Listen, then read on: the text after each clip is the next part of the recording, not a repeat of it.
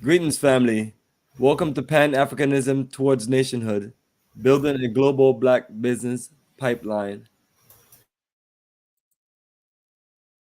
Greetings, family. This is Bomani Tyehimba of Africa for the Africans Tours and Investment, and I'm with my good brother Kala Genesis of Kala Genesis Radio and Black African Infrastructure Organization. And yes, family, we're the kings of Pan-Africanism, and we're here to take you towards nationhood. Yes, greetings, my brother. Good night. How you feeling? Are you ready for tonight's dynamic topic? Oh yeah, always ready. Always ready. Always ready for it. That's what I'm talking about. Yes, family. Bomani and Kala Genesis up for another live on a late night shift. Yeah. Yes, so if you're up with us, show us some love. We're gonna make some posts and join link and connect with us. But here is the topic. Are African Americans conflicted by U.S. foreign policy in Africa? The Afrikstan analysis live with Kala Genesis and Bomani Tyehimba family. So that is our show topic, and we're going to get into other things. Always got some great videos to analyze about the Afrikstan nation building and concept of just how other people are doing some of the things that we should and could be doing. Yes, my brother. And before I continue on, just want to share our schedule of our Africa tours, and then Kala is gonna get right into it. You have anything to say at the beginning, Kala, about the subject? No, I just want to talk about the fact that at some point in time, black men, at least in America, has to grow up and start becoming men. We're like little children here in America, and this is always going to be in a conflict, right? And then the thing is, the cowardly way out of all this is becoming ADOS FBA, where you basically are using ADOS FBA to basically say, I don't care nothing about Africa. I'm 500 years removed. No other group of people does that, and they use every excuse to basically say, hey, what this does is it allows America to have a free hand in Africa. Before, America used to always tread carefully when dealing with Africa. And I'm going to explain that tonight, where I'm going to prove what I'm talking about, okay? And so that's I want to start with that. So you do that, and I'm going to really get into it. Absolutely, family, and that is a topic we're looking to start off with.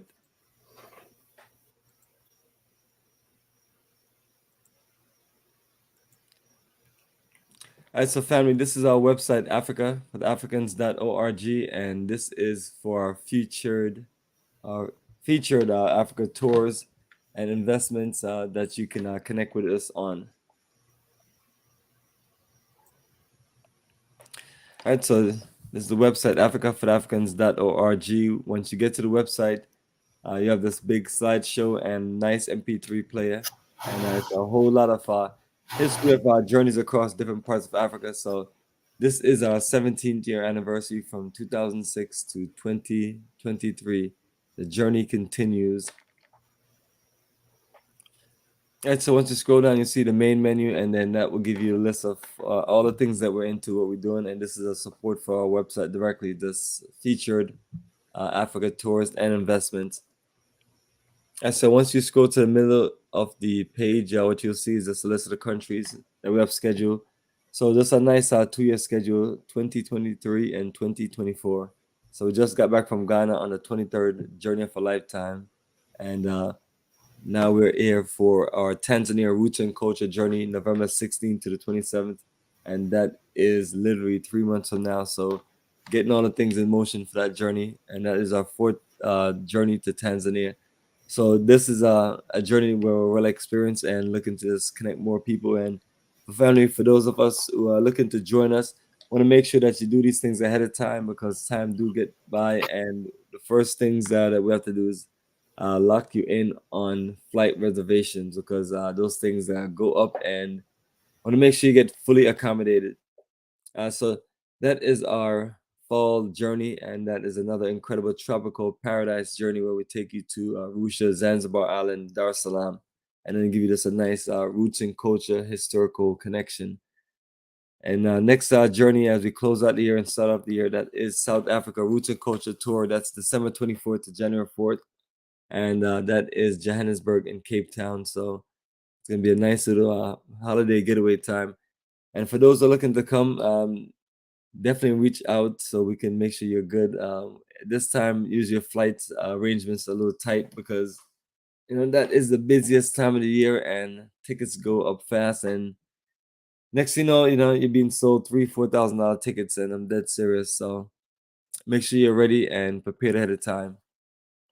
All right, so we're gonna set the year off 2024 for our Liberia Reconnection Investment Tour, and we're looking to build that energy up as me and Kala Genesis has been working on that fruitfully over the last year and put a lot of things in place and build a nice program to build an interest so where we can just connect people to the desired promised land, connect people to an energy where we can work together to build more of our repatriation and more of stronger connection in Africa. So that is part of the flow of the energy in West Africa, where we're looking to do investments and build communities and build a future where we can just push for nation building connection.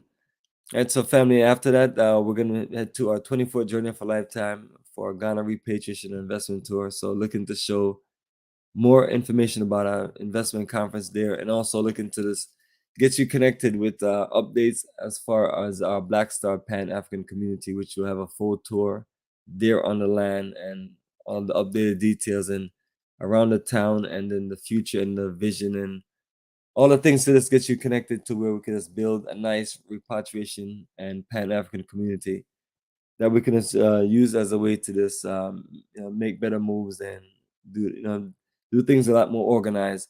So that's what we're pushing there in West Africa along Liberia and Ghana. So not saying that you can't do these things in other parts of the African continent, but we're just taking things back to our nice cultural, historical roots and build up on one of the more incredible coasts that is underdeveloped and have the greatest potential of opportunities for us to make moves from America to Africa. So that's that's something that we always get into, and we definitely use the business and investment conference to break that down.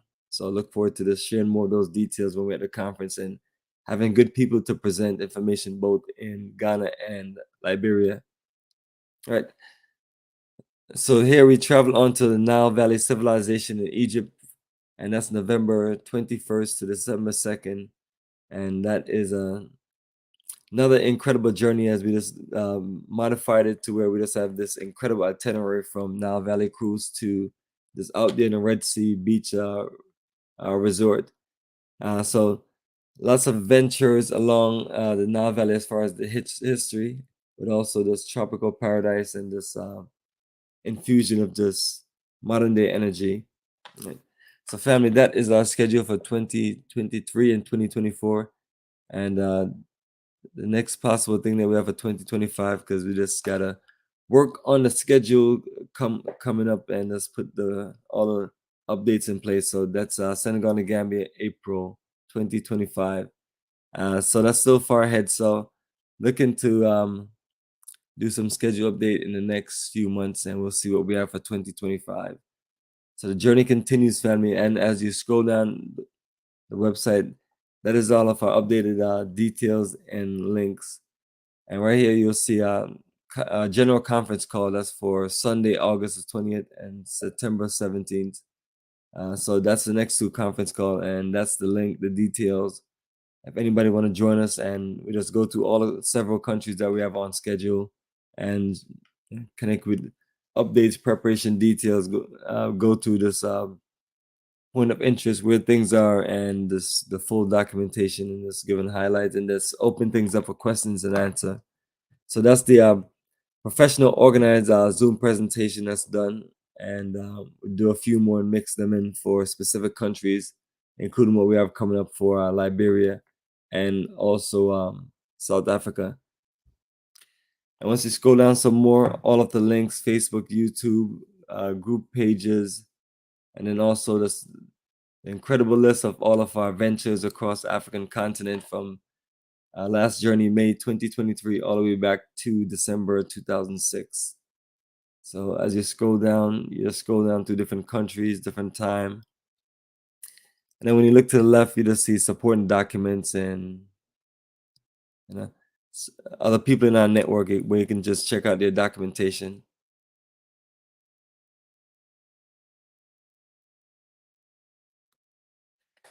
And so all those journeys I just show you, this was during the COVID-19 era. So that's how organized we are. We just let nothing stop us and we keep on flowing. And once you scroll down, you just see bigger groups and smaller groups.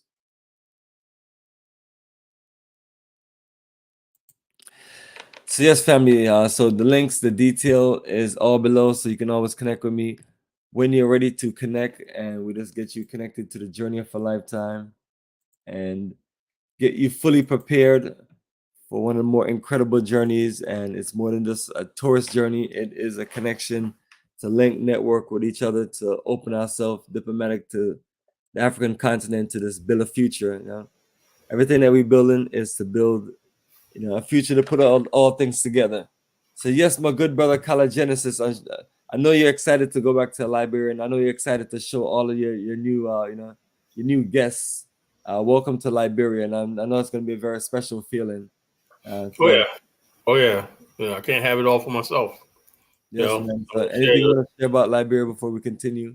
Well, like I said, I watched all the videos of the people talk about the problems they had in other countries in Africa, and I listened to Kendana channel, and it had Mark B. Africa, very intelligent young man. Right, I've seen it. Yes. Very intelligent young man. The only thing about him is, I don't think he really had a black experience in America. You can definitely tell that he is from that visual background, white suburbia, that back, educated, middle class, upper middle class, and with no real connection with the music, the culture of Black America, and he goes Africa. So it's easy for him to be like, I just want to learn the culture. I just want to go fit in. Well, that sounds good. That's white people do that, But Black people naturally like, okay, it's like a jambalaya. I'm gonna bring some of my culture. I'm gonna take some of your culture, and out of which comes something new. And so what I'm saying is, that's the way we have to look at it. And I would say that as far as like Black people in America, right? If you want to be on the continent, the safest place to occupy the African continent is Liberia, because the culture of Liberia is so similar to Black America. Does that mean that you basically, like, when you're on a continent, there was a video that I'll share tonight where 11 Nigerians were deported, right? They were tried to smuggle into Liberia, and they were deported back to Nigeria. So there got to be something about Liberia that people are trying to get to, And what is it about Liberia that people love so much, It's not a whole lot of money like the other countries, but the bottom line is, people say they feel free. It's that culture. And let me tell you something. The foundation of a country, the purpose of a country, how it came to be, matters. And I think a lot about people, when they go to Africa, they go to countries, right, where they don't know, well, how did you get your independence, right? What deals do you have with your former colonial masters, right? What kind of things were worked out and everything? How do I fit into this story? How do I fit into your concept? Do you recognize me and everything? How can I be part of your society and everything? If I'm going to give up America and come to live in your country, how can I blend in, assimilate, and basically be part of your society? And a lot of us don't think like that. We just think that I'm just being in a place where people look like me, And the bottom line is this: just because somebody look like you, don't mean they are you. Everybody has a different mind. What you're doing is you're being dismissive of the African mind, what they think, what they go through, and who they are. All you see is, oh, y'all look like me, so let's get down. And you basically impose your values, your experience, your trauma on these people, and you want them to accommodate that. And I think that's what the problem is. We're going to break that down tonight, And so, therefore, this is why people are making these missteps. And I tell anybody, right, if you're going to go to Africa, one thing you never do is start bad-mouthing America, right? You should be in a position where, yeah, I had a good life in America, I had a good job and everything, but I choose to live here. Then you're living in a place from a position of power and strength. You're living in a place because you chose to live there. But you can't bring your trauma and your, I got America's so bad and everything like that. I got to go to Africa because that's what you think you're escaping. Not only is it going to follow you there, it's waiting for you. And that's what's happening. When you think you're so traumatized and everything like that, the same problem demons that you're facing, right, is not going to follow you there. It's already waiting for you. Say, we're waiting for you at the airport, and you find yourself, damn, man, I didn't. That's why these people are having these problems in places like Tanzania. Okay, people are having these problems and everything. And so when I look at all these problems, right, and I say, and just me too, when in Liberia, whatnot, I never talk about, I had a bad life, because I'll be lying. I'll be lying if I said, my life in America. They said, so why are you here? Because I love the country. I'm here because I feel a connection. I feel a duty to this country. Not because America's treating me bad. Not because I'm being pulled over by the police and all this kind of stuff like that. I never so like that. Even though it probably happens and everything, I get frustrated with racism. But all you need to know is I'm here because I want to be here. I want to be part of what this culture and society is. And so far, Liberia has not let me down yet. So that's what I'm going to say about Liberia before I start. I feel that connection, Now, in all fairness, I haven't been to other countries in Africa, right? But I hear so many people, Black people from America, when they go to Liberia, they say the same exact thing.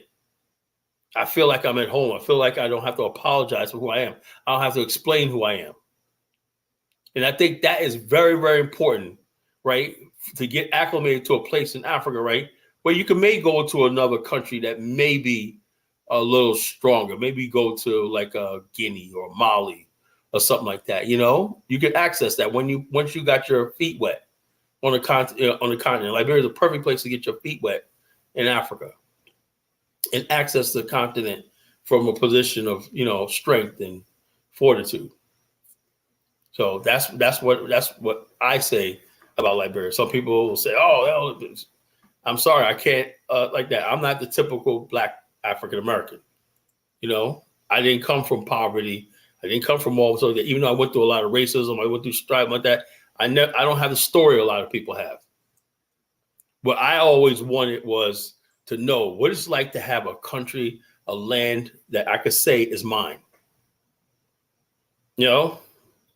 I lived in the best neighborhoods. I had everything, good education, business, everything like that. But that void in my life is, when I used to hear my Italian friends say, we're going to Sicily for the summer. We're going to Spain for the summer. We're going to Germany. We got distant relatives in this country right here. They go into a place where I have no knowledge of. They'll sit there, come back there and shoot basketball with you, but they know they went to some place that you'll never know anything about. That sense of exclusivity. The Jewish kid that I know, I spent the summer in Tel Aviv. We did this, we did like that. They come back like that. You need that. I needed that. So basically, I was looking for a place in Africa where I could say, "This is mine. This is my homeland. This is." Okay. So I come back here, and I say, "Why you go? Why you live Liberia?" Because my ancestors founded that country. I have deep ties to the country, not just through marriage and everything like that, but when you look at Liberia, look at the Constitution, look at everything, the history, the birth of Pan-Africanism, the birth of Black nationalism, the birth of the African independence movement, all these things, the values that I believe in, the birth of Black liberation, the idea of liberty, the Black race having liberty, something that was never done before. No other people, Constitution, no other land has ever said this Constitution, this land is about freedom and liberty for the Black man. And that was done by our ancestors who basically were in bondage in America, was suffered from racism in America. They said we had a chance to create a space on this earth where we can enjoy liberty and everything and not have to bow to another faith. Another thing is Liberia has never been colonized or never been occupied by a foreign power. It never bowed to the Queen of England. So with that, I'm saying like the only connection Liberia really has to the outside world is through Black America. our institutions, our fraternities, everything is evident in Liberia, our churches, everything. So therefore, I say that that is a place where I want to be able to call my homeland in Africa. Liberia has to become, is always first, number one to me.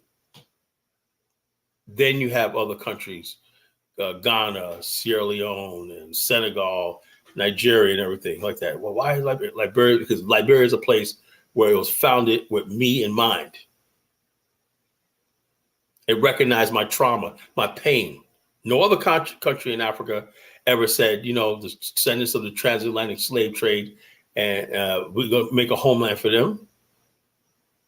And we're going to get into that too later on tonight. You know, I want to dwell into too much, but I'm going to keep reiterating that theme.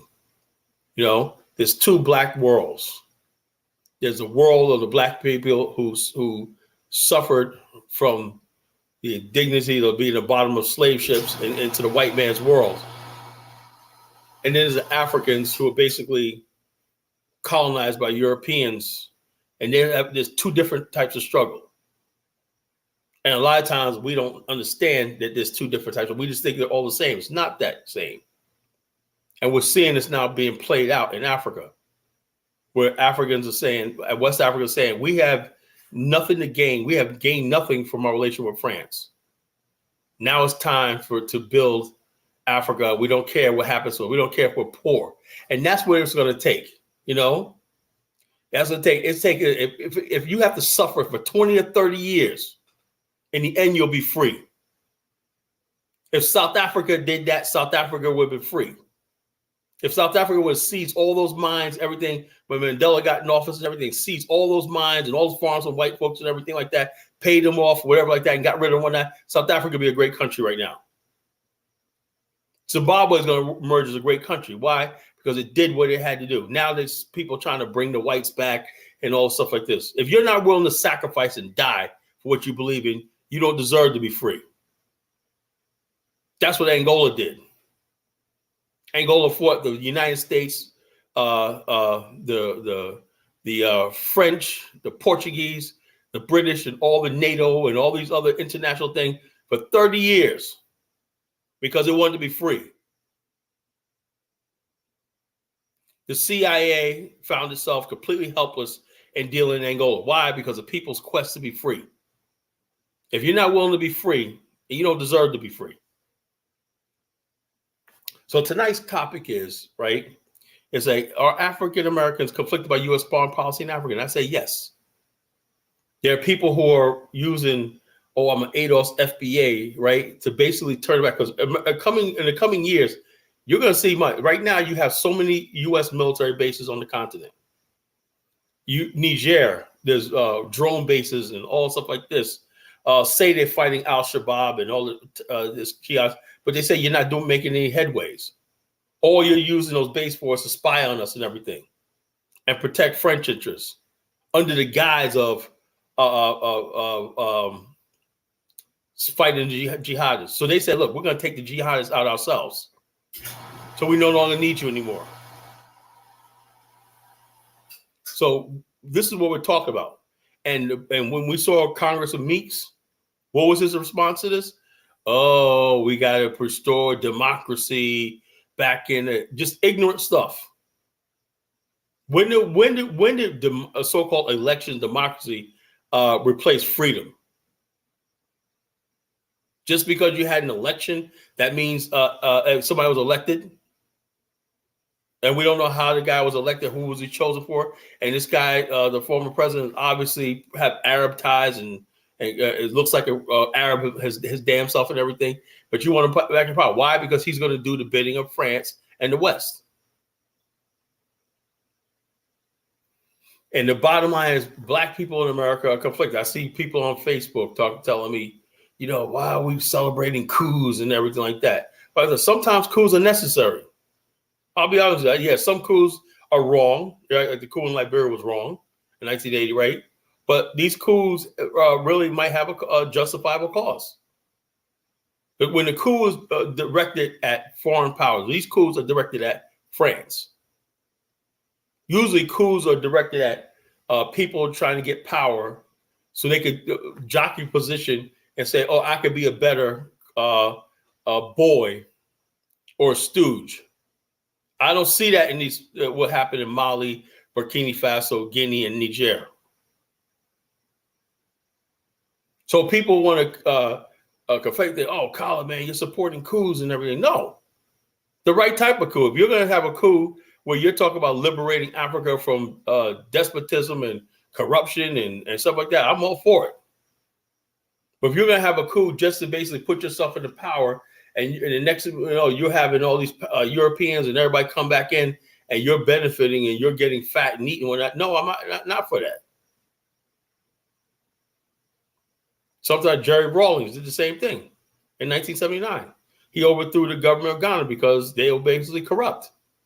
4 years of eternity, when you talk about it, he banned the parliament and got the country on the right track because the country was so corrupt. Nepotism, people using their chieftaincy and all the stuff like that to solicit power. People using the ignorance of the masses. People using false prophets and these churches and everything like that. All this ignorance. People going overseas.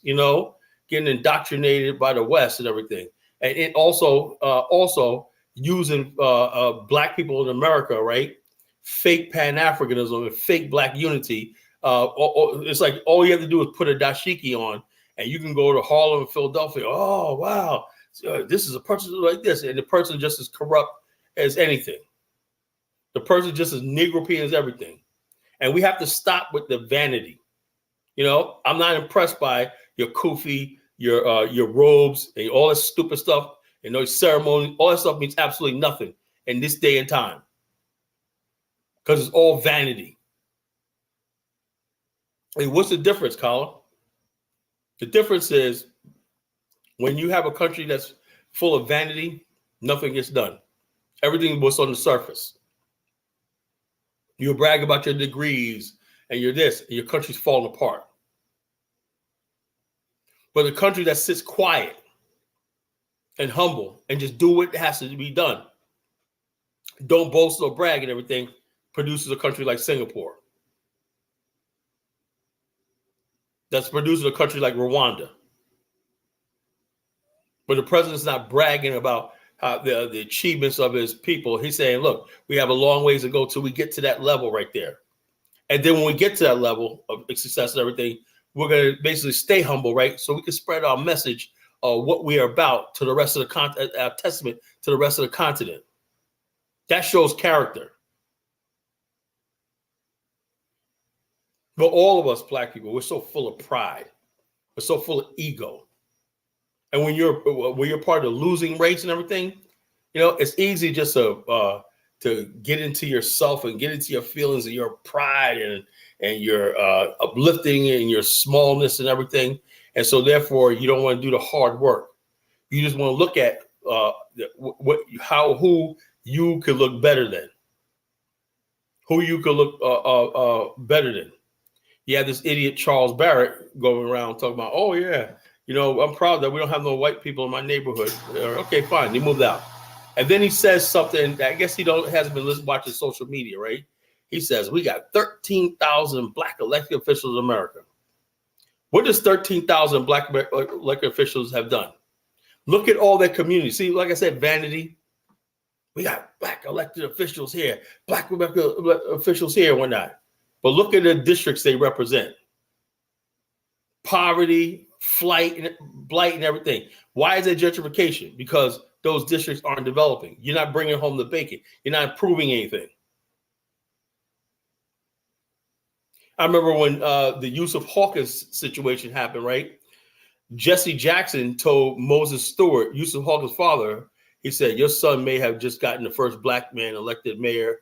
He said, how dare you say that? I'm grieving on my son, and you're telling me that I should be grateful because his death can get the first black mayor. Dink is elected mayor of New York.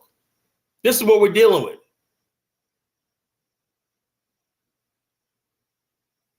Same thing that happened when Mandela got elected president, right? We didn't ask the hard questions. What do you do about the wealth distribution? Are you going to hold those whites and their officials accountable for the stuff they tried to do? You know, they tried to poison black people. They infected people with AIDS and everything like that. Nobody was held accountable for that. But we're so happy to have a black country that's modern and industrialized and everything like that. You know, we still basically didn't question U.S. foreign policy towards Africa. And also, read this question. It seems that many Africans are confused about what foreign policy is the best for Africans. I will continue to make deals associated with dictators from Europe. Yeah. The bottom line is this. There's no African country with like a 50-year plan. And you know what a 50-year plan is, right? You won't even know the benchmarks are met to like 10 years in. Now, let's say all these countries had like each country, let's say 50, 60 years independence, right? No, none of them could say by this time we're going to be here, this time right here. The Chinese basically mapped out a 100-year plan. They met every benchmark. They met every benchmark. The next thing you know, China went from 400 million, 500 million people living in poverty and on farms and everything to 400, 500 million people living in modern cities. They did that by planning, strategic, and stuff like this. But there's no planning in Africa. What's a long-term plan besides sending your best and brightest to Europe to get awards and be talked about? Oh, we got a Nigerian person in robotics. This Nigerian this, that, in Germany. This Ghanaian person just made the Cambridge University's best, like that. What does that have to do with developing your continent? There is no plan to develop the continent. And so therefore, what I'm saying is Black America, right, used to care about Africa. We used to care. You know, maybe not, we didn't know as much as we should have, right? But we used to care about the continent. And we used to have a very, very influential role in shaping U.S. foreign policy in Africa. We'll talk about that tonight, too. All that is gone. You know, all that's gone. Ever since, I would say, part of it was when Barack Obama got elected. You know, and we saw, he was half Kenyan and everything, but Obama was the biggest Negropean the world's ever created. And a lot of Obama's policies, like we would 30 or 40 years ago, do you think we would have stood for Obama telling heads of state in Africa, you got where you got people going hungry, get eaten by crocodiles in countries like Uganda and whatnot, that your biggest thing you have to talk about is homosexuality and men marrying men? That would have never happened a few decades ago. Never. But we've lost our way. We have lost our way. I remember when former president of Ghana, John Kufuor, he had a meeting, right, with some African Americans, right? Because evidently they've been watching the Black community in Ghana, right? The Black community in Ghana, the radical Black community in Ghana, right, don't have a chance. The United States government made it clear, right? If you go down that path, right, they'll let you have your year return, right to abode, stuff like this. But that's about it. John Kufuor, right, was some believe that he impregnated this is back in 95, 96, right? 96. What was that magazine? That magazine, I can't remember that magazine. I think it was called Next. I used to read it as a UK magazine, hip hop and reggae magazine called Next, I think it was, right? And it had Nas on the cover one. I love that magazine. It had Fela Kuti.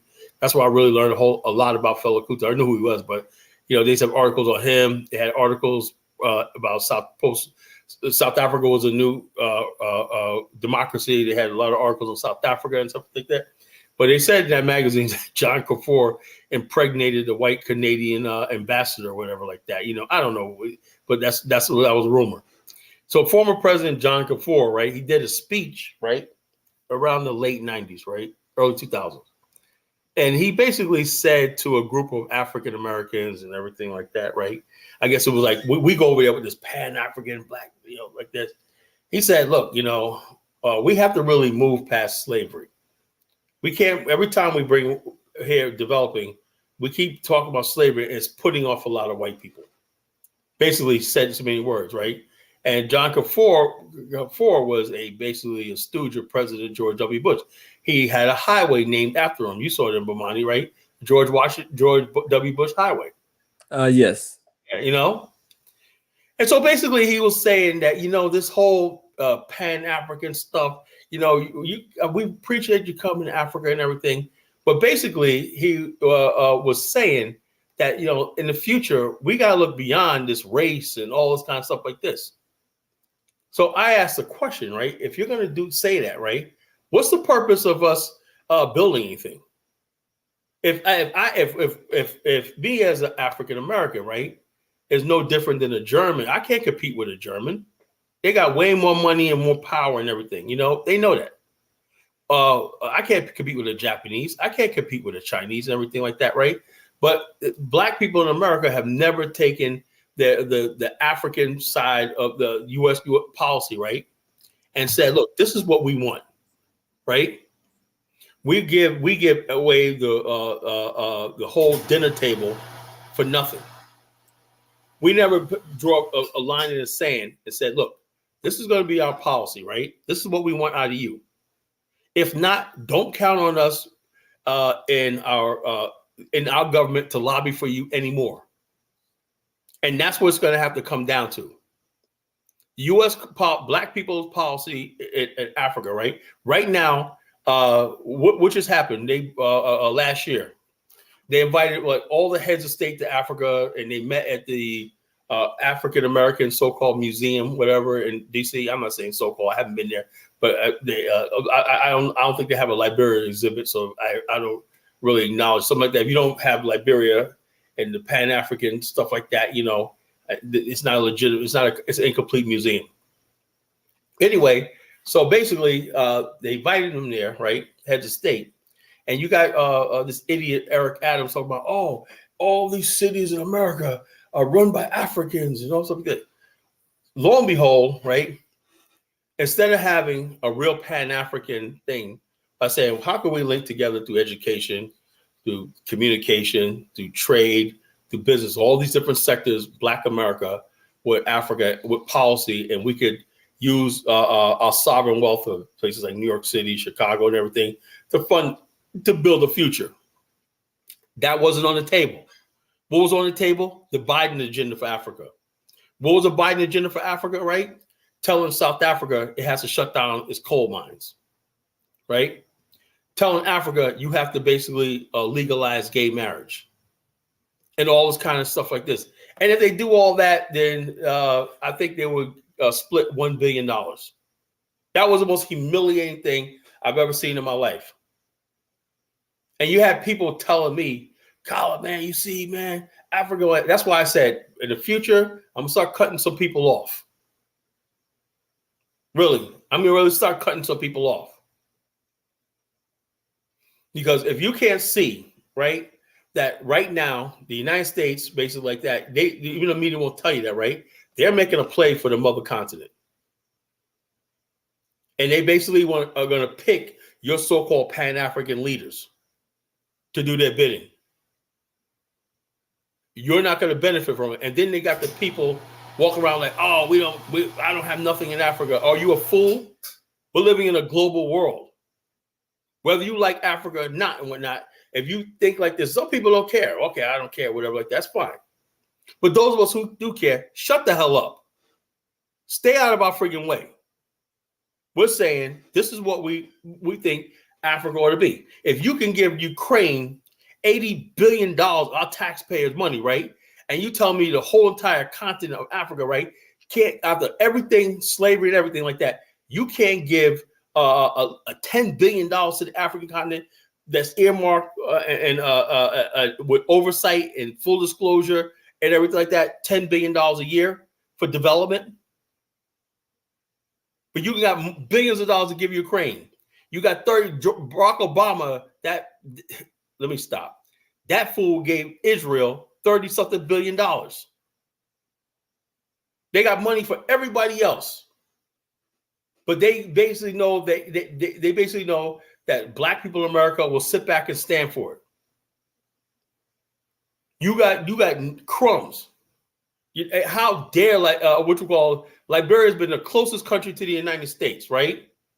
You guess how much aid Liberia gets? Barely anything.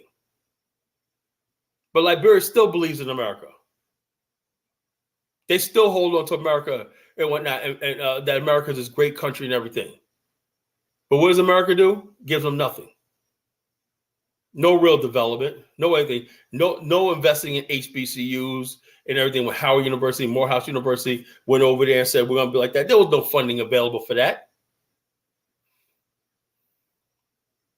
Because we didn't make Africa policy and African development policy part of what we vote on. What do we vote now? What do they got Black America distracted with? Some stupid thing called reparations. When the real power is, if we basically had a stake and not being interested in Africa, there's a difference between interested in something and having an interest. If we had a geopolitical interest in Africa, right? We have investments and trade and all the stuff like that in the continent. We see Black businesses and expanding on the continent. Same way, if we can make the Atlantic coast in America connected with the coast of Africa, whatnot, and trade, business relations, and everything like that, right? Then you will have something to vote on. Same thing to Asians. They're making sure the Trans-Pacific Partnership and all the stuff like this is thing like that, because they basically making sure that the interests. The Koreans, when they go out to vote, they're voting on something tangible. What are we sitting around talking about? Oh, I don't get a reparation check. I don't want to vote. See how the foolishness they have us in? The foolish state of mind? That's why I say the Pan-African world has to change. You can't call yourself a Pan-Africanist, right? And get here and talk about, well, the Democrats don't want to give a reparation. Look, stop calling yourself a Pan-Africanist. If you're a Pan-Africanist, what you want to see is U.S. foreign policy change towards the continent. We need billions and billions of dollars of U.S. money that is owed, right? America would not be here if it wasn't for African blood. So America owes Africa. And it owes us. But how do you do that? You invest in the mother continent. You make it easy for African students to come here and get student visas. You give enterprise zones and trade and make loans and long-term guarantees available to African-American business. We shouldn't have to be struggling on the continent. There should be an office of African-American repatriation in every country in Africa, making sure that our well-being is taken care of through health, Medicare, and medical care, and all stuff like this, like that, while we're on the continent. We don't have that because we don't demand it. That's the future right there, what I just laid down. Anything less than that, you're just playing games with me. And I'm sick and tired of playing games with people who just basically talk the same nonsense of everything year after year. I'm getting older here. So, Jamaican ethnic bigotry, tribal major problems that hinders progress about the continent. Look, tribalism, look, if there was, it's not that, it's poverty. If I remember Barack Obama made that statement, he says bitter Americans who cling onto their Bible and their guns, everything. When you all you got, right, and you feel everything has failed you, you cling onto your Bible and your guns. When everything's failed you, you cling onto your tribalism and your culture. You know what I'm saying? But when you start winning and developing and having enlightenment and everything, suddenly all those tribal and stuff like that, something is important, but it's not so important. So we can't keep beating ourselves up over tribal. Tribal is going to be there as long as we have extreme poverty. So long as we have a lack of development. So long as we have people who are pillaging and out for themselves and everything, poverty, tribalism is going to be there. With that, I'm ready to take some comments, Yes, College Genesis, I got a few comments for you right here, brother man, with the master plan. So that is it right here. Maki Samuels, the Jamaican Janko channel. There's much debate about whether American Liberians expressively created a separate class system. Many American Liberians married into the ethnic groups of the region. Are you clear about his comment? Yeah, that's another thing. We got to stop making history, reading history from third party and stuff like this. You know, there was never any such group called American Liberians. Okay, that was a made up term, you know, to describe people in Liberia. There was never any such group called American Liberians. The idea of America didn't even exist when Liberia was founded. When people came from Liberia, listen to this and listen to this very carefully, because I hate keeping repeating this, right? The idea of being American didn't happen until like the 20th century, you know, with Henry Ford and Hollywood and stuff like that. People saw themselves as New Yorkers, you know, Texans, Virginians, Georgians, you know, a Mississippian. So how can basically if white Americans call themselves by their Marylanders and everything like that? Why until almost the 20th century, right? How did people from in Liberia call themselves America when they basically didn't have an American identity? People in Liberia also when came there called themselves Marylanders. J.J. Robert called himself a great Virginian, you know. John Brown Westworm from Jamaican, he called himself a Jamaican, you know, and stuff like this, you know. And the Barclays came from the Barbados. So there was no people. People came from all over the diaspora, you know. E.J. Roy was American, but he was actually of a British Nigerian descent. Man, he became president, you know. So this idea of America, Liberia, separate class, that did not exist, you know. So people keep talking this nonsense. So all we're doing is basically making it worse by talking about tribalism and all stuff like that. Tribalism only happens when you have poverty. And you have people that have a little bit, right? That have littles, right?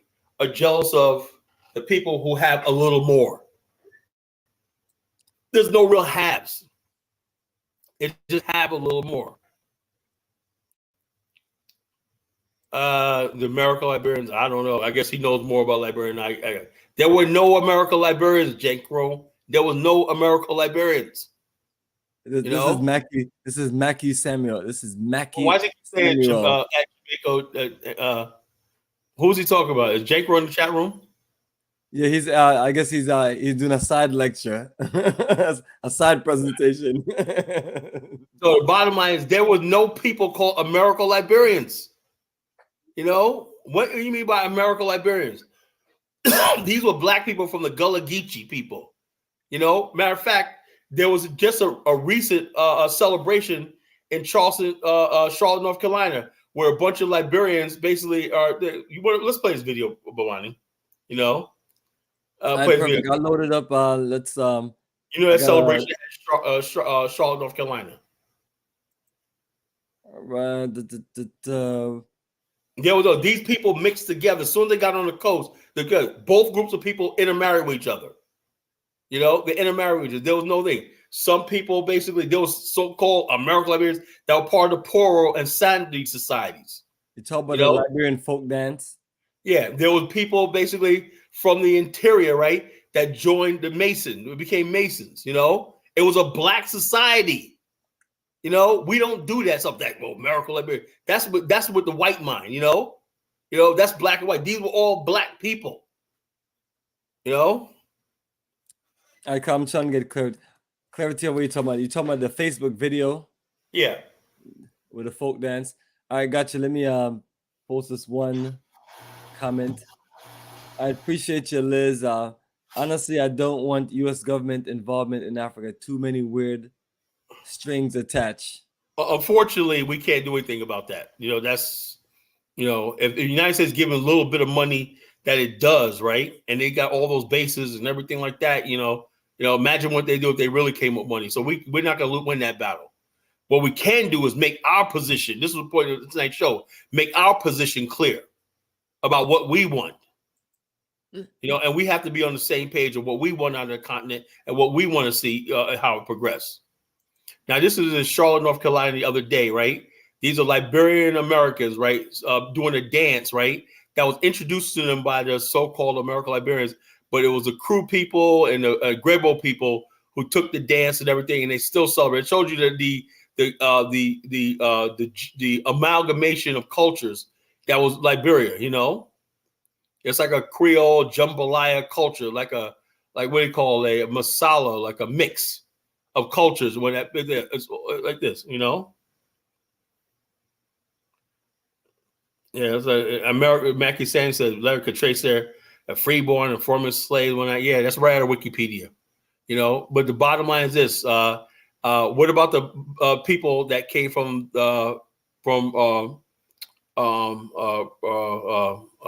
Barbados?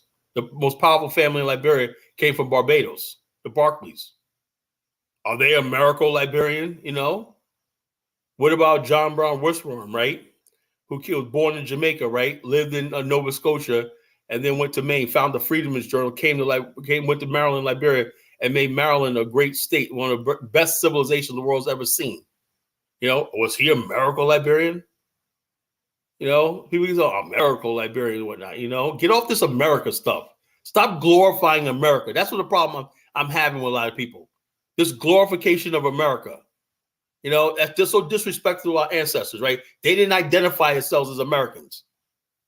Historians identified them, right? But so what gets me is this. Historians say the Egyptians weren't black. Do you believe that? Historians say black people never built any civilization and everything. Do you believe that?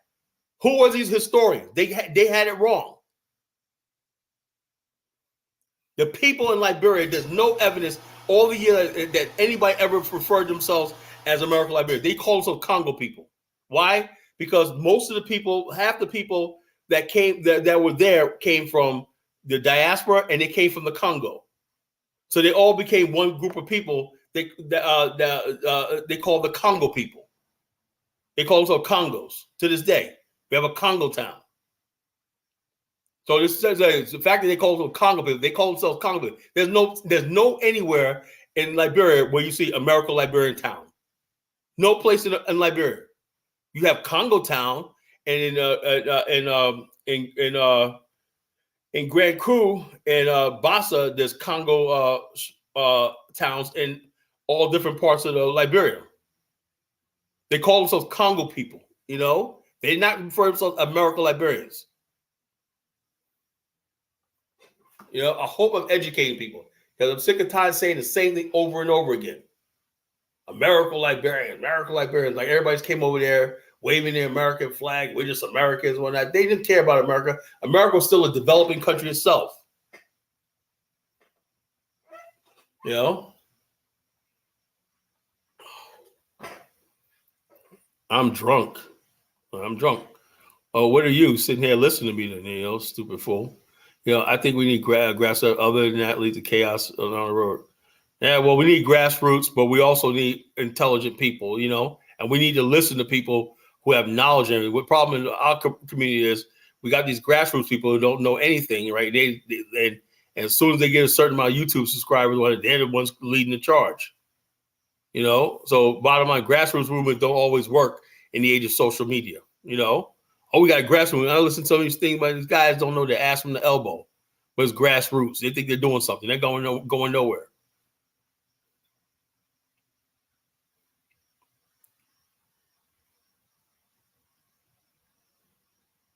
Perfect. So Kyle, let me play this video. So now working, and we'll get back to yeah. It seems like this guy Mac is have it out for you, you know, about everybody does. What else is new?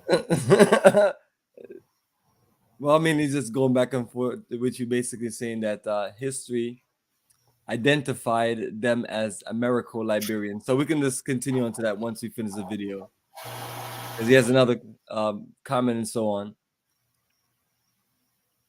Yeah, I mean, honestly, maybe he didn't know. So you're educating him. So yeah, beautiful. Maybe next time he'll use a different terminology. You know, you got to, just say the Congo people, you know. Yeah, you got to lead the blind. You know this, brother. Everybody looking for a leader. Everybody want to be taught. Even common sense, right? Yep.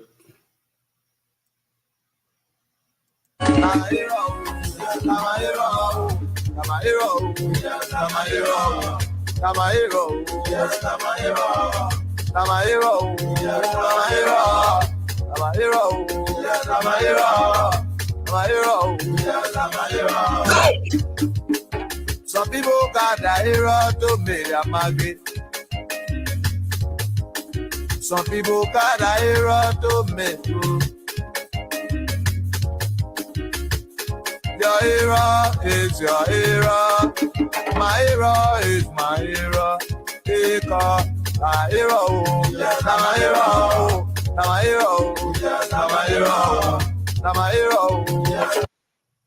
You know, the point of that video is the fact that was they said that was a dance and a celebration that was introduced to them by the people that came from America, right? And they adopted it. The crew people and the Grebo people adopted it, and they did the same thing. It showed you like the blend of cultures, you know. So Adolf's event. No, look, Adolf, this Adolf person is really mad tonight. You know, you in the chat room laughing. I must be doing something right. You know, look at this, man. Adolf must stop fighting, not fighting for reparations. You ain't fighting for it. You're never gonna get no dang reparations. You know, that's just a distraction for people who think that they're gonna get something that they're never gonna get. Right? You know, they want to basically like this. If you want to go fight for reparations, that's fine, right? But you never notice that how many channels do you have where besides Tariq where people talk about reparations? And that's not even serious. Yeah, we're gonna fight for reparations. You know, Tariq look like a whole ass pimp. You know, yeah, we're gonna get reparations. You are not gonna get no damn handout from this government. You know, it's never gonna happen. You know, you fools want to keep doing that. It's fine. You guys making yourself like idiots. You're never gonna get a dime from this government. You know. So the bottom line is you're never going to get reparations. You're never going to get anything, you know? So you just cut that nonsense out. You know, what was Mackey's comment? You said you had another comment. Oh, there was another one. That was the first one. Then he followed this one up.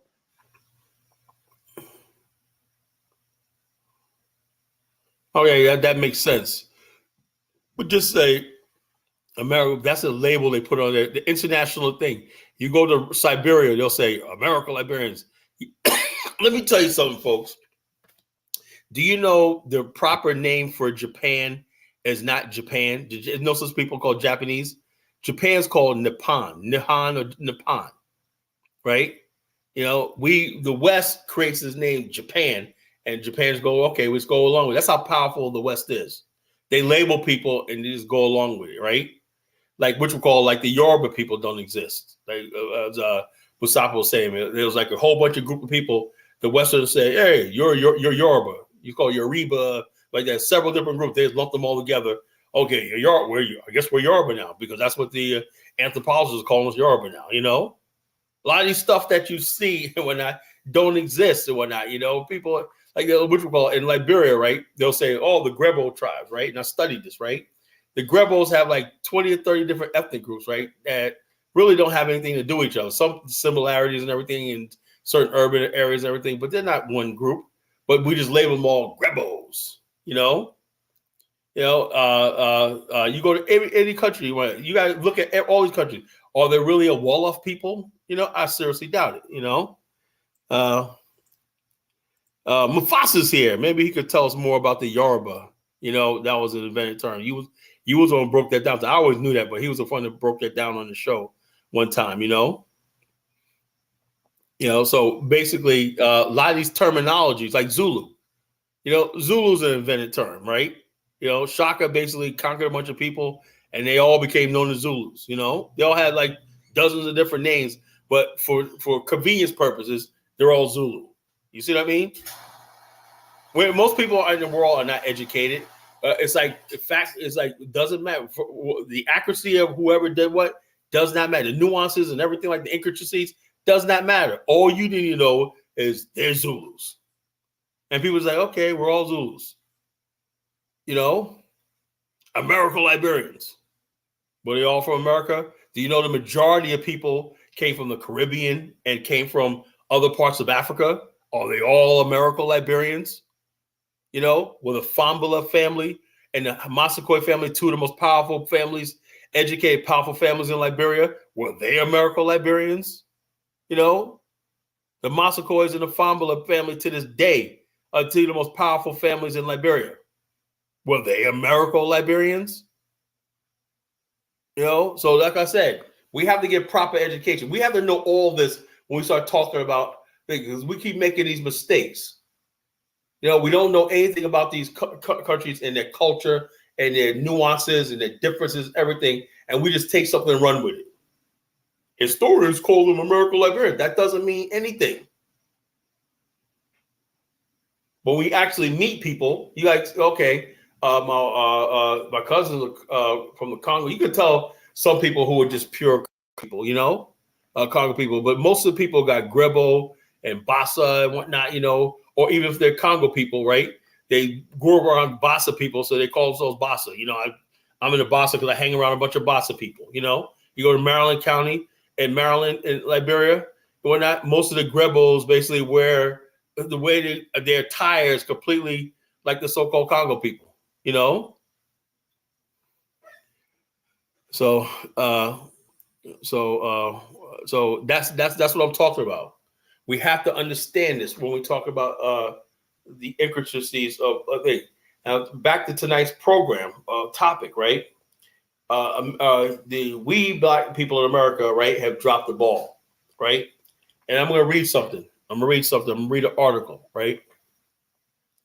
And I want you people, I'm not going to bore you. God damn, where'd it go? Hate that, man.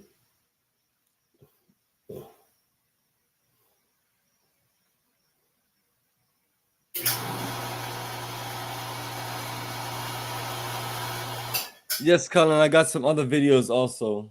Okay, let me look for this. Once, okay. Yeah. Okay. Okay, play a video because I'm gonna read that after the video. I can always play them and you can analyze them. I got one on Djibouti in reference to military bases. Got another one on the formation of Israel. You know, that's always an interesting one. And then Woody Maya in Liberia. So those are three I got. You can always send me anything else you have. Oh no! Can I?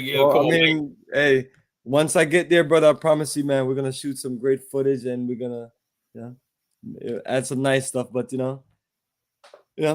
appreciate this effort. And things like that. I don't think he gets much into the history as you and I would like to hear or be, pushed. All right, so either one. As a matter of fact, let me see which one we got up. There we go. We can set it off with Liberia.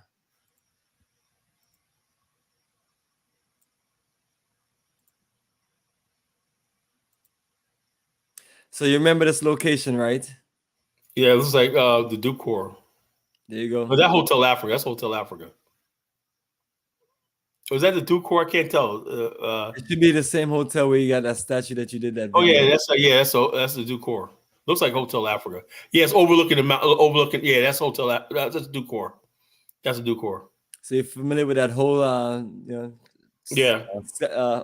I guess whole skyline. But from the Ducor, you could look up. There's bushes blocking the view of West Point right there, so you can't really see that from over there. You know, you can only see the other side is where I'm trying to think what the heck, that's a pool, and the thing is on the front side. Yeah, and the way they have it up there, you can't really see down. You can see it from this angle right here, but from the hotel, you can't really see West Point. From the statue, you can't really see all that. Well, he's always doing his drone shots, so maybe it's a drone footage of it. So yes.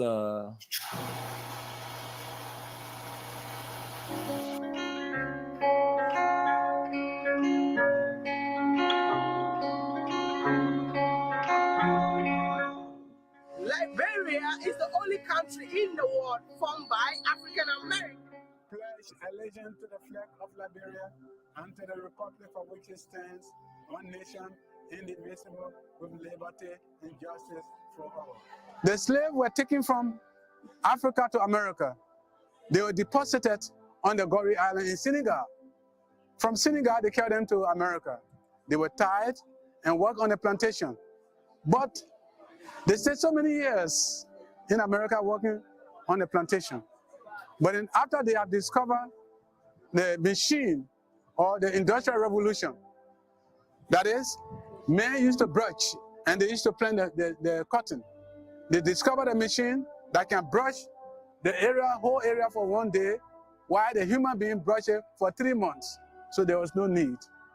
So then they decided. But before that happened, there was a man by the name of Paul Coffey. Paul Coffey was a Negro of New Bedford, the man of Negro and Indian parents. He was a man of ability and a wealthy merchant who spent 1,500 United States dollars, both entirely by himself, just to bring the slave back to Africa. By that time, the slave master never had the idea of bringing them to Africa. Paul Coffey brought the first batch of slaves to Africa and went back to America. Of course, when he got to America, he felt sick and he died. That is, his plan was never realized. American Colonization Society, ACS, from his work. We get it. Back to school is real, but with our... They were formed in Washington, D.C., December 1816, for the sole purpose of bringing the slave back to where they came from. It was not coming to Liberia. They were not coming to Nigeria, nor Ethiopia, nor Ghana, nor Sierra Leone, nor La Côte d'Ivoire, but they were bringing them to Africa. So, when they landed on Sierra Leone, Shebrou Island. But when they got there, the Sierra Leone government, under the governorship of Governor Charles McCarthy, by that time, Sierra Leone was under British colony. They were colonized by British. And to see a foreign person, American, black American, or Negro, landing on there was somehow suspicious. So they were to do the political motives. And of course, they denied them. They never settled well. Notwithstanding, some of them stayed there for some time and malaria, mosquito bite some of them died. Of course, the frustration got them. Then they started driving along the west coast of Africa. They drove along this side. This is a cape, go straight into the sea. Then, of course, they came back and saw the piece of water going inland, which is the Stockton Creek, and they landed on the Providence Island, they landed there, no permission, no request, nobody asked them to stay there, but they landed there peacefully. They put their suitcases down, their water they had, they put everything down. They stayed there for 3, 4, 5 hours, almost a day. Then, of course, when they got there, you see him, you see this man, so young Liberian, then he kneeled down. He said, praise God, we have reached home. And he says, the sweet land of liberty, the glorious land of liberty, this is my land, this is our land, our people's land, our forefathers' land. This is what he's saying. They were happy as compared to Sierra Leone. They were tormented in Sierra Leone as compared to Liberia. They asked for no permission. Nobody gave them the permission. But so as a result, the first name for students, some of you here are students, and also some of you are students here. The first name they gave the island was Perseverance Island. That was the original name. They persevere, loved the island, and they were sinking gloriously, glorious land of liberty. And there they landed here. So you can see the ship back here. This is the ship Elizabeth that brought them. It came with 88 immigrants from the diaspora. They landed on the island. Then they stayed there. They and the settlers, they and the indigenous, the native, they worked together. They got there, but the question was, who is going to interpret? Our people were never educated. Literally, they were educated, but not literally educated. They couldn't understand English. And the indigenous couldn't speak Degola. They couldn't speak Bassa, neither Kru, nor Va, nor Pele.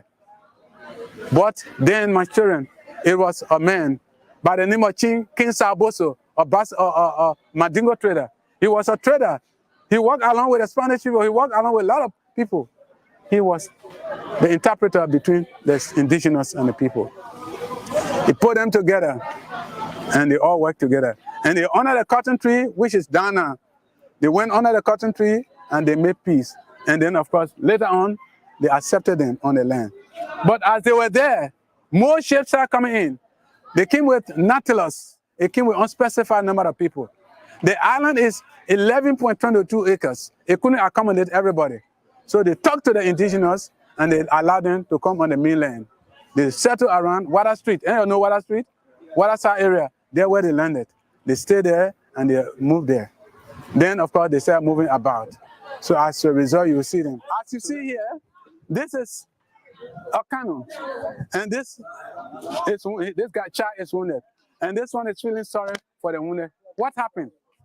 Well, after they were allowed them to come on the mainland, there were some other native people that were not happy with the idea. When the men went in the bush to look for food, the indigenous, then some of the native people came and attacked them. So this is Matilda Newport. Matilda Newport was there, taking care of the people and walking along. They heard him, and of course, she used the cannon, or pipe. The pipe, he put fire here, and then it exploded. It killed a lot of our people. It made some of them run away. So then, when everything settled, they used to consider her as heroine for killing our people.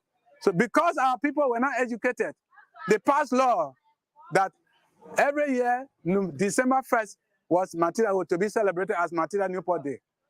So we used to celebrate it. Not until in the 80s, when G. Barker Matthew, you know about Barker Matthew? You know about Twan Rare? You know about Ebon Sawyer? H. Bomani Formula Jr.? They said, no, you cannot kill our people, and then we celebrate for you. So they went on to do that, revoked that legislation. So right now, do we celebrate Matilda Newport Day? No, it's not there. It's not in existence. It reminds me of something right there. Now, actually, Matilda Newport Day was abolished under Tolbert. You know, like a decade, like in the early 70s. You know, Matilda Newport Day. They had Pioneers Day that was abolished in like that, but Matilda Newport Day was abolished during the early administration of Tolbert. You know, I think he got that wrong. Pioneers Day lingered on until like and everybody celebrated. You know, and also the 200-year anniversary was a grand Pioneer Day. The people coming from America. You know, so now the Liberians like, hey, that wasn't such a bad thing. You know, these people put our land on the map and whatnot. You know, so now they're celebrating all over again. But Matilda Newport Day was abolished, like I think, the late 60s, early 70s. You know, so.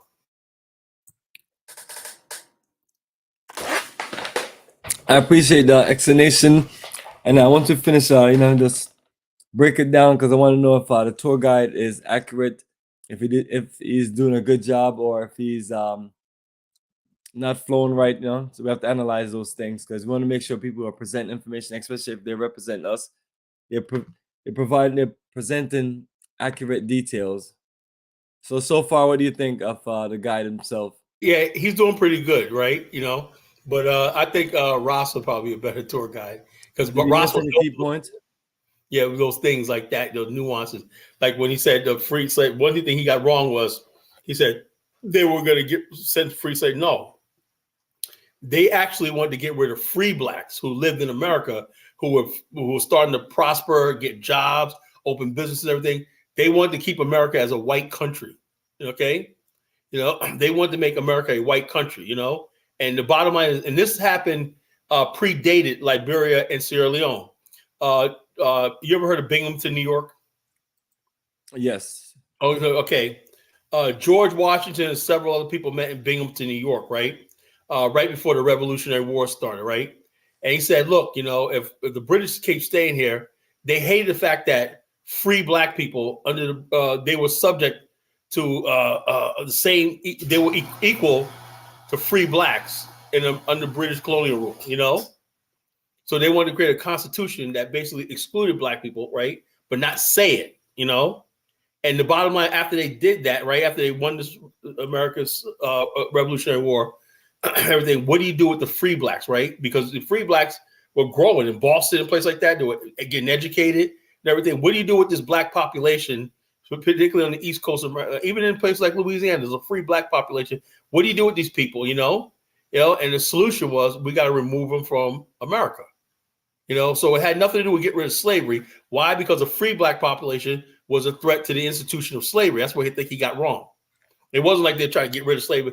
That was the height of the slave trade, slavery in America. Because remember something, America wasn't importing slaves no more. So what happened in America was people were breeding slaves, you know? Exactly. There were more people being bred in slavery than there was even coming on slave ships. A slave ship only had 600 people. Slave breeding farms could produce way more than slave ships. Exactly. It's more efficient. I mean, and that's what people don't understand. These people, as time go along, they change and adjust their adjust their strategies and tactics. It's not like they're saying, okay, I'm gonna do this because I'm a good, honorable person, and this is not right for me to be doing. And I'm saying it's never on the basis of these things. So that's what I also want to make sure people care about. Get rid of slaves, right? They said we needed slavery, right? But we're saying we're not importing them no more, right? But we're breeding them in America. They were going to create a permanent race of slaves in America. That was a plan, you know? And you had to get rid of free black population because they were the only threat to this plan of slavery, you know? So what they did was they took the most educated black people, right? And put them in Liberia. That's why Liberia grew so fast, because they had the best minds in the black world had settled in Liberia. Makes sense, brother. Absolutely. So family, that's what we talk about. And appreciate Brother College Genesis for directing us in the energy of Liberia, because when you realize all the great works of our ancestors did, we have to think about us. What is going to be our legacy? And our legacy in this motion is to build onto their legacy, build onto their greatness.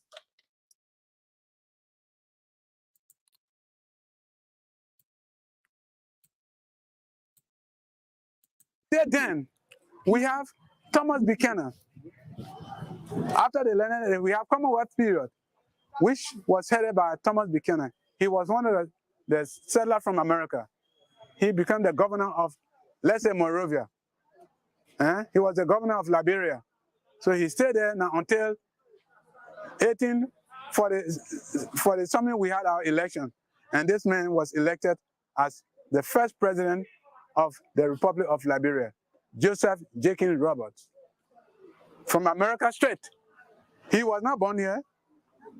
From America, he was an African American, almost mulatto.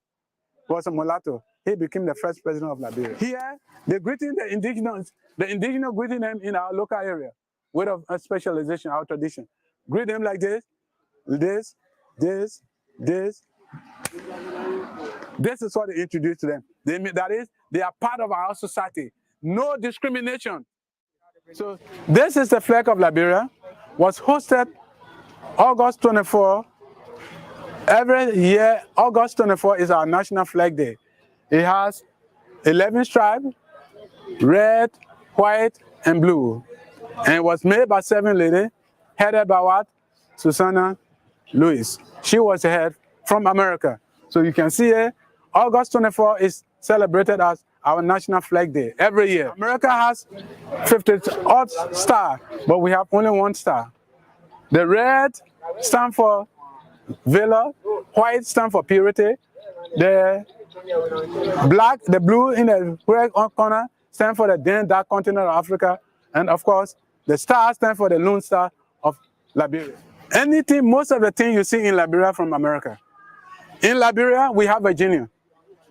In America, we have Virginia. In America, we have Maryland.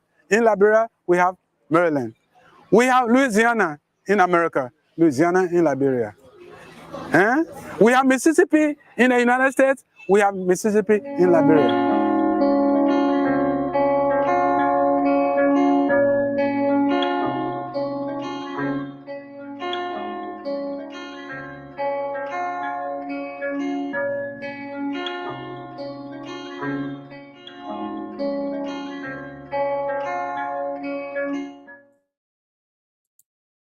Yes, Brother Color Genesis. There you go, man. Your beloved Liberia. And that is Mr. Ghana Baby Woody Meyer showing that wasn't your beloved Liberia energy. Go ahead. That was a Liberian historian. That wasn't Woody Meyer. The video was from Woody Meyer channel. Oh, yeah, Woody Meyer channel. Yeah. Oh, Woody Meyer. Yeah, okay, yeah. Let's see what you're saying. Yeah, he's recording the video. Yeah. I encourage people to do, family. You go to a tourist site and you have someone break some history down and record it and share it. So that's exactly what he did, and I appreciate that, because that was a nice explanation of that incredible monument. And you were there also, and you did the similar explanation. So, family, that's part of our Liberia journey of a lifetime. We're gonna definitely make sure we have a great tour guide to explain the whole thing, and I'm gonna be there recording it so we can share with all the people who are not able to make the journey. Yeah, this is a good, real connection because, you know what I'm saying? Because, like I said, all the haters, but oh, yeah, you know, and what gets me is like the ADOS FBA people, right? You know, these are the only group of people that have everybody else in America, besides American Indians, have a foreign policy, right? Before America does anything with China, they sit down and talk to the Chinese Americans. What do y'all think about this? What do y'all think about this? You know, what's on your mind? Korea and everything. Oh, what do y'all think? You know, what do you think? The Indian community. Oh yeah, you know, okay, we're concerned about Pakistan with nukes and everything. Like, you know, only the so-called African American, right? That basically the ADOS FBA people who basically want to surrender all their sovereignty, their natural sovereignty in this world to white people, you know? And the bottom line is this: there's an awful lot of white Americans over there. I don't know what they're trying to do. You know, they're trying to rekindle some relationship, trying to reinvent history. White America basically didn't want anything to do with Liberia because they were expanding to see the shining sea. You know, they were more interested in Mexico and the Pacific Islands and stuff like this. So they didn't care about Liberia, you know. In fact, the countries that had most influence in Liberia were the Netherlands and Germany. You know, they were ones that had Liberia had the most connection with, to tell you the truth. The connection Liberia had was with Black America, you know, wasn't never with white America, you know. So yeah, we'll drop the link in a little while. I got some more stuff I want to talk about before we bring some people. I know people got the heat tonight, man, you know. Yeah, I don't know. They have, but you can hold on and we'll get you on. But the reason why I play that Liberia video because what we're talking about, then, as usual, family, everything we're dealing with is Pan-Africanism and nationhood. But as far as we were talking about foreign policy, and we're talking about the foundation of this us connecting to Africa. So that's a foundation is we're gonna get, and obviously, our ancestors built foreign policies and built a nice connection. So that is the circle country of Liberia, family. Okay, you gonna play another video or read this? Yeah, the other video. I just want to know if you had anything else to share with the formation of Liberia and the important connection. Well, I mean, you explained a whole lot, and I just want to know if you had anything more. But beyond that, I'm gonna visit that in a little while. I'm gonna go some more stuff, but I really wanted to read this article. You know. All right, cool, perfect. Goes about Afro Americans. You know, it was written back in the early '80s before we started calling ourselves African Americans. We were Afro Americans. You know, and the United States foreign policy. You know, and the art it says Afro Americans and the United States foreign policy by Vernon Johnson, written back in the early '80s. Although Afro Americans have a long history of involvement in America's relationship with Africa through both private association and official channels, it was only in the late 70s that Afro-American influence in U.S. policy towards Africa became visible. It was this coincidence of organized Afro-American political power realized via the civil rights movement, Black nationalism, which sought to reestablish Africa, and the success of liberation movements against lingering colonial regimes in Southern Africa that provide the context for meaningful Afro-American influence upon U.S. policies towards Africa. But if the Afro-American hope to influence U.S. policy beyond the demise of white rule in South Africa, they must coalesce with other interest groups seeking to replace geopolitical foreign policy thinking as a more humanitarian outlook. Since the president of Jimmy Carter, Afro-Americans have been more visible in the United States foreign policy arena. Before Jimmy Carter took office, Black interests in foreign policy towards Africa were articulated by Congressman Diggs of Michigan. I remember him, you know, and via his chairman of the House Representatives Subcommittee on African Affairs. Also, the Congressional Black Caucus, of which Diggs is a leading member of, had consolidated its power in 1976 to the point where it could convene a Black Leadership Conference on Africa to make policy proposals and to begin mobilizing Black communities. You know, this is very important what I'm talking about. Back in the days, we were in the policy towards African Americans was born out of the Black Power, Black nationalist movement, civil rights movement, and a liberation movement of the 60s. Okay. And that's what we had representing us in Congress. That's why America was treading very carefully what it did in Africa. Now we don't have that anymore. Now we got people, the foreign policy in Africa is whatever the Democratic Party say, because they successfully got rid of that radical Black element in U.S. politics and everything. They got bought off, they sold out, whatever like that. Many of them old and decrepit and everything. And we have never had a younger generation that basically is, because not a new Black generation, right? They don't care about the continent. And so what happens is Black America are becoming irrelevant, right? In the geopolitical space. Because without that, when we was dealing with Africa, right? It was African Americans who helped bring about the sanctions on South Africa. Okay? That was mobilization on a massive scale, which we basically got cities to divest, colleges to divest, all these things to divest. And thing we were concerned about was Rhodesia, which is now Zimbabwe. We were concerned about the war in Angola, the Congo, you know, and apartheid in South Africa. Okay, that was on the thing. That's what basically kept the a sort of balance, where the United States really wanted to do one thing, but it had to answer to the Black community, right? Because through Ebony magazine, through Jet magazine, through all stuff like this. Jet magazine was very, very radical. Always radical. You ever read Jet magazine back in the days? Jet magazine didn't pull on punch. It was like Ebony on steroids, you know? And they basically talked about racism and stuff like that, you know, with stuff like this. But now we don't have those magazines anymore. We don't have, show me one Black magazine that talks about Black politics and geopolitics anymore. We don't have it anymore. You know, you're going to tell me what we got set up for Roland Martin, you know, on a podcast. You know, we don't have that anymore in Black America. And this is why they're able to get away with what they wanted to get away with, having drone bases. Because when Barack Obama got president, we got a Black president and everything. And we succeeded all that stuff. That's that energy that we used to have. We used to have a thing that we wanted out of Africa. We wanted to see in Africa, and that we was held dear to us. But we surrendered that in the age of we're trying to be Americans, and we're trying to just see American policy, a policy in America as American policy, not Black policy or anything like that. So that's what I want to talk about. You know, I'm gonna read some more of this later, but you want to play a video. Yes, Kala. This is one of the ones that's always controversial. So, you know, we always gotta have a disclaimer on this video. At no point when we're playing videos like that, we side with any of the people that's in these videos. Not saying that we agree or disagree.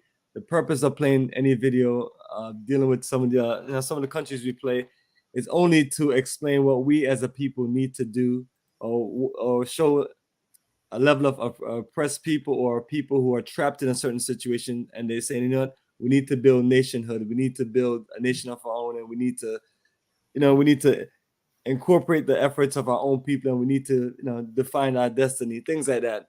So that's what this video is about. And, you know, because, you know, it's always one of those controversial situations. People saying, oh, this side Israel is right, and this other side Palestine is right. So I don't know how you view it. If you want to share anything, it's always good. You're the great historian, man. You always got some good concepts of how you look at things.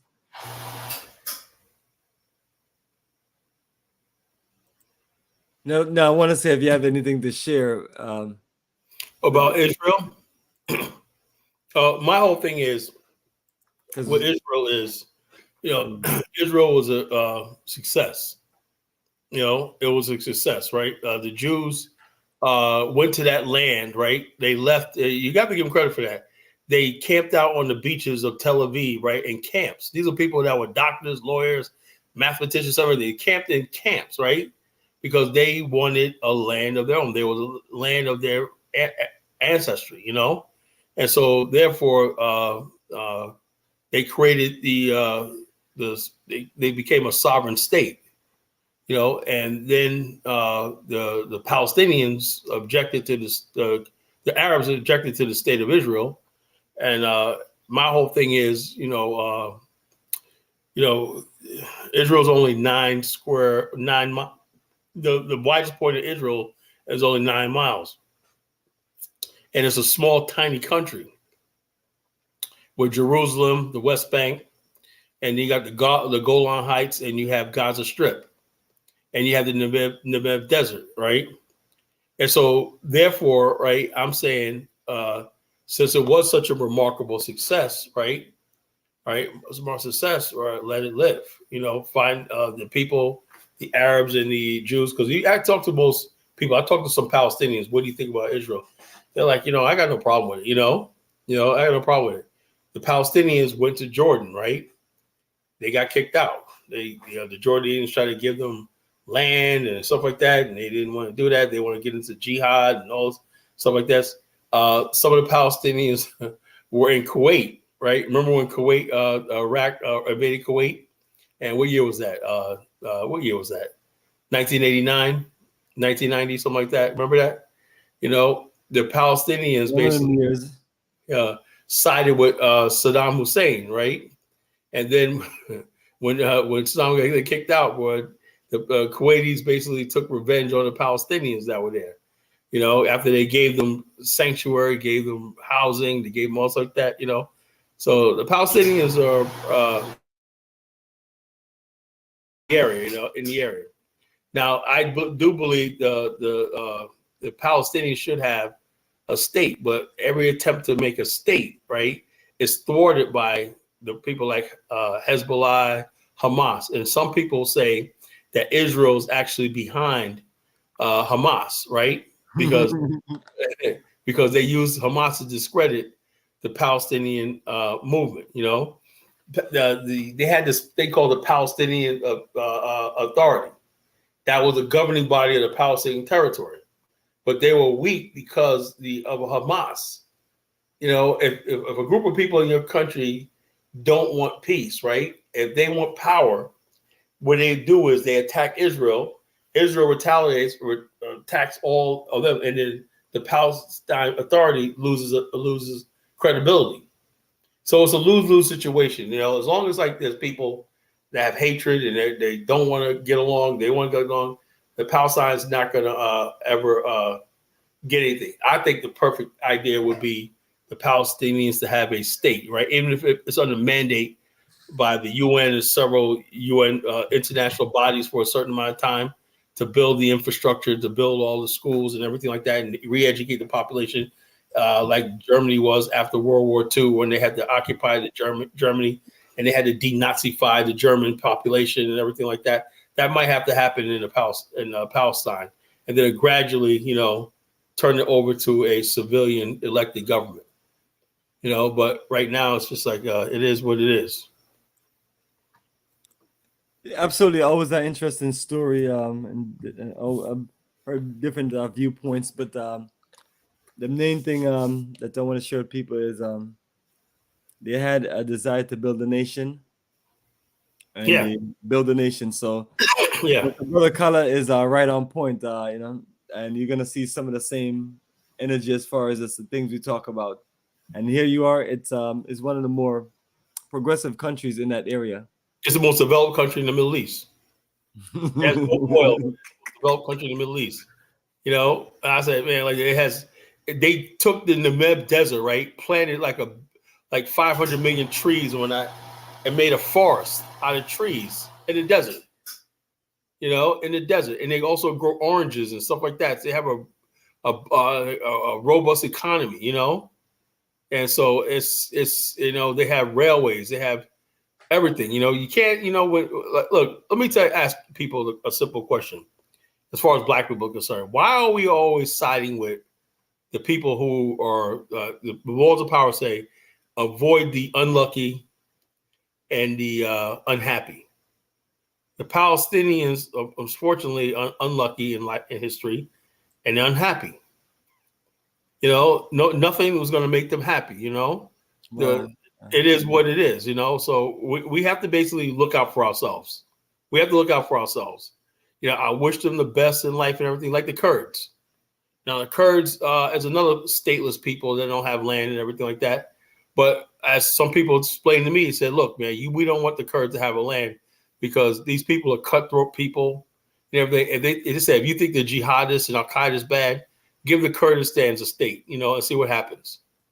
And so, therefore, there's like an agreement among all these people. We can never let the Kurds have. And I talked to a Kurdish guy one time. He was in the U.S. military. I said, don't you guys want a state? Yeah, I want. Yeah. Well, he said, that's not important because I guess he knows his people. You know? That was back in 2004.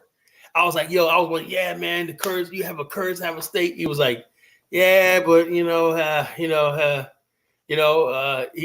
his people, you know. He said they're gonna mess it up. We'd be like killing each other and whatnot, you know. We'll find some reason to kill and go to war and stuff like that. That's just how it is. You know, that's just the way the world is. Not everybody deserves a state, you know. You know, I mean, we could say state. There's a lot of people in the world that don't have a state. Biafra does not have a state, you know, because maybe things don't work out because if you did have that state, what would you do with it, you know?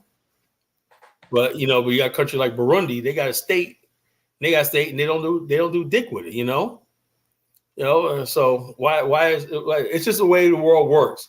If a country really wants a state, they show themselves capable. Like South Sudan fought for a state, they got a state. Because it is what it was. J. Crow says, "What separates Jews?" Really, yeah, they are the same people. But that thing about religion and who they are is all the difference it makes. When I was watching a thing where it had the Israeli police rounding up Palestinians and everything back and forth, and I could not tell the difference between the two of them. Yeah. How do they know? They know when a Palestinian girl come up to you and kick you in the nuts and whatnot. Curse you out. Be like curse you out with a middle finger. Oh, she's a Palestinian. That's what it is. And so when people it's all in the mind. That's why we can't go by we're the same people, but culture and mindset is really a big thing. We have to do that. And I think Black America, our policy and our thing. And Mackie says, Carla, how could Black Americans have a thing when we don't? That's a good question. I want to answer. Can you highlight his? How could Black Americans have a foreign policy? I did not say we have a foreign. I said we influence. What did I say, Bomani? Right? We influence American foreign policy. In other words, since you asked, right, and we vote and everything. Remember something at the time, the Democrats needed Black votes. It ain't like it was today where Black people, you could have somebody like Donald Trump who will offer you $50 billion a year for HBCUs, or like that, brag about low unemployment, all stuff like this. Record numbers of people were let out of jail because of unfair drug like that, and you still go out there and vote for Democrats. In those 70s and everything like that, Black people could easily like that, because in 1984, most Black people, about a good half of Black population, voted for Ronald Reagan. Reagan run almost all 50 states. Why? Because he had a hard number of Black votes. It's not like it is now, where the Republicans don't even try anymore, and the Democrats don't even, because Black voter turnout is so low. And when we do vote and whatnot, we're basically like this. Remember seeing Roland Martin, right? He was like, if you don't vote, you vote for Republican, right? And you see how he had his big fat face up in the camera, right? You a punk, you a punk. I was like, I scared a little bit. Go like to the camera and knock you upside the head if you don't go out there and vote for the Democrats. That's what people actually knock you upside the head if you talk about voting or not voting for the Democrats, right? If you can't even say, nah, if I'm gonna stick home. No, you sell out, you vote for it. You try to let Trump win. Well, that's Roland Martin. He said there's only one party for Black people. That's right. It. So this is what we have. We basically made the choice for all of us. Right. So this is what we have right now. If you're Black, you got to vote for Democrat. We didn't have that before. So we were able to see what politician said what we wanted to hear. And a lot of Republicans voted for the sanctions on South Africa, and they overrode President Reagan's veto. You know, that's when black people turned against Reagan, when he basically vetoed the sanctions on South Africa. And so they got enough Republicans to say, you know something, yeah, let's vote against sanctions on South Africa, you know? So black people are still open to like this, because the Republicans are like, hey, I need some of these black votes to win my district, you know? And nothing was there. We looked at white people as white people back then. A Democrat and a Republican were the damn same thing to us. How did we get so in love with, how did we become Democrats before we became black? I have no idea. You know, we're just Democrats. I'm not black, Bomani's not black. I'm not black. We're just Democrats. You know, they just look at you as a Democrat, you know. Hey, you black Democrat. When I do, man, you don't know what the hell I am. I vote independent, you know. You know, you're black, you're automatically a Democrat, you know. How about you just, you know, have no side? But nevertheless, this person said is not glorifying Zionism. Yes, let's focus on what we're doing. But the bottom line is this, right? I wish we had something like a Zionist policy where we had a state, you know. I would love to have that, you know. Exactly. And let's before we even go on, before playing this video, I also want to make sure that we break down Zionism. I had this great presentation from Dr. Clark about Zionism. Oh yeah, Dr. Clark was all for it. He said it was all for it. I'm trying to. I don't remember the exact. He said that's what y'all should be doing. Running your own exactly. And the same thing we're saying to people. We're just using it as a presentation to explain Zionism, which means it's their terminology of nationalism, right? Right. Just like we talk about Afrikstan, same thing, right? Same concept. Do you know where the Zionist movement came from? It was I'm trying to make sure that we clarify things with everyone we're talking to before we go on to the next. I was just trying to say same concept, right? Zionism. Yeah, and Afrikstan. And want to hear what my brother John has to say also before we play the video. Let me just let him in real quick. But that's what we talk about, family. When you hear people like myself talking about building a Pan-African community or building a Pan-African town and Pan-Africanism, it's no different. And if it is, I want people to show us the difference. Only difference I would say is that they're well organized and they're efficient and they're going to get the things done. Just like you're going to hear in this video, there's going to be a part where it's like you're watching a movie and you're like, okay, the Zionists are down. There's no way they're gonna figure this out. They got all nations against them. And then you see this because we live in the world where we see the end result. So this is just a historical short film. The Jamaican Jankro, greetings, brethren. Welcome to the chat. Welcome to the chat. What is on your mind? Greetings, good brother. It's always a pleasure to join you guys. Always a pleasure. You know, I see some clowns in the chat, and I had to address them, you know, because, you know, whenever the real Pan-Africanists come on, these clowns come out of the woodwork. But they are novices, you know. A lot of these, they are children, you know, so. But what they have to realize, you know, is that this African here in the West, this black man here in the West, is the most detribalized African on the planet because of his environment that he grew up in. That's why they don't want us to link with Africa, because of our mentality. You see, the treatment they make it out to the black man here in America, it created a racial consciousness amongst the black people because it was a consistent brutality, you see. And that brutality being consistent for so many years, it made these black people here in the West aware of their blackness, which is not in other parts of the world. It's not, you don't find it like that, because again, in other parts of the world, they run the world through their black flunkies, through their proxy, you see. So in Jamaica, in Haiti, Haiti, it is a little bit different. But in Jamaica, particularly, or in certain parts of Africa, they operate through the black flunkies because, as Dr.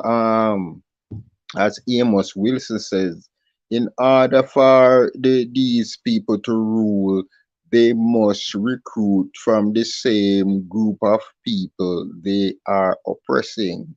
So this African here is the glue. This black man here is the glue. You see, we are the glue. And yes, a lot of people, for me, I don't know what part of Africa I come from. And I don't even want to know, to tell you the truth. I don't want to take no DNA to find. So I claim all of Africa. See, I say, look, all of Africa is my home, is my domain. And a elder that traveled to Africa, he told me, he said, look, he said, when you go to Africa, don't go there saying, I'm an American, I'm an American. He said, because that's one way you're going to get robbed. You see, if you want to be accepted by the people, say, look, I am one of the black people that escaped from America. See, I am one of the ones who have returned. And the people will say, yes, my brother, welcome home. Yes, granted, some of our people don't know the history too. So it's up to us to educate them about what is, what the history. Because African nationalism is really a recent phenomenon. We never had no Pan-Africanism before this, really, this era. You know what I'm saying? It started from the time of Elmot, men like Elmot Blyden, Wilmot Blyden, and maybe Prince Hall and some of them. Then Marcus Garvey picked it up and took it to further. So this is a recent phenomena. But again, I said, it is Africa that the solution lies for us. It's Africa where the mass majority of our people reside and where the power base is. And it is Africa that we see rising. So all these Negroes here talking all this foolishness here in this chat talking about American ADOS and all of that. America never gonna share. This white man never gonna share America with you because you are the tool that was used to build America. You are the hammer. You are the saw. You see, you. So and the builder don't give the tool credit to build the country. He give himself credit. So yeah, better get off your high horse and get on with Pan-Africanism. Join the winning team because this is the winning team. It's Pan-Africanism or perish. So I respect you brothers, what you're doing. I want you to keep on keeping on. I'm glad you let me in because it's late. I can't really talk too late because my people they go to sleep. So I have to stay in the chat. But I respect what you and your brother Carl are doing, Bomani, and I want you to keep on keeping on. And all these buffoons that I say, get with the program or step off. Yes, my brother, absolutely, man. That's what I'm talking about, and just keep on educating them. And unfortunately, you have to make a move. But what we're talking about right now was about, as you and I was talking about, as you was explaining about Pan-Africanism. It's a new phenom. That's what it starts with. It starts with those ideology, and you build it into nationhood.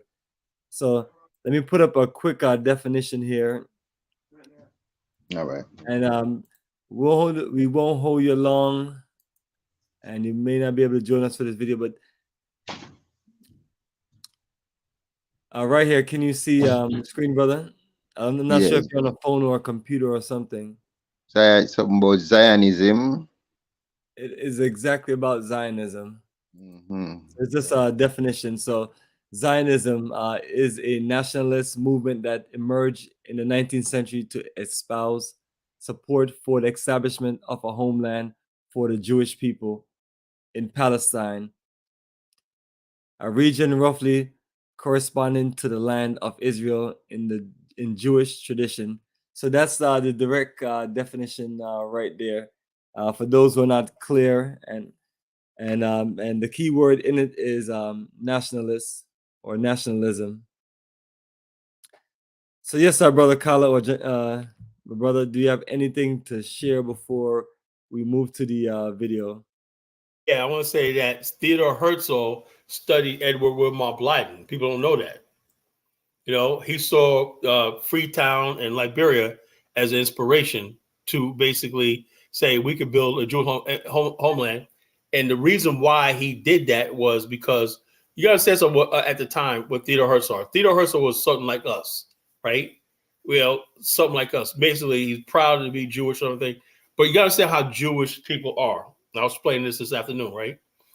Most Jews in America and the West, right, hide their Jewish identity. You know, they'll have but they hide the Jews. Like, you won't know they're Jew unless they open their mouth and tell you, you know.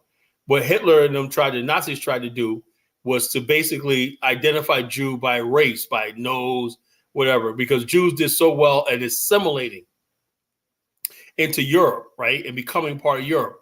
They basically were into the music, the culture, and stuff like this. There were some Jews that said, look, man, you know, we're sick and tired of hiding our Jewishness. When our neighbors come to here, we got to hide our religion. We got to hide, pretend like we're Christians and everything.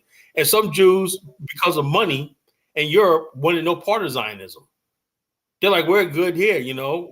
But the Zionists said, look, wouldn't we have, if we had a return to our homeland, built a modern state where we could openly practice who we were and be ourselves and everything like that, right? So there was a split, right? Do you know Theodore Herzl didn't live to see this, right? Because the Jewish world had rejected him. They said, this is insane. You know, so in other words, he said, we're going to keep going on living in the shadows of every other civilization and everything. Don't we have something to say or everything? Is it all about money, you know? And so therefore he looked at the return of African Americans to Liberia. Said they built the republic. These are black people from slave descendants and returned to Africa and whatnot. Do you know that the original Zionist state was supposed to be in Kenya or Uganda? It was actually yes, it was actually Uganda. Uganda. Uganda, you know, so they said any place where we could just have a state to ourselves, where we could just be Jewish and be left alone, you know? And then what happened was a lot of people start saying, let's just go to Palestine, right? And they start settling in Palestine in large numbers. And eventually that became the focal point of the Zionist movement. They had a target place to say, this is where we're going to build a Jewish homeland, you know? And what was the reason for it? You had Jews that had no real reason to go there, right? And also, I'm going to say something controversial. I think the Holocaust was overblown, you know? Being Jews. Don't get a channel flag, man. Oh, yeah. Well, you know, but it worked. It worked, though. They said, oh, we got killed in Europe when that. So people are like, okay, we'll support the Zionists because we've been persecuting Europe. Germany's like, we didn't persecute you people, you know? And so, but it worked, though. And Germany paid Israel all that money, you know? And so therefore it worked, you know? They said, look, that's what happens when people want to be free so bad.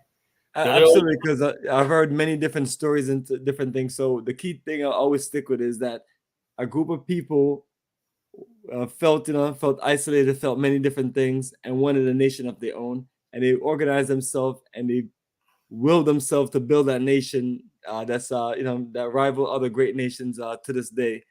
So that's the unique thing that I want to share with our people. And then also in the story, it wasn't an easy road for them. You know what I mean? Like you're talking about being out there on the beach and everything. So that's what this film show. So once the film is finished, me and Kala is going to get into it with the Afrikstan analysis, because that's what we want you to focus on, people. You know, when we complain about all the things that we complain about and the struggles that we have here in America, us building something for, us building our own nationalist movement in Africa or wherever is ideal. So once this is finished, we can talk about those things. All right, my brother, you're still sticking with us, or you're out? Yeah, I'm going to stick with you a little bit. All right, cool, man. And when you're ready to drop off, and it's all good. All right, cool. All right, so family, this one is called A Promised Land, the history of the creation of the state of Israel. World map is one of the most remarkable events in political life of the 20th century. The creation of Israel was preceded by decades of struggle and conflict. In the new episode of How It Was, we will tell you how the Jews managed to create their own state. You will learn how the world superpowers decided the fate of the new country, while the USSR, being an ardent opponent of Zionism, unexpectedly for everyone supported the creation of Israel, and why just a day after its establishment, 5 neighbors at once declared war on the newly born state. The history of the Jewish state dates back to the 2nd millennium BC. According to the Bible, Eretz Israel, the land of Israel, was bequeathed by the Jews by the Almighty himself. It is here that the main Jewish shrines are located. The ancient states of Israel and Judea that emerged in this place were often annexed by different invaders. In 63 BC, the Jewish state lost its independence, becoming a Roman protectorate. In the 1st and 2nd centuries AD, Jews revolted twice against the Romans. The first time it ended with the fall of Jerusalem and the destruction of the temple. For the second time, after the suppression of Bar Kokhba revolt in 135 AD, the Romans expelled many Jews from Judea and changed the name of the Judea province to Syria Palestina, which most scholars conclude was done in an attempt to remove the relationship of the Jewish people to the region. Over the centuries thereafter, Jews periodically migrated to Palestine, but the scale was small. The first massive wave of Jews returning to the Holy Land, then a province of the Ottoman Empire, began in 1882. For several decades, 35,000 Jews moved there, fleeing pogroms in Eastern Europe and joining the 20,000 Jews already living in Ottoman Palestine. A rich French baron of Jewish origin, Edmond de Rothschild, settled financial and organizational issues. This period of Jewish history is called the First Aliyah. At the turn of the 19th and 20th centuries, the Jewish communities of Europe began to buy up land in Palestine actively. They often acquired rocky, swampy, sandy areas where it was not easy to engage in agriculture. At the time of purchase, these lands were not cultivated and cost very little. But the Arabs soon realized that the Jewish demand for their land was high, and they began to inflate prices. There was another problem. The government of the Ottoman Empire, wanting to stop Jewish immigration, limited the sale of land to Jews. But the bans did not work. The employees of the Ottoman administration in Palestine turned a blind eye to these transactions in exchange for bribes. The new owners began to introduce methods of land cultivation previously unknown in Palestine. Even the most hopeless areas became fertile, and Arab farmers began to adopt these practices from the Jews. In 1897, Basel, Switzerland, hosted the first World Zionist Congress, where the World Zionist Organization was established. It was headed by Theodor Herzl, an Austro-Hungarian Jewish journalist, playwright, and political activist from Budapest. He was the founder of Political Zionism, a movement designed to unite the Jewish people in Eretz Israel. Herzl negotiated with European leaders trying to enlist their support. He met with many of them, including Turkish Sultan Abdul Hamid II and the German Kaiser Wilhelm II. Herzl sought an audience with the Russian Emperor Nicholas II, but to no avail. He did not show interest in the Zionist project. In 1904, Herzl died without having time to achieve tangible success for the future of Israel. However, he managed to convince the Jews of the whole world that it was time for them to start their own country. In 1904, the Second Aliyah began. It lasted 10 years, during which up to 40,000 people left for Ottoman Palestine. Almost all of them were natives of the Russian Empire and fled from the pogroms. Thanks to the Second Aliyah that reached Palestine between 1904 and 1914, a powerful campaign began to promote the kibbutz movement, agricultural communes where all participants share common property. To protect the settlers throughout Palestine, Zionists founded the paramilitary organization HaShomer in order to substitute Arab guards in the Jewish settlements with Jewish guards. The Jewish development of Palestine continued. In 1902, the Zionist organization founded the Anglo-Palestine Bank, which today is the largest commercial bank in the country. In addition, the Hebrew University of Jerusalem was founded in 1918 and opened 7 years later. Albert Einstein donated all his manuscripts and letters and the right to control the commercial use of his name and image to this university.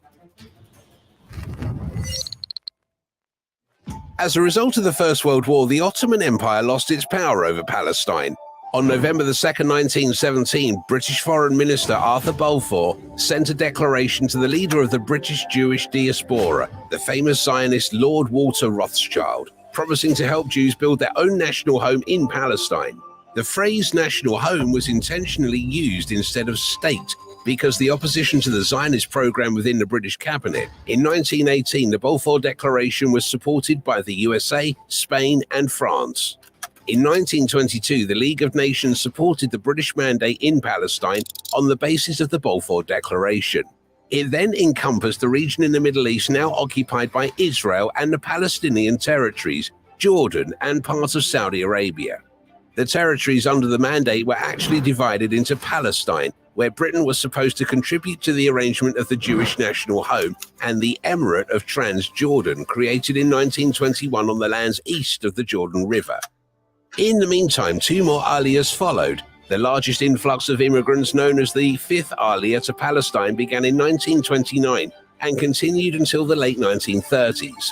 About 250,000 Jews fled to Palestine to escape the spreading threat of Nazism. In Palestine, it became too crowded. The conflict between the newcomers and the Arabs was escalating. In 1936, local Arabs began an uprising against British rule in Palestine, demanding the creation of an Arab state and an end to Jewish immigration. By this time, about 450,000 Jews already lived in Palestine, a third of the country's total population. The uprising was suppressed, but Britain could not ignore the interest of the Arab majority. In 1939, the British government published the so-called White Book. According to this document, no more than 75,000 Jews could enter the country in the next 5 years.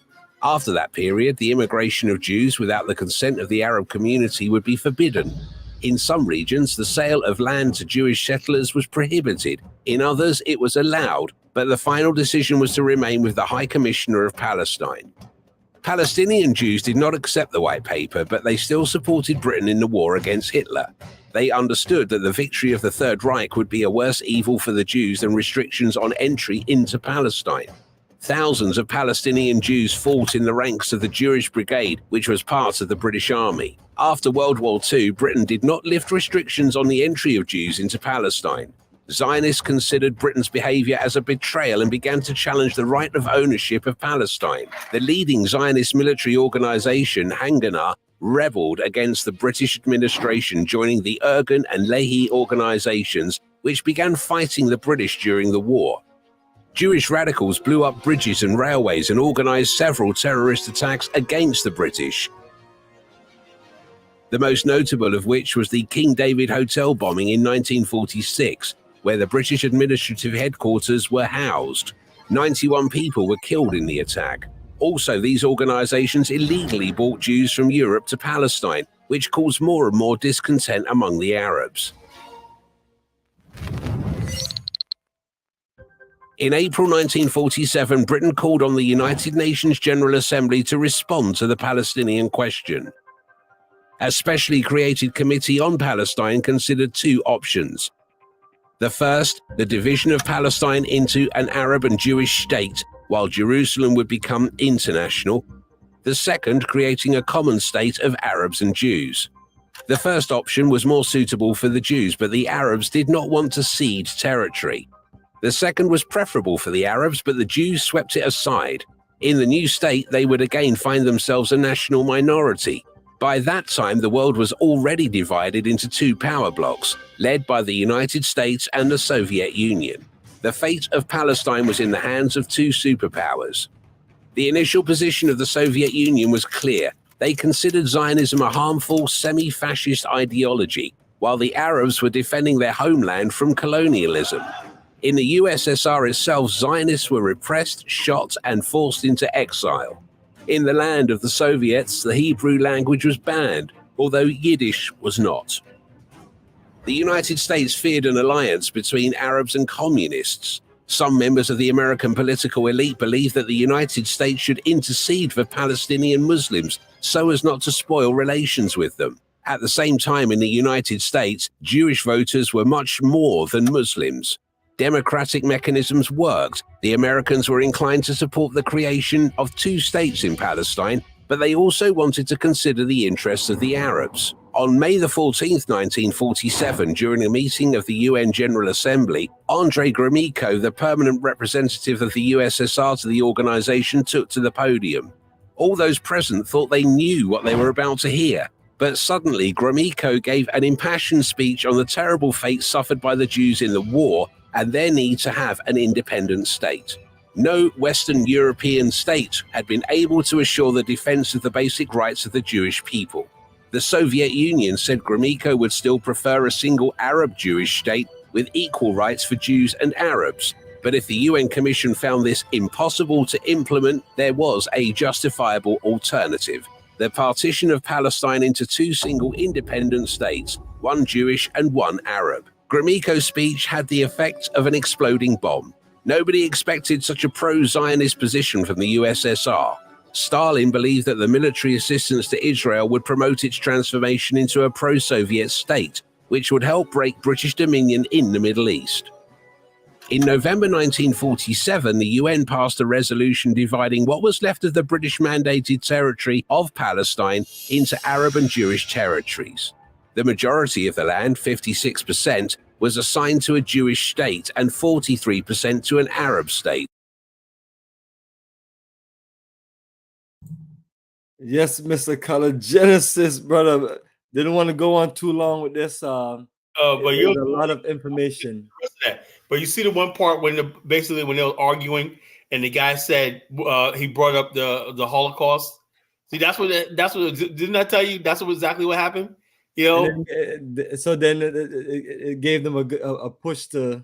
Push to say, hey, look, man, 6 million of us died. We're gonna go. Jews were not being persecuted like they say they were. You know, but their propaganda worked, right? How is it? Yeah, I mean, great marketing. I mean, look at the numbers right here. If you're watching the game right here, 43 to 56%. Right. That's a Jewish propaganda, you know. And now that black people in America got their ass kicked for 40 years, and we can't make a case for anything. You know, what does that tell you? You know, the people bought the idea. I used to study this in college. I was like, that's what I'm saying. So, you know, when you talk about nationalism, you have to sell it to the highest level. And these people were the best that have ever done it, brother. Serious. You know, you can learn a whole lot from this whole system right here. And I think that's what Dr. Clark was talking about. He said Jews made it like the whole idea of a Jewish state, just simply Jews wanted a homeland. Everybody wants a homeland. You know, everybody wants. How bad do you want it, brother? What do you do to do it? The black people don't want to do that. And then we say, well, don't we got these African countries? There's no one country we can call an Afrikstan. You can't call Nigeria an Afrikstan. There are no black African states. You know, there's no states that say this is a black country. Boom, boom, boom. We control everything from top to bottom. Everything. This is our land. It's not like that. Nowhere on the freaking, except for Liberia, for somewhere. You know. All these other countries are multiracial, neo-colonial satellites. That's all they are. You know, we didn't fight. The black race didn't fight for Africa like that. You know, we need a homeland. We need to get the Europeans and the colonials out the hell of Africa. But yet they're all over Africa now, you know, because we didn't make our case. Africa belongs to us. We need a homeland. You know, how can we make a case when we're flooding into the European countries? You know, we can't give up their green cards and everything like that. The Jews made sure they got the world, but they made sure they got that home. It's psychological. Every Jew knows that if something ever kicks off, they got some place to go to. So they can. Well, do you remember what Natmizi said? Natmizi said they're constantly around terror. But when you watch this video, you're gonna see the part where they face several different countries and they defeated them. I mean, it's insane. You know, and marketing enough how they get. You know, I would rather be around terror with my own people fighting. You know what I'm saying? Collectively. You know, they seem to be doing okay from here. The Israeli Defense Force is one of the best fighting forces in the world. I'd rather have that, you know, and it's about terrorism. Come on. But remember to, you know, all right, go ahead, brother. Let me sorry. Start back over. Remember too that it's America's satellite in the Middle East, you know. See, America support the Jew in the Middle East. It's America's satellite. Because remember when NASA moved on them, Gabriel NASA moved on them in 6 days. They said a plane was taking off every 5 minutes from America, going to stop that war. You see? Remember something, bro, brother, all respect, right? The British British were against this. I don't know why the British didn't want Israel, whatever, but the British tried to invade Israel to take it back, and Eisenhower said no, no, you're not going to do this because it's rehash of imperialism and stuff like that, So let the Arabs and the Jews fight it out. Let's see what happens. Stay out of it. So it was like this, and also let's be honest with ourselves. The United States have a lot of interest in Saudi Arabia, Kuwait, Iran, all these companies like the Strait of Hormuz and everything. The United States have a lot of stuff like that. This idea that Israel basically is there because it had the Jewish American community and the media. There's nothing the United States really gets from Israel. Nothing, really nothing, other than the fact that the Jewish people control the Democratic Party and some of the Republican Party, and they got a lot of sympathy through Hollywood and stuff like that for their cause. That's enough, right? Other than that, right? If the Jews didn't have that right, the United States, what would the United States get out of Israel? They basically rather think, and they also convinced the Saudi Arabians to be friendly with Israel. They're now talking. You know what I'm saying? So the bottom line is, they're dealing on a different level. They're dealing on a different level than we think or not, because when it comes down to it, when it comes down to infrastructure, government and stuff like that, we're just not there yet. We don't understand this stuff. We don't understand how complex this is. It's not that simple as, the United States wanted. The United States has to look at all this stuff. Egypt. Remember Egypt? The United States forgave Egypt's debt with $30 billion. Remember that? Jimmy Carter with the Camp David Accord and stuff like that. So the United States has to play a juggling act. I remember when I was in elementary school, I think I was, when the Camp David Accord, before Anwar Sadat was assassinated, and they invited the Palestinians, but not in the Begin and Anwar Sadat, and they're hugging and kissing and everything like that, So the bottom line is not as cut and dry as you think, Only when it comes to black people, they don't give a shit, But when it comes to these Arabs and everything like that, the United States and the West treads very carefully. You saw in this video right here, 1 minute they said the United States said, we got to appease the Arabs, right? Because we don't want them becoming communists, right? Then the Soviet Union says, we got to appease them too because maybe they might join the Soviet Union, right? It's only Africa where basically it's like, well, we don't care about what you think, we'll take what we want from you. We have to get to the point where these people respect us, the black race, they respect the black man the way they respect everybody else. Now, we can't do that being, I think, the Jews did a good thing. See how they were the first, second, third, fourth Aliyah? These people weren't just ordinary Jews. They were building farms. They're bringing educated people there to build. Exactly. So that's the difference. When we talk about the Pan-African movement, the Pan-African movement is not getting those people. Why? Those people that went there, right, could have stayed in England, could have stayed in France. Could have stayed there. They chose to go there. They wanted a nation of their own. And that's why we're saying that where's those high-powered people like that? Just like that moved to Liberia and built Liberia. Now, where's that modern day energy? But people that want a nation of their own. That's what we don't have. We can talk all we want, as long as like 90% of black people don't want a nation of their own, and they were like that. We got to hide. We got to be smiling buffoons, slamming basketballs, and like this. We got to be this Shaquille O'Neal's and there's Samuel Jacksons and everything like that. When are you gonna be happy? Happy is when you basically have your own land and whatnot, and you don't have to answer to nobody. Most of these people feel like it's they feel like it's okay to assimilate, but that's because I guess they benefit from the system. But nevertheless, it's like not. It's like the majority of our people Jewish millionaires.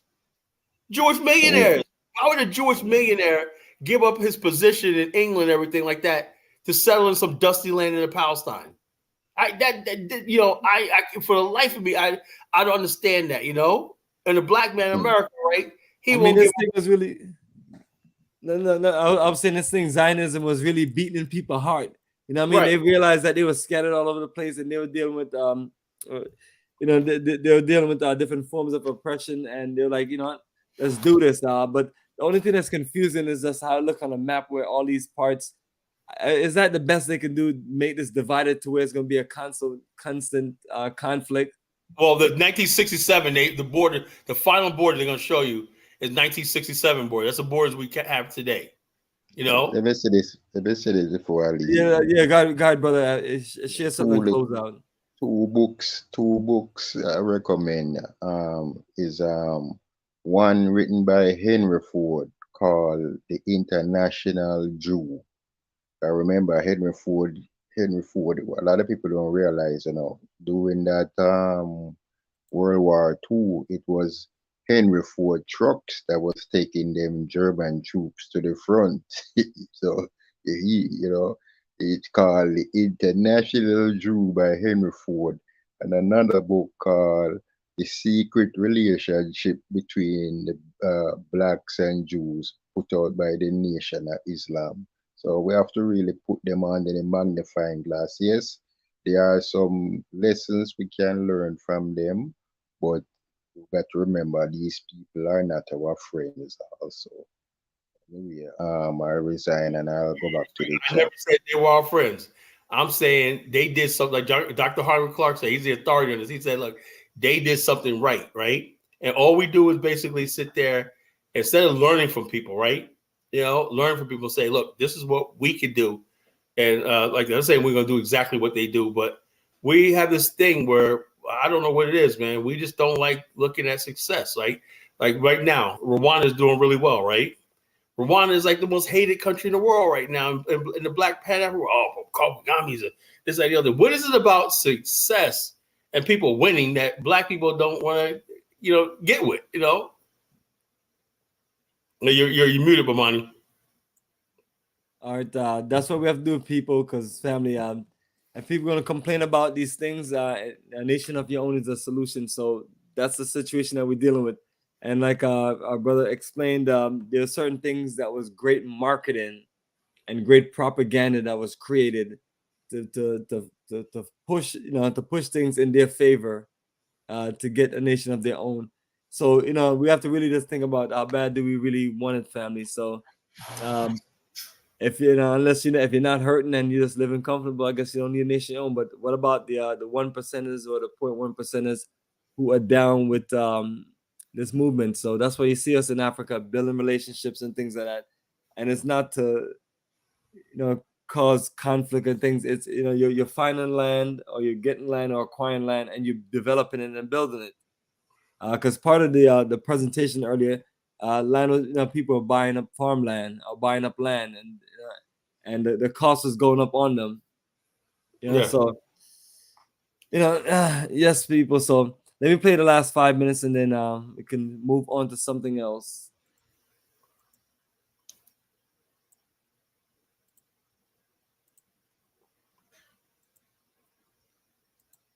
With Jerusalem under international administration.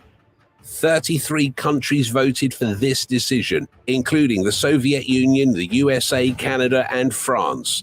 13 countries voted against. The Muslim. I didn't even want to really stop that, but that was another key part. Right. Look at the amount of countries that voted for Israel, and look at the ones who voted against. But also look at the position and the locations of the one that voted against it. Every single country. It came down to one vote. It was Liberia. Was the final vote. No, I mean, brother, hey, look at it's 33 against 13. Mm-hmm. I mean, I guess that's Liberia, right, in West Africa that had a vote, right? So Liberia voted for it. Mm-hmm. But the key thing is, I mean, number one, they got outvoted, but look at all the countries that voted against it. and still to this day, I want to say they're probably more productive or progressive than all of these other countries that voted against it. So they know it, they know the situation. And so what do you think they most what was the biggest key factor for for the difference in the vote, and also for just all those nations around them saying, no, we don't want this? Because Yeah, right well, after this, they went into war. yeah. And so the bottom line is the Jewish state. You know, I would like to one day we do a video on how South Sudan became a state. You know, against all the odds. You know, when you want something bad enough, you'll get it. You know, South Sudan was like this. I always thought South Sudan just give it up, man. I always say, man, you guys got 99% illiteracy rate. What are y'all doing? You know, and guess what, man? I couldn't believe with my own eyes and whatnot. They declared themselves independent. They got a flag, and people recognize them. Next thing you know, international companies are coming there, drilling for oil, laying pipe. They made more progress than we are. You know, they're recognized and everything. You got all these black people in the West got no sovereignty. We don't have any say so over anything that has to do in the world. You know, and that's what we're talking about tonight. You know, how was it that the black man in America, right, probably the most influential black people, have no voice, right? Where's your seat in the UN? Where's your seat at the Council of Nations? You know? Yeah, but still, I was just still trying to get you to just give clarity of the situation in the red. Yeah, that's all the Middle East. You know? Yeah, why all of them voted against it? What was their biggest issue? Because peer pressure. Israel? Peer pressure. You know? Because majority of people in the Middle East, right? If you really look at it, right, the only look, let me tell you how it works, right? The people in the Middle East, right? You have to have a boogeyman, right? You have to have a boogeyman, right? Like if you don't have the boogeyman, what happens is the people will turn on you, right? Israel is a convenient scapegoat for these Arab monarchs, these oil barons, like that, you know. So you have to have Israel, you know. That's why the Israel Jews are not worried about these people because they know, you know. If the bottom line is this. What about the religion? Because I'm trying to look at the things that are different. Oh, let me tell you, do you know that Jews used to live in North Africa, the Middle East, and everything? There's Jewish communities in Iran and all over the world and stuff like that. There's Jewish communities in Egypt. There's Jewish communities in Saudi Arabia, stuff like that. So it's not about religion, you know. It's the fact of the matter is that, you know, Israel became a successful state, right? And the bottom line is it's easier to scapegoat Israel than to look at the problems you have in your own country. That's what it is in a nutshell. You know, if you take away Israel, take Israel on that, who is Iran going to say is a problem? You know, who is Jordan going to say the problem is? You know, who is all these countries going to say the problem is? You know, and then like this, like remember when the Kurds were being and the Shiites and everything? Those people didn't have nothing against Israel. They hated the Sunnis. Iran and Iraq went to war for 8 years. Hundreds of thousands of people died in the war, right? Did Israel have anything to do with that? No. So basically, if you don't have an enemy like Israel, right, then what happens is you start fighting with each other. You know? Yo, that is wild. This is the wildest comment in a long time, yo. I'm not, yo, look, what this guy keep twisting everything I say? You know? So let me just make sure we read it clear. Kala talked negative about Shaq to uplift some random as Jewish people. This Tabron, try to learn some proper English so we can read it properly. But he's basically saying that you're uplifting Jews. And that's what I started off by explaining to people that what we're doing is explaining to people about Zionism, which is you know, the concept of just nationalism. And why why people wanted to build their own nation, and comparing that to the things that we as a people need to do. That's simple. And I'm saying that what I said about Shaq right now, and I'm a fan of Shaq, and I'm a fan of Charles Barkley. I'm a fan of all these guys. You know, I like these rappers and everything like that. But at the same time, right? You know, these people got money, right? And they get high behind their money. You know. And that basically they know that type of black man is always going to be happy as long as you got him money. The Jews, I admire people, right, who believe their nation and their sense of nationhood, their soul. Your nation is your soul, right, is the most important thing. Why do you think Jews people left their businesses and everything, farms, everything? They had all these skills. You saw the video. These people have farming skills in Europe, right? Why did they leave successful businesses and everything, life in Europe, to settle back? Because they wanted to be a people. They wanted a land of their own. And all I was saying was, you know, in America, we're just satisfied with, you know, having sports and entertainment stars and appeasing, making everybody else happy, you know? And so that's what I'm saying. I'm not being just uplifting Jews. I'm saying I admire the fact that they basically wanted a nation of their own, everything, and they got it. You know, that's all. That could be anybody, you know, whether they're right and wrong, whatever like that, Palestinian, that's not my business. You know, I have no dog in that fight. But I admire people that want to do anything it takes to be free and have something of their own. And that's what the problem is, right? We got black people in America who, the people like Tay Brown, right? They don't believe that they're in bondage. They don't believe they're in bondage. No matter what you say, you can sit here and talk all you want. You can sit here and talk about reparations. That's never going to make you happy. The only thing that'll make you happy is you having a nation of your own where you could be in fellowship. The people that talk like Tay don't have any real fellowship, black people. Right now, perfect example what I'm talking about, right, is, you know, when you see brothers, black people and everything, we don't speak to each other.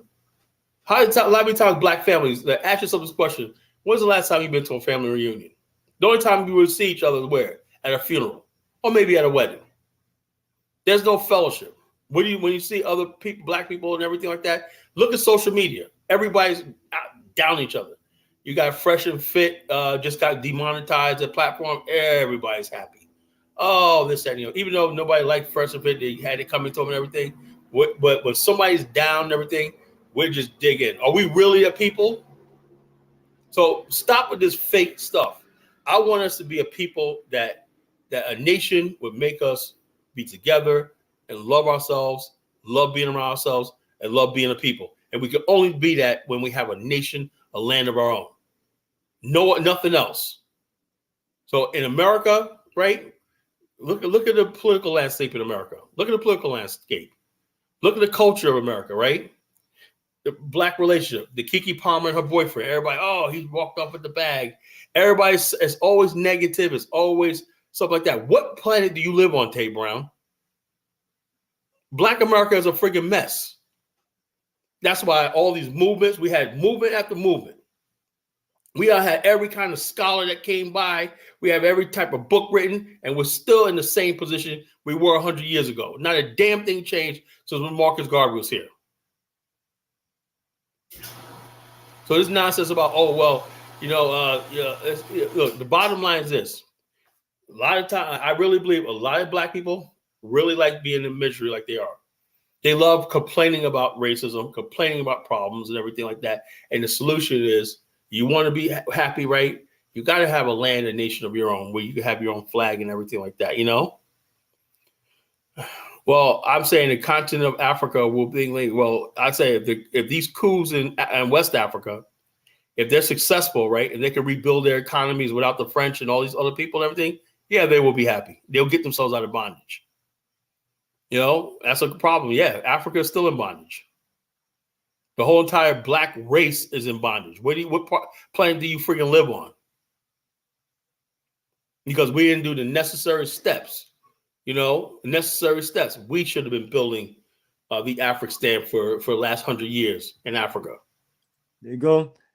And that's what the story is about, family. You know, the same concept and ideology and things that Kala has presented and explained. We've seen how literally this has worked for other people. You know, when we talk about Qatar and Singapore, the same sequence. So I hope that, you know, I know some of us are slow, but I hope that, you know, we have a good energy of people following where we're going with this. You know, we're not here to just push and talk down to us, but, you know, these are all historical events and things that have happened in the last 100 years or so on. And, you know, so, and also when you look at this chart, look at the African continent. What's going on here? These are just all countries under colonization. That's why they're all white. Yeah. Or did they choose not to participate? Most of the countries in Africa didn't have, except for Liberia, didn't have, and Ethiopia, I think it was, didn't have it. Ethiopia was still under like. Well, yeah, it only showed Liberia, and that looked like South Africa. That's South Africa at the bottom. At the top, that is Tunisia somewhere. Yeah, that's Morocco. Unless that's Morocco. That's close to Morocco. Yeah, right there under Spain. That's Morocco. Right. So it's a part of Morocco. I guess that because Morocco is much bigger than that. But that's weird right there. But nevertheless, that's how this is based on that time frame anyway. So a lot of countries were formulated. And then I guess some countries didn't participate. But look at all the green. look how many people really supported it. Yeah. But when you think about it, brother, think about the marketing, think about the propaganda, think about just the energy, and think about people going out there. But even so, think about the modern day lobbying of today. So I'm telling people, if you really want these things, these are the things that you have to do. Go ahead. You know what really worked? When they basically start showing them Holocaust films and everything like that. You know what I'm saying? Marketing, propaganda, this anything to just get people on your side. Right. And I'm not saying whether certain things are real or not real, because as I tell people when it comes to history, I wasn't there. We can analyze things and see certain things also. Right. But let me stop. I want to get the show flag. Exactly. We're not here to question question what people have to do to build Zionism. We're here to talk about what was done and how we can follow certain things. Just like when we talk about all these other countries, that's what I'm always coming at. That's part of our Afrikstan analysis, looking into why a group of people decide they want to do what they want to do and build their level of independence. Even when we talk about independence across the African continent. But I'm sure when people are watching this, because I've heard so many different things.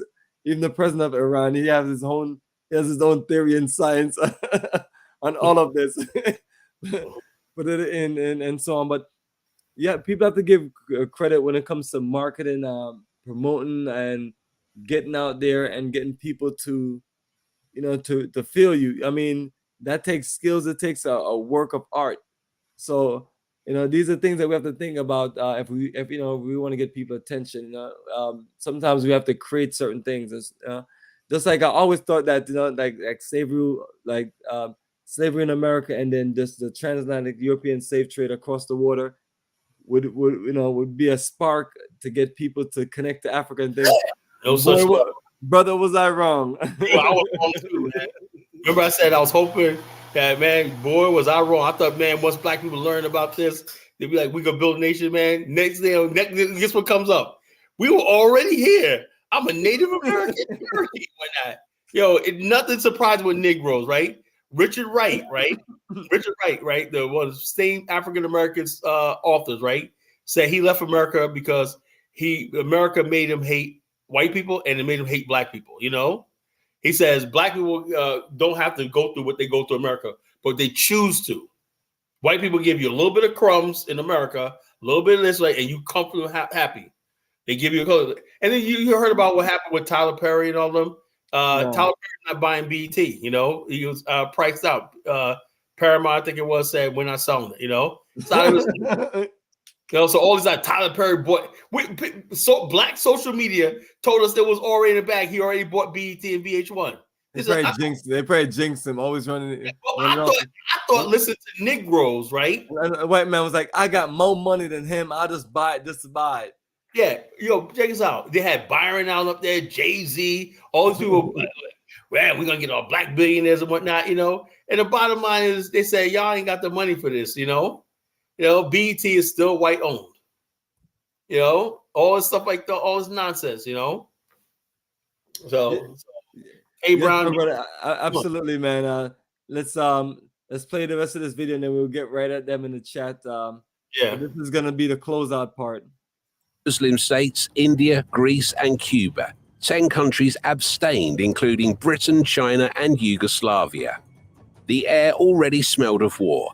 The plan would deprive the Palestinian state of key agricultural lands and seaports. Therefore, outraged Palestinian Arabs struck first. The Jews responded in kind. The flywheel of violence began to unfold throughout the country. The British did not intervene, and the Americans did not send their troops to the Middle East to maintain order.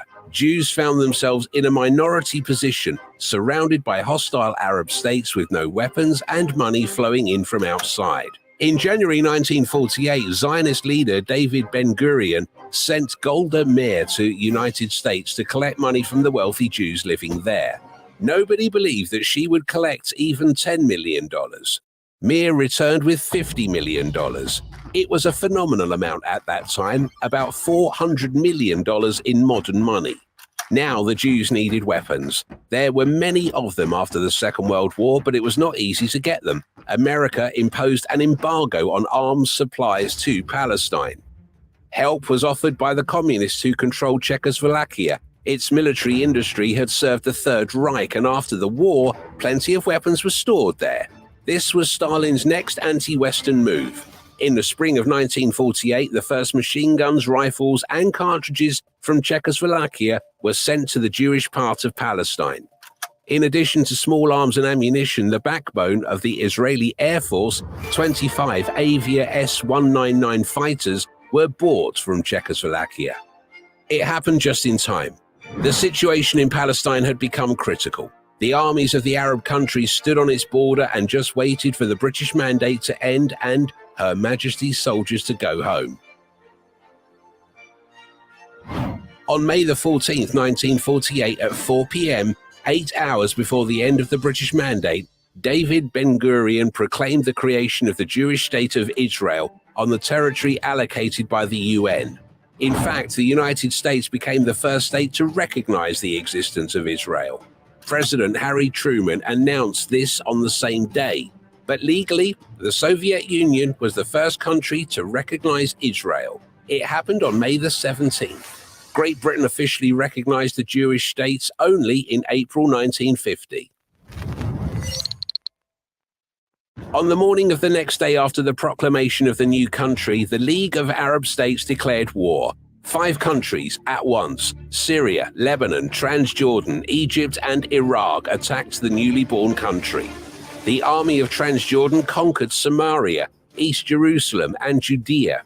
The Iraqi military reached Netanya. The Lebanese and Syrians took control of territories in northern Israel. Egyptian tanks were stationed 35 kilometers from Tel Aviv.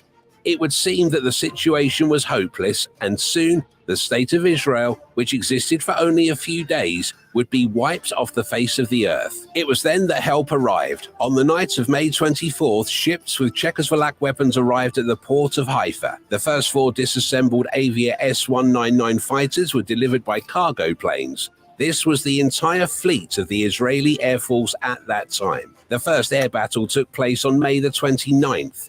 It was impossible to inflict severe damage. The guns were jammed, but the Egyptians panicked. They did not expect that the Jews had strike aircraft. As a result, Egyptian tanks halted their advance on Tel Aviv.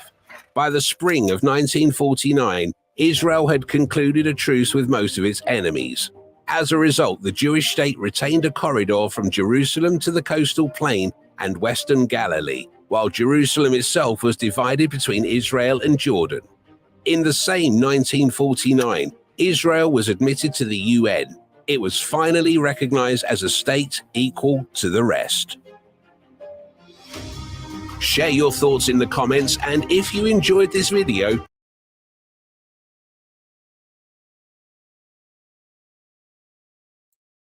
Yes, brother, that is it. So the bottom line is, like the question always asked is, how bad do black people in the West want free? Listen, so now, Tay was saying put Tay's question up there. Very good question, you know. That's why I like the our people. Matter of fact, like, share, and subscribe, folks. Get the party started. Shut some more people out. We're still early in the show. Send some more people out there. I want them to know this, right? Because this is very important. He says, how are Africans still in bondage, Collar? Don't they possess everything you claim we need to build? So, yeah, you got to understand the key word. You said it, nation state, right? You know what a nation is? A nation is one people indivisible. The Jews were one people indivisible. They had Hasidic Jews, Sephardic Jews, Ashkenazi and everything, but they were Jewish, you know? And so it became, Zionism became a political, ethno-political ideology based on Jewishness, you know? There are no real nation states in Africa, okay? There's no nation states. When people think a country, a border is a nation, that's not a nation, right? A nation is the people, one people individual, you know, with a common past, a common purpose, a common future, common language, common everything, you know. What you have is a country, a bunch of artificially created countries, right? The Europeans deliberately put for their own interest and exploitation, right? And they're forced together because the Westerners didn't see Africans, they see black people as black people. They didn't care that the fact that the Igbo and the Yoruba have nothing to do with each other, right? So they put in the houses, they have nothing to do with each other. So they created a state called Nigeria, a protectorate. And then instead of basically saying, let's break this place up based on, you know, a regional thing and let's create a confederation like that. Look at in the UK, you have Scotland, you have Northern Ireland, you have Wales, you have all these other places right there. You have England, you know, but they all have their own autonomy, you know. Let's do it like that.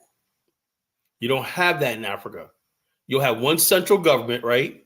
And whoever has the most numbers, right, dominate over people. You got people who have to rule over other people who have no contact with each other. And that's the source of power. You can't build a nation like that. So I hope you guys understand what College Genesis is trying to explain tonight. You know, there are no real nations in Africa. The only country that's closer to a nation is Botswana because they got a homogeneous population. Somalia could be like that, you know, but it has tribal, you know, ethnic problems and everything. Rwanda did a good job in uniting the Hutus and Tutsis to form a nation. You know, nation takes time, you know, to build people together where they basically on one accord. In Rwanda, it's illegal to mention the word Hutu and Tutsi. You know, you're shunned if you like that. Like you got white people come up here, oh, you Hutus. No, we're all Rwandans. How many countries in Africa you go to where you start talking about ethnic and say, no, I'm a Ghanaian. No, I'm not Shanti. I'm a Ghanaian. How many African countries ever graduated to that level?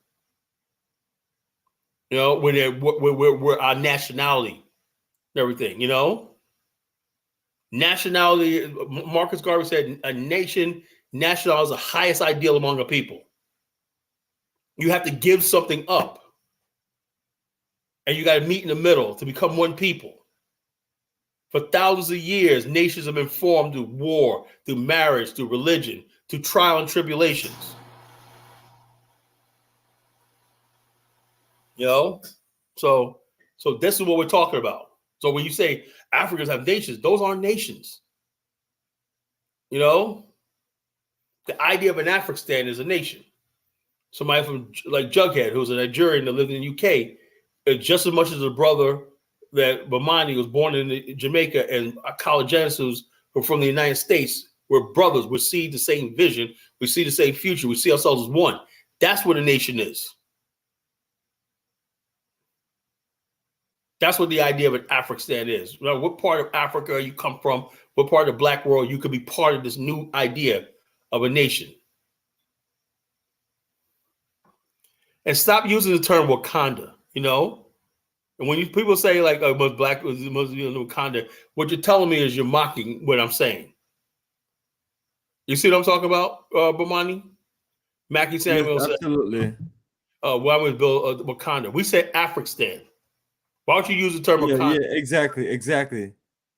Don't insult the man terminology. Tell him who came up with that terminology. It's about Wakanda. Afrikstan. I did. You know, I came up with the idea. What would we like? And explain to him about that. You know, Dr. Arcana as far as your Dr. Arcana took the idea and started calling it Wakanda City. No, it throws away. We're not no Disney fantasy. And Afrikstan means an African with a K. An African K means you think a certain way. The type when we say African, we spell out with a K. That means for the most part, we think that's a radical Pan-Africanist person of African descent, you know? And Afrikstan, stand means land. It means where you stand, where we make our stand, you know? Not where we kneel, not where we grovel, not where we beg, where we stand. You know? That's what stand means. That tells the whole world, right? We're a nation united in this land right here. The highest ideal, that's a nation state. You have the nation, the people, and the state is a territory.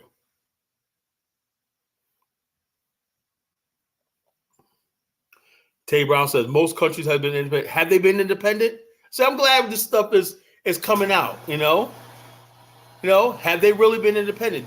Can you come up here and explain to me what independence is? Yeah, that is a great way. World Dutch shell control everything. Are they really independent? Independent from what?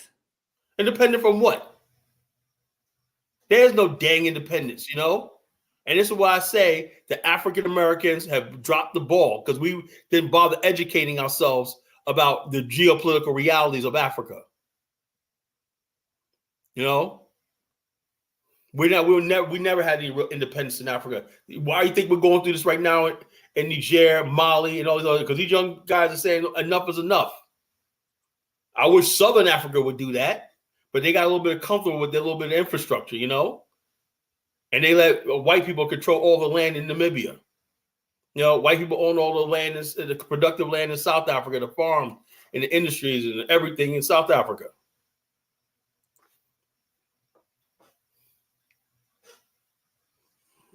There's never been any dang independence. And Winston Churchill said, I believe in the dignity of man and everything, and he said, except for Africa. And you saw in the video, the British were against the Jews. The British don't want to see anybody with independence. If they did, imagine what they think about us. You know, this is another thing, man. Jews knew they could not depend on anybody but themselves when it came down to it. Exactly. Now they needed a whole lot of money and the weapons and everything, and I mean, that was amazing. They got one lady, and she just organized it, and she went out there and got that money. She just went out there and got what she had to do. And it's one of those things where if a nation of people are serious, because then I'm just trying to put together in my mind what she had to do. She had to go out there and lobby herself to let them know, hey, we're building a nation of our own, and it's under attack. Yeah, we need your financial support. When the British mandate, we need all hands on deck. There's a British pulling out, right? The British are pulling out. They're about to be slaughtered, and then the weapons came just at the nick of time. The British like, well, y'all want to fight for this? We're out of here. You know, don't let the British fool you. The British are only out for themselves. The British always, brother, always, man. Sell you down the river in a minute, man. You know, for That's anything. what I'm saying to people. I mean, the only time that these people may do something for you is when they have a great interest in it, and that's it. I mean, no one is doing you any favors, and decisions are made based on their economics. I wish to God people. If imagine the Garvey movement had somebody, rich black people that could raise $50 million at that time. They said it's like $400 million today. Yeah, wow. Exactly. Imagine that. We would have the Congo right now. We would control the Congo right now. You know, but they keep us broke and desperate and destitute. You know, that's why we can't take Africa over. There you go, family. That's what we're dealing with. And what I'm also trying to do is just play a few videos Kala sent me. So these are quick videos. Go through them real quick. And Kala, you sent me this one today. This one is, there it goes. Yeah, Kenyans living in Canada. Canada sleeping on the street after being abandoned by agents and lack of job opportunities. How real is this right here? Yeah, it's real. You know, all over. There's a lot of Africans that live in New York City, on the streets of New York City right now, and Chicago. What's going on? A rich continent. Why do we have people being destitute like this? You know? Yeah. Is everyone coming to America the solution, or do we need to build Afrikstan build Africa? Right? I don't understand. Why, man? There should be people in chat rooms like, yes, Colin, Afrikstan, we need to build Africa. We're not all hands on deck. We're not, you know. The Jews, it was abundantly clear. We need a state of our own. And most Jews don't even live in Israel, but they know how vital it is having that strong state that they can retreat to, or if they're in trouble, they can basically be evacuated or whatever like that. Remember when the Palestinians hijacked the Israeli plane in Entebbe in Uganda?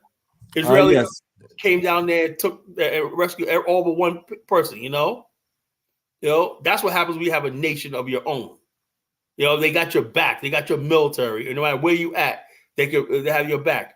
Right now, black people, you go to Africa, is the United States going to have your back and whatnot? No. You can get killed in Africa and whatnot, and they're like, oh, well, ain't nobody going to do nothing for you. They may they might evacuate you in a certain situation, but the bottom line is you ain't going to get no help from the United States anywhere. Where's our military? Who looks out for us? Real talk, brother. Real talk, family. So that's why we're showing you. That's why we're sharing that video about Zionism. You know what I mean?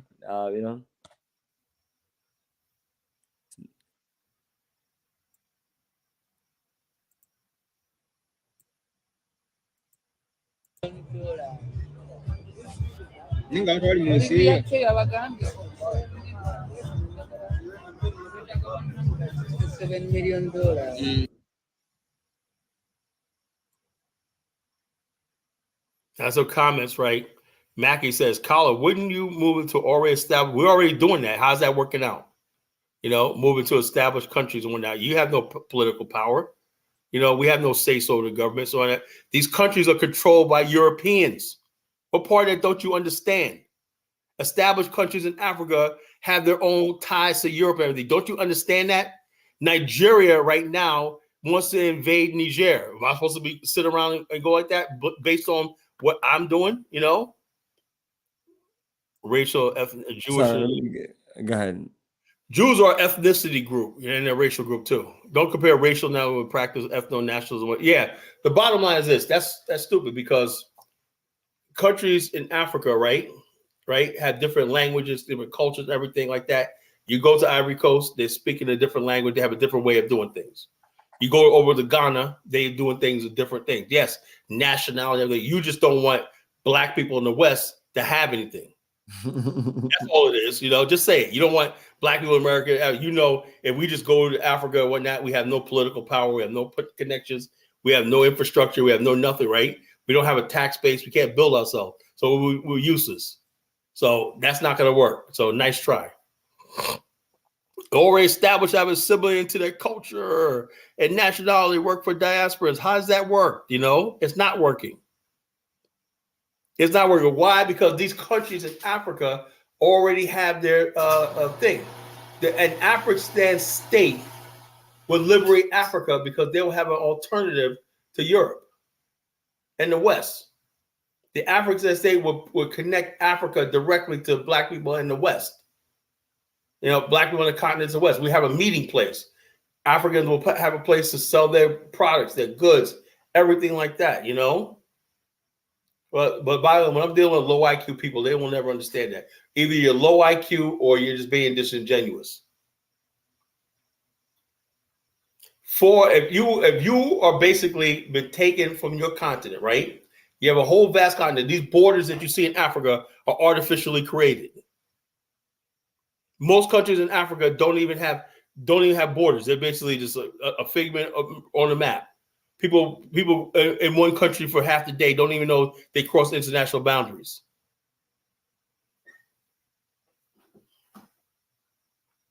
Yeah, Kyle, you gotta read it. You gotta read this one fully, or I could just read it off also. Okay, I'll read it. You're claiming to be building a nation for us involving non-Black Americans. See, another ADOS FBA. Another ADOS FBA.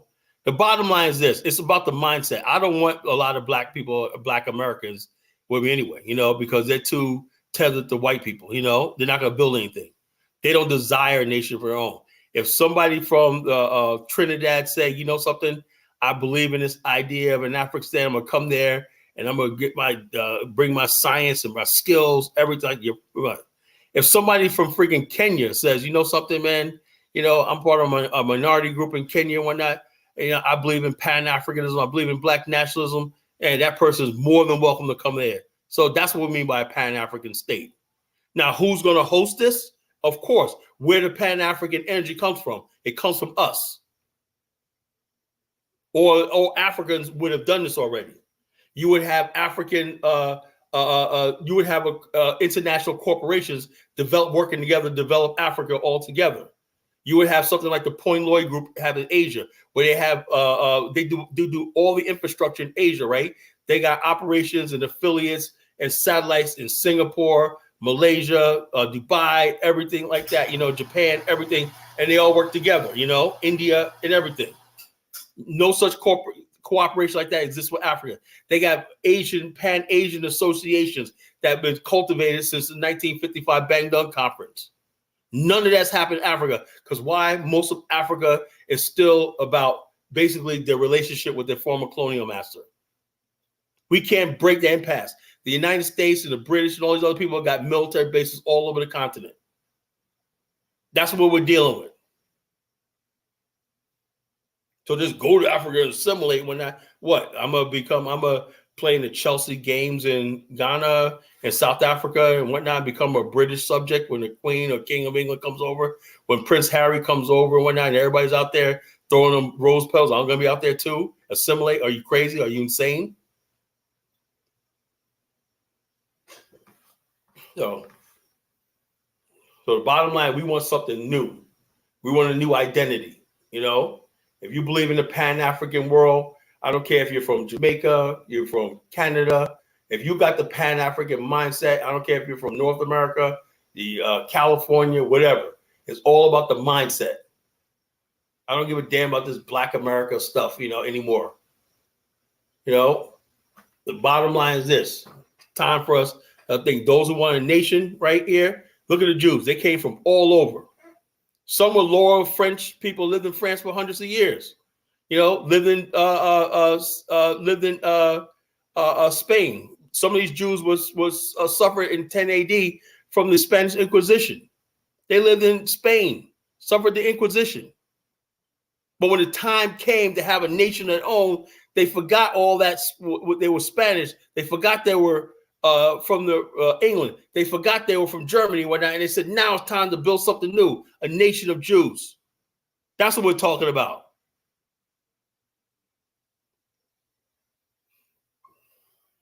Yes, Kala, breaking it down. Yes, brother. Yes. Mindset. We don't have that mindset. We don't love ourselves and we don't think ourselves worthy. That's why people argue. So for the next 100 years, what should we do? We watch every last single city in America right now before our eyes. Crime, smash and grabs. Crime is out of control and everything like that. Black relationships are out of control. All you see is black men ain't no good and everything. There's nothing working right now in America. So you should be saying anything is better than what we have right now. Well, I don't know. Jews are ethno religion. Some Jews are secular, some are Orthodox. For example, let me give you an example. A lot of Hasidic Jews, right, are very religious, right? They don't believe in a Jewish state. Some Jews to this day don't believe in the state of Israel. They don't believe in anything secular. And the real Hasidic Orthodox Jews, right, they don't even watch TV. They can't name you 3 baseball teams. They live in New York City all life. They can't name you 3 baseball teams. They don't know anything. They don't have any radio, anything like that. They just read the Torah all day and all night. They don't care about Israel. They don't care about politics. The answer to Zionism was the fact that people were Jewish ethnically, right? And so religiously, some people are secular. It's like some people call themselves Christians, right? But they don't go to church. But the bottom line is this, you know, no, we're not Jews. No, we're not Jews. The bottom line is this. They understood that whatever Jewish identity they had, right, they had to hide it. Even though a lot of them weren't even practicing Jews religion. Ethnically, they were Jews. They were Yiddish. They speak Hebrew and everything like that, right? But they had to hide it. And they were tired of living in the shadows of other people. That was the reason for the Zionist movement, right? And the religious aspects of the Jews came later. Okay, we could practice our religion and everything. There's some Orthodox Jews never left. They still live in Morocco, Algeria, Libya, Egypt, and they don't want nothing to do with Israel, you know? Because they don't see Jews as being political. But some do. Some don't. But I think people should get more educated on these topics, right? And there's a lot of nuance before they start commenting. Definitely. You know, folks nowadays things is it's cool to be ignorant.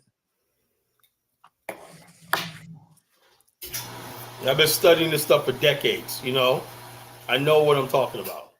I don't study. I didn't get my knowledge from Google and Wiki. I used to be in the library with books, reading many books on this subject.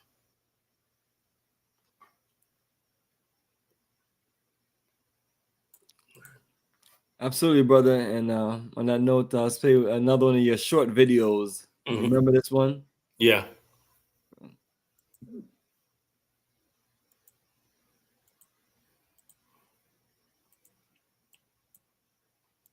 African Union rejects ECOWAS plans to attack Niger and return democracy through violence.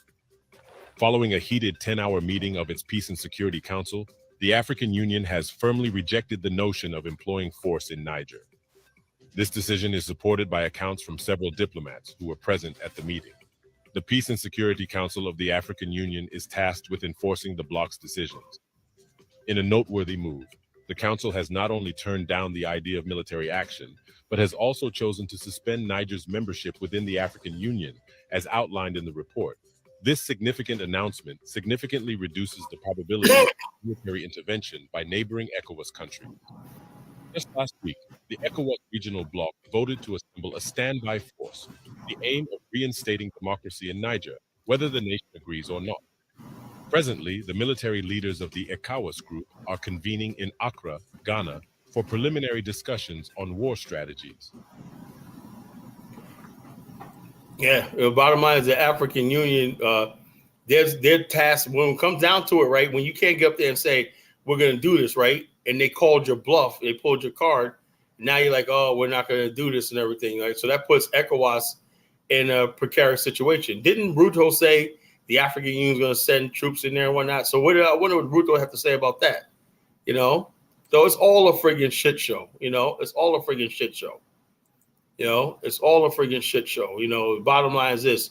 They want to go in for, I hear there was a strike on Niger today.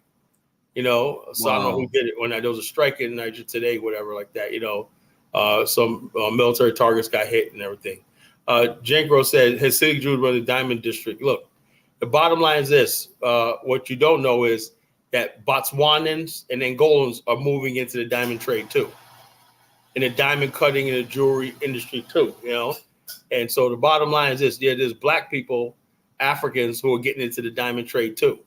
And not only that, they got a huge market in China, right? Where they're making jewelry and they're basically selling diamonds and jewelry on eBay and making the money. You don't know that. We still think, oh, Jews got the diamond district. Yeah, let them have the diamond district. But we're coming up too. We're coming up too. And what we have to do is start getting behind the people in our own race that's competing with the Jews. Botswana is now basically going to be the #1 diamond producer. And also, let me give you a background to this, right? Now they have this thing called the Kimberley Mines Agreement, right? With diamonds, right? And what they call conflict diamonds, right? They call blood diamonds, right? Now, what are blood diamonds? Diamonds that are derived in conflict, right? What this is like you said, you have a lot of Jewish people, Jewish diamond dealers and whatnot, they were in Liberia and Sierra Leone getting diamonds out, right? And everything. Nobody ever called them with their diamonds blood diamonds, right? It's only when black people start getting into the diamond trade and stuff like that and controlling it and everything like that they say it's conflict diamonds. Perfect bit, right? We could all say that Botswana is a model country, right? His leader, Seretse Khama, and his son, Ian Khama, led Botswana to a prosperous nation, right? Using the diamonds to build this industry and everything. Now Botswana is like one of the world's getting into jewelry and diamond production and retail around the world. They're investing in other parts of Africa too now, Botswana and other affiliates and everything, right? Now, a few years ago, about 10 years ago, about 2010, I believe it was, right? Botswana had discovered some diamonds in the bush, right? A diamond mine in the bush. Now, if they mine that diamond mine, right, dig those diamonds and everything like that, they would basically corner the market on diamonds and control the world. Suddenly out of nowhere, right? So this is why I said you got to know your history, you got to know what you're talking about, and you got to keep up on current events. And how you do that is you listen to the College Genesis by joining the social network, the BAIO social network on the Ning site and whatnot, and contact me and I'll tell you if you don't know. Anyway, the left wing, the left wing fanatics in San Francisco and all these other places, right? And I was shocked to find that, and I saw this against Paul Kagame later on, right? They were basically calling Botswana stuff blood diamonds. Then right away they basically saw the indigenous. Then I started learning about this whole indigenous thing, right? The indigenous people of the Bushmen are being pushed out of their land. Wait a minute. I said, wait a minute. The Setswana people are the majority, right? They've been there just as long as the Bushmen. What makes the Bushmen indigenous, right? That means you're more rightfully own the land, right? And also the government of Botswana, right, have tried to basically tell the Bushmen, right, to give up the hunting and gathering and throwing spears at elephants and giraffes and everything, right here, and learn trades and everything. Basically, they don't want to do that. And a lot of times the Bushmen, they don't tell you, right, are involved in the illegal ivory trade, the rhino horn trade and stuff like this, poaching and stuff like this. But it's all right for them to poach, right? Because that's their natural way of life. You can't interfere with them, even though they're just out for the quick buck. They don't want to come to the city, become civilized, and be part of this modern society called Botswana. They don't want the education, everything like that. So the whole country has to sit back and let these people hold back progress. So Botswana said, forget you. We're going to do it anyway. So the Western world starts saying Botswana is conflict blind. Now, this what gets me about people who talk about left-wing and right-wing politics. And a lot of so-called Pan-Africanists are leftists and everything like that. The leftists are part of white supremacy too, because the left wing and the right wing work together. Now, the left wing in the world was saying, oh man, the poor indigenous people, we got capitalists and everything. They know the fact of the matter is they don't want the Botswanans to have their diamonds, right? But they know they can't come and say, don't do that, right? Because you're going to put us out of business, right? We don't want to put the Jews and all those other people out of business, right? So they come up with this idea that they care so much about the Bushmen people. And so therefore, Ian Khama said, forget you. We're going to do what we got to do anyway. And Botswana has been under attack. Well, Ian Khama is running for another term. And the same thing to do with Kagame. Anybody they can't control. Now, for when I hear Ian Khama might be compromised with the United States, he might have buckled under some pressure and stuff like that. They even wanted Ian Khama to attack Mugabe. He refused to do that and whatnot. And the United States wanted to use Botswana as a staging ground to invade Zimbabwe and stuff like that. He said, no, you're not going to do that and stuff like that. So there's a lot going on, right? And if you don't know what's going on the continent, right? Well, anytime they make you turn you against the African leader and everything like that, look at the whole situation. What led up to all that? Because first thing they try to tell you is he's a tyrant, he's a dictator, and all stuff like this. Instead of looking at the whole situation, oh, he only became a dictator. He only became a tyrant, right?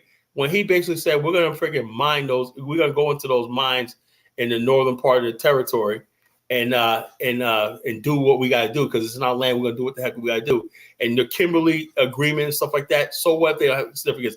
These are not conflict diamonds, right? The Kimberley mines is basically the Kimberley agreement is basically to make sure that people like the Beers and all these other people have a monopoly on the price of diamonds throughout the world.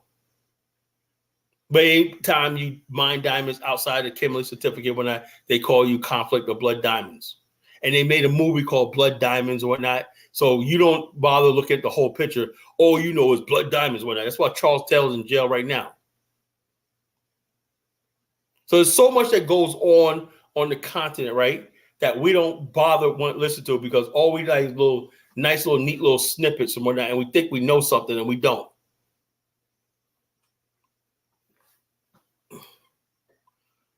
So the bottom line is this: we have to be more thing before we start being emotional.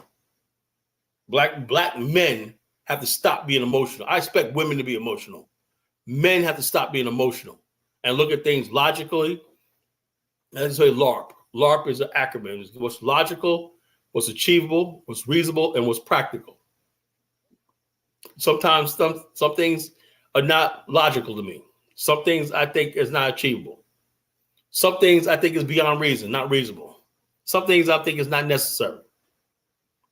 Right? That's why I use LARP. Is that really practical? Is that really achievable? No, I don't think we can do that. You know, is that logical? Does that make any logical sense? Does it balance out in logic? You know, like I said, people ask me about reparations. That's not logical. It's not achievable. It's not reasonable. It's not practical. It's never going to happen. Since it's never going to happen, let's look for something else to do.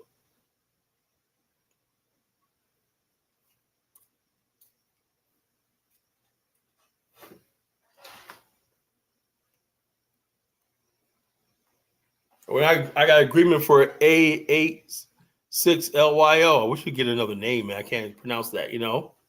I got an agreement. We're making progress here, Bomani.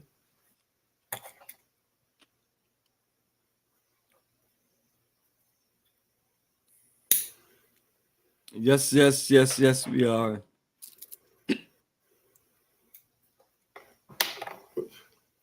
Making progress here. So the bottom line is tonight is he says we're emotional on YouTube. That's what he agreed about, the emotional part. Oh man, I thought I had him. But the bottom line is this, you know, yes, black people, just not just black people, African Americans, Africans too, they're emotional. You know, they're emotional, they're triggered by racism and stuff like that. And I'm like this, the easiest way how to avoid racism for Africans, stop going to these white people's countries, you know? Man, I was in Ukraine and whatnot, and I tried to bring my Ukrainian girlfriend out, and a bunch of skinheads beat me over the head. What the hell are you doing in Ukraine? And what are you doing with their freaking women? You know, that's easy. Go back to Nigeria, go back to Ghana, whatever like that, and get yourself a Ghanaian wife or Nigerian wife. Leave their women alone. Problem solved. You know, so that'll solve the problem right there. Anybody else want to hop on?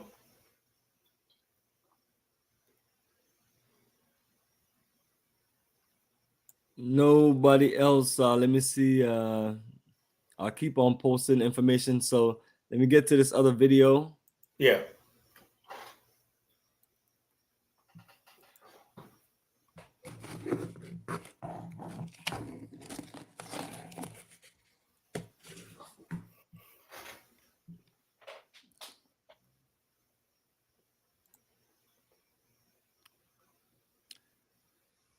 Yes, Carla. Well, let me clear this one part off, and just want to see what you think of that screen right there. That's Djibouti right there. These are all foreign bases.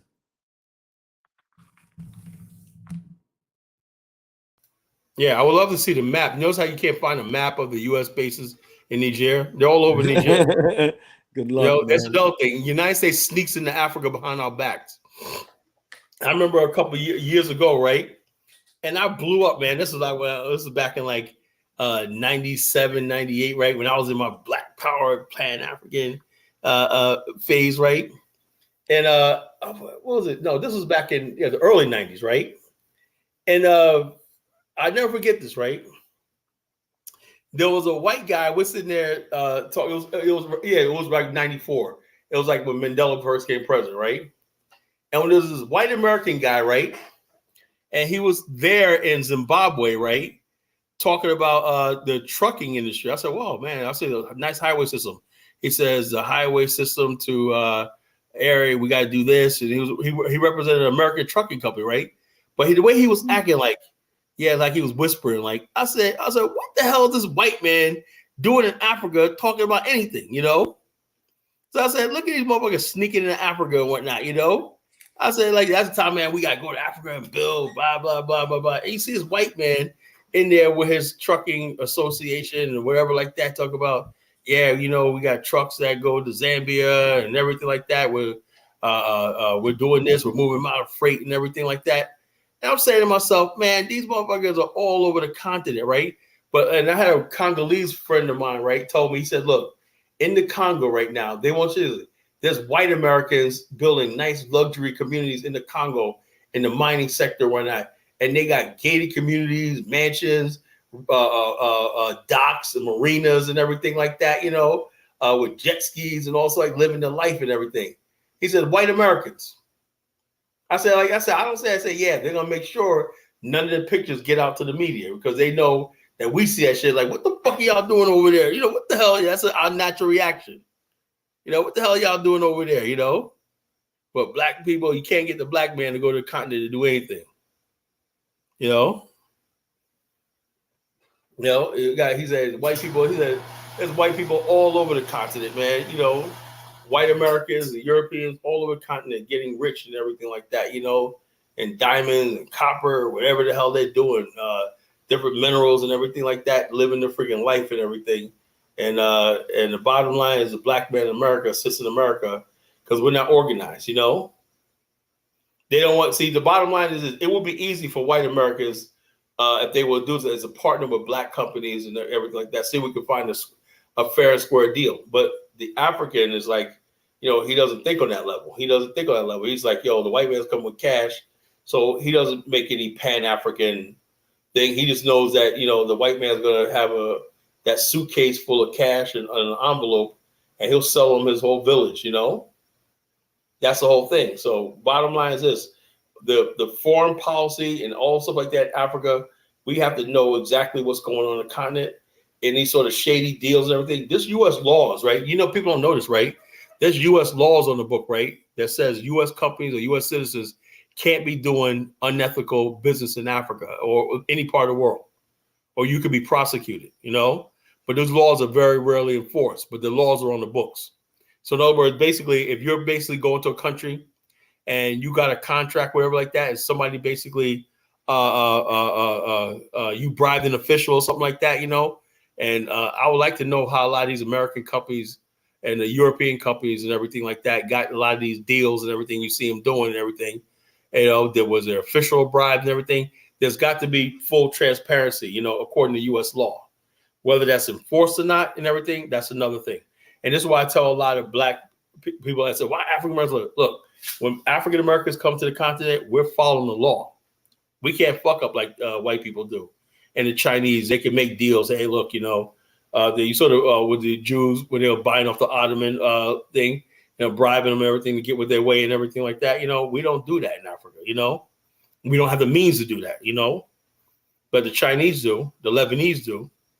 Everything. The United States, for the most part, don't do that, right? But I'm sure, you know, through third-party affiliates and stuff like that, stuff does get corruption does happen. You know, so it's like that. So we're following a different thing. We can't just come to Africa like the Lebanese and everybody do. We're constrained by U.S. law. You gonna play the video, brother?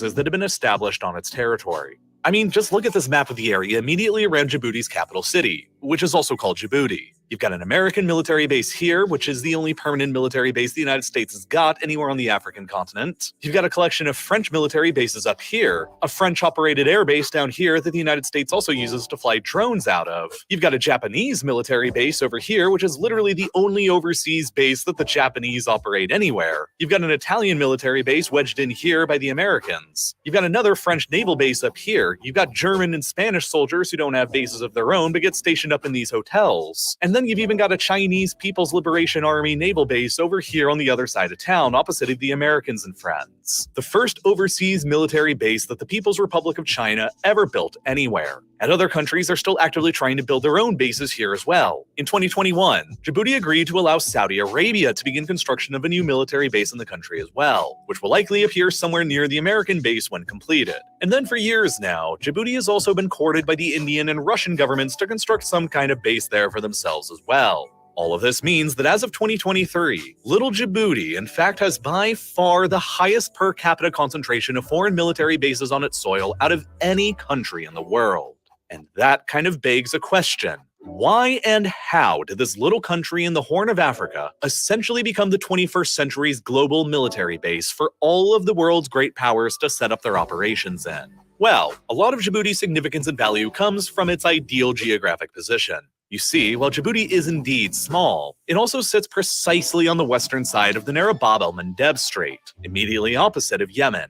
At its narrowest point, this strait is but 28 kilometers wide, and it is those 28 kilometers that all ships must pass through in order to get between the Red Sea and the Gulf of Aden. And in effect, because of the Suez Canal further to the north through Egypt, it is these 28 kilometers that all ships must pass through in order to get between the Mediterranean Sea and the Indian Ocean, at least quickly. This makes the Bab el-Mandeb Strait one of the most geopolitically crucial maritime choke points in the world, especially from the perspective of the global oil and gas industry and the state security of dozens of countries from all around the world. You see, while the Red Sea and the area around the Bab el-Mandeb Strait never yielded very many lucrative oil or natural gas discoveries, the nearby Persian Gulf region on the other side of the Arabian Peninsula literally contains the highest concentration of oil and gas found anywhere on the planet. Approximately half of all the world's known oil reserves and around a third of all the world's current oil production, in addition to around 40% of all the world's known natural gas reserves, are found only here, scattered around the shores of Iran, Iraq, Kuwait, Saudi Arabia, Bahrain, Qatar, the United Arab Emirates, and Oman. These reserves include the largest single oil field ever discovered in the world here at Gawar in Saudi Arabia, and the largest single natural gas field ever discovered in the world here at the North and South Pars field in the center of the Gulf shared between Qatar and Iran, which all on its own represents around a fifth of all the natural gas reserves ever found on the entire planet.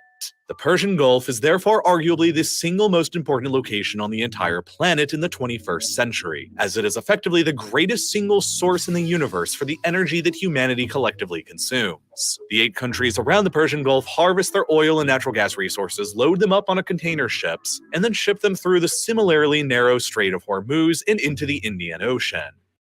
What if you could do SEO smarter and faster with Then travel onwards to markets all around the world. For the ships carrying Persian Gulf oil and natural gas towards Asia, the journey then takes them across the Arabian Sea and the Bay of Bengal, then through the narrow Strait of Malacca, and then onwards to the energy-hungry economies of China, Taiwan, South Korea, and Japan. But for the ships carrying Persian Gulf oil and natural gas onwards from the Strait of Hormuz to Europe, the quickest and most efficient path is for them to then head west across the Gulf of Aden, through the Bab el-Mandeb Strait past Djibouti, up the Red Sea, and through the Suez Canal across Egypt and into the Mediterranean, before then continuing onwards to ports across the European continent. As of 2022, approximately 20% of the European Union's oil imports and 24% of their liquefied natural gas imports were all coming in from countries around the Persian Gulf and delivered almost entirely by containers passing through the Bab el-Mandeb Strait and the Suez Canal. Were either of these choke points to become somehow obstructed or blockaded, the European Union would in a flash lose a major import route for huge volumes of their oil and gas supply that powers their societies and economies. And the only possible alternative route for Persian Gulf oil and gas to reach the European market would be by then sailing the very long way around the entirety of the African continent. A route that adds weeks to delivery times and consequently adds higher costs to the prices of imports. This risk was most laid bare back in March of 2021, when a container ship ran aground within the Suez Canal and blocked it all off to trade for a period of 6 days, resulting in hundreds of ships queuing up to pass through the canal that collectively prevented an estimated $9.6 billion worth of trade from taking place. Were the Bab el-Mandeb Strait to become blocked for whatever reason instead, the result would largely be the same. And that is a massive fear to Saudi Arabia. You see, if there were ever a textbook definition of what a petrostate looks like, it is Saudi Arabia. The country controls 15% of the entire world's proven reserves of oil, largely around its territory bordering the Persian Gulf. The Saudis are the largest oil exporter in the entire world, and they also maintain the largest oil production capacity in the entire world. The Saudi state is defined by its vast oil reserves and production and ability to sell and export that oil to markets around the world. 40% of the entire Saudi GDP is simply the country's oil industry, while on average over the past decade, Saudi oil revenues have provided a whopping 75% of the government's entire annual budget that funds everything from ambitious construction and infrastructure projects to the Saudi armed forces. Therefore, if Saudi Arabia's ability to export oil abroad and earn revenue to fund their government was ever put into jeopardy, it could end up literally meaning the collapse of the central Saudi state and even the Saudi absolute monarchy, since nearly all of Saudi Arabia's oil fields are located in the east of the country near to the Persian Persian Gulf, the easiest and most obvious method of getting their oil out to global markets is by putting them on container ships and sending them through the Strait of Hormuz. But that strait is vulnerable because at its narrowest point, it is less than 34 kilometers wide, and the entire northern shoreline of the strait is controlled by their greatest geopolitical rival, the Islamic Republic of Iran. Throughout the decades, the Iranians have frequently threatened and boasted about their ability to shut down the Strait of Hormuz if they ever felt like it, either by placing countless naval mines across the strait and/or by lining the north shore of the strait with area denial weapons, like surface-to-ship and surface-to-air missiles, and just attacking everything that comes through it. Such an action would probably trigger a military response from the United States, but it would also, at least temporarily, crash Saudi Arabia's ability to export oil through the Strait of Hormuz and keep their government functioning. So, in order to mitigate that risk a bit, the Saudis constructed what's known as the East-West Pipeline, which can transfer limited volumes of their crude oil from their fields around the Persian Gulf to ports over on the Red Sea, where the oil can then continue on to world markets through either the Bab el-Mandeb Strait in the south or the Suez Canal in the north. But unfortunately for the Saudis, even this ability has come under threat because of the civil war in Yemen.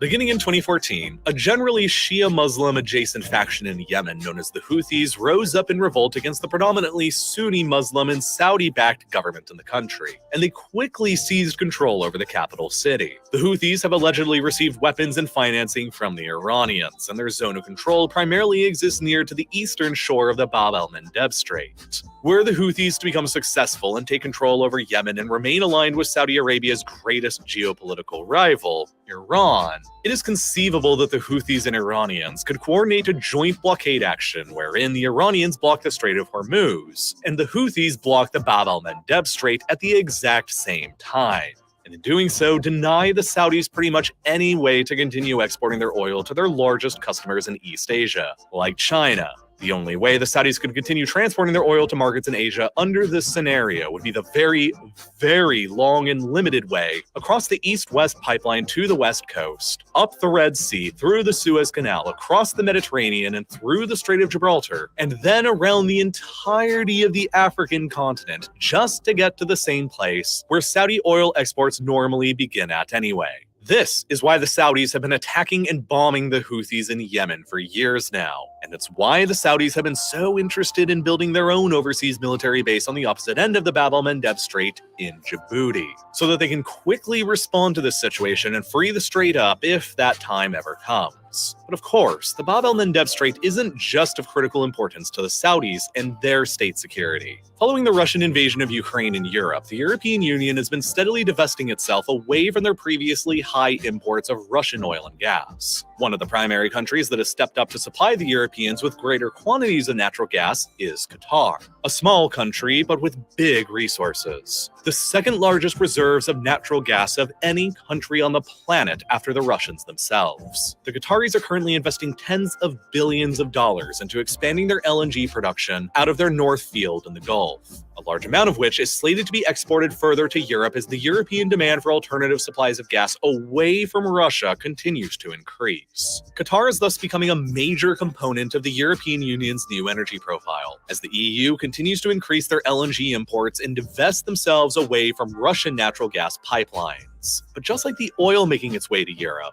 the cheapest, quickest, and easiest way for Qatari LNG to make its way to Europe is also through the Strait of Hormuz, the Bab el-Mandeb Strait, and the Suez Canal. Consequently, the Bab el-Mandeb and the Suez Canal alike are both gaining in global importance. Even as far back as 2018, before all these major geopolitical shifts, an estimated 6.2 million barrels worth of crude oil a day were passing through the Bab el-Mandeb Strait toward Europe, Asia, and North America, representing around 9% of all the traded oil in the world. And it's not just oil and gas that makes the Bab el-Mandeb so important either. From China's perspective, the strait is a critical component making up their shortest maritime export route to Europe as well. China's economy is basically based around importing enormous amounts of raw energy materials from the Persian Gulf states, using those enormous raw energy materials to produce enormous volumes of manufactured goods, and then exporting those enormous volumes of manufactured goods to the world's largest consumer markets in North America and Europe. These manufactured exports represent around 30% of the entire Chinese economy, and the quickest and cheapest way for their exports to make it to the European market ends up passing through the Bab el-Mandeb Bab-el-Mandeb Strait and the Suez Canal, rather than sailing the long way around either Africa or the Pacific. Ultimately, the Bab-el-Mandeb Strait is one of the most critical maritime choke points that keeps the pace of globalized trade.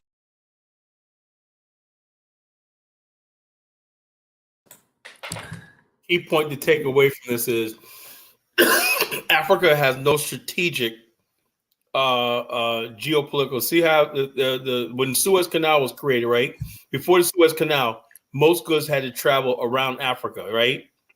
And that's how South Africa developed, because South Africa was a major transport point between Europe and Asia, you know, and the Cape of Good Hope and stuff like that. When the Suez Canal was created, that cut that off, you know. And so therefore, right now they're saying, look, you know, traveling around Africa is too expensive and everything. So you look at Djibouti, right? All these countries have military bases in Djibouti, right? That's on African soil. Now, someone asked me a question, like a question was asked, thing like not no one's even upset about that, you know. So let me see. Carlos talking crazy. There's no way you can have your own nation. But he has nothing to say about the U.S., Japan. What was the other countries? They all have bases in Djibouti and whatnot, you know?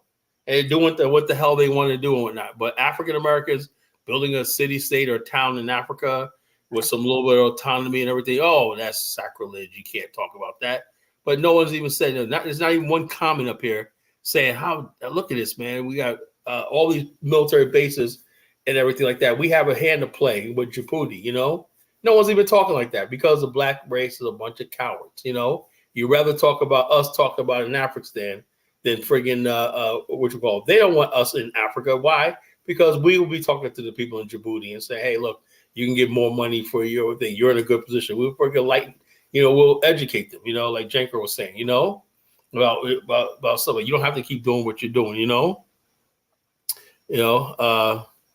He's in feel entitled to. Yeah, I feel entitled. I'm an African descent. Yeah, I'm entitled, you know. Africa belongs to me. It belongs to all of us black people, you know. What part of that you understand? Brody says, Carla, an article with name said Surge. Just stop using. I'm not going to answer that. I'm sick and tired of it. You have a problem with the term African American. Who cares?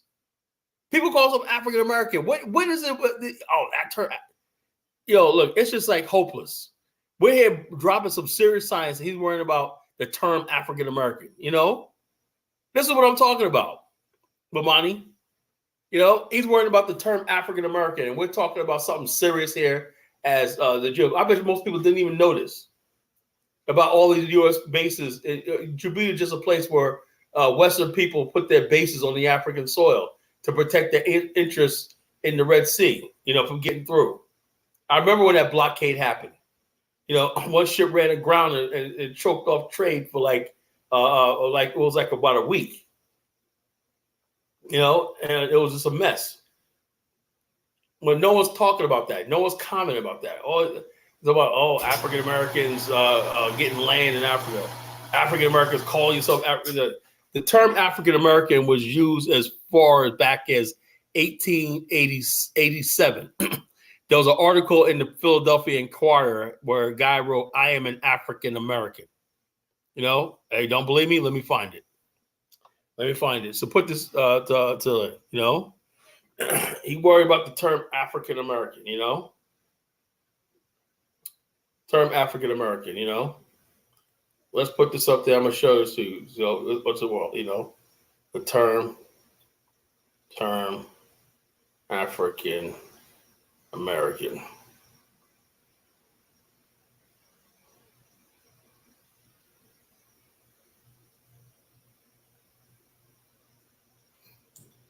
Hey, Kala, Baruti wanted to know, he said, Kala, did you miss my question? So the bottom line, when you start talking about the term, and Jesse Jackson didn't create the term. Malcolm X used the term. Edward Wilmot Blyden used the term, African American. What's the problem with this? We're African Americans, you know? We're Americans because we're Americans on nationality. This is where our culture and our identity was formed, right? We're the Africans of America. Just like you have Scott Irish, right? What's the difference between a Scott Irish and an Irishman? that's a Scottish person who lived in Ireland. He's a Scot-Irish. No matter how many years they've been in Ireland, he's still a Scot-Irish. You know, you have French Canadians. Okay, you have German Americans. You have Italian Americans. You have Chinese Americans. You know, they're different from the Chinese or the Italians in Italy. You know, So what's the big deal about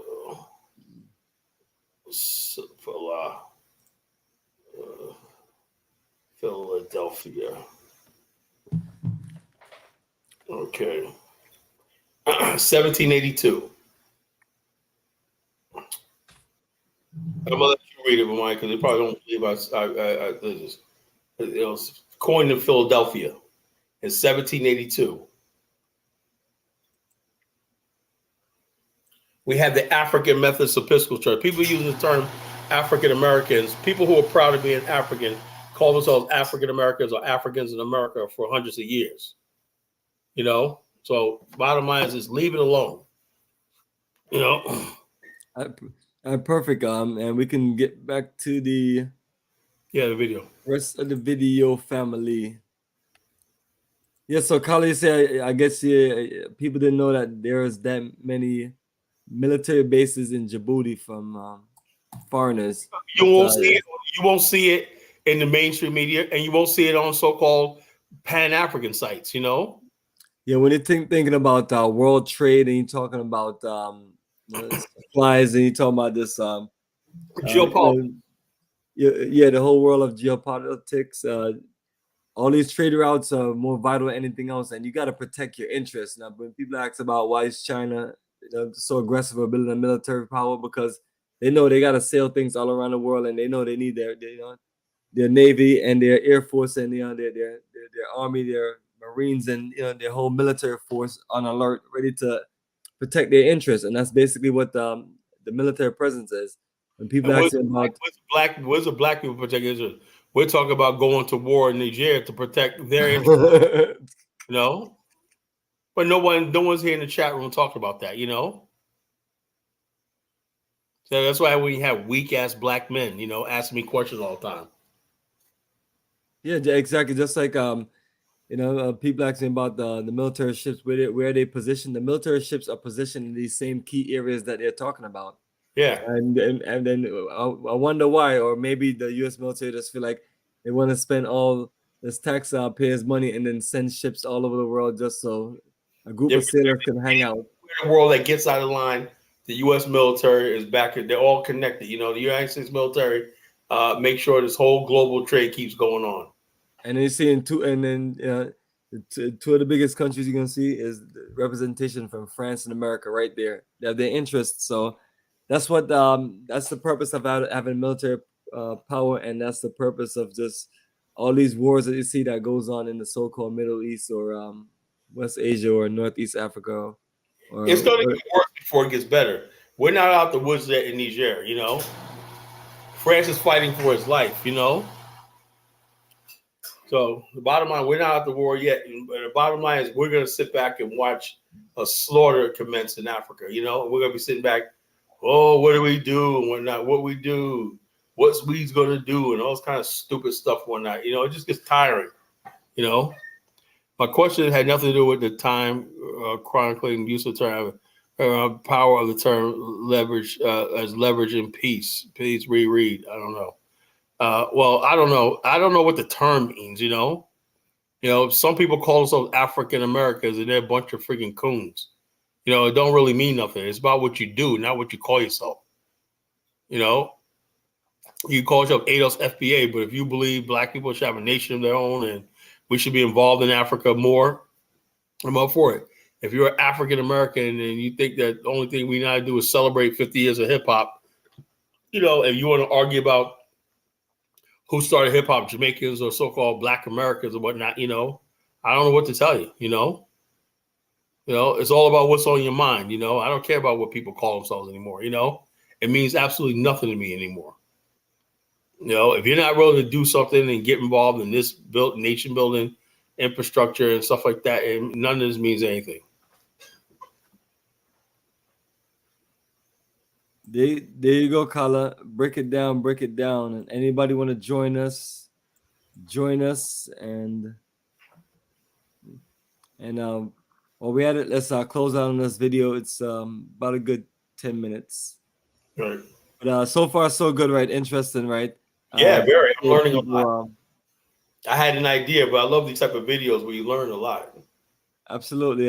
It's a lot of educational information out there, but people have to, we have to embrace the knowledge and use it to just build better tactics and strategic game plan. Then you have a frame of reference.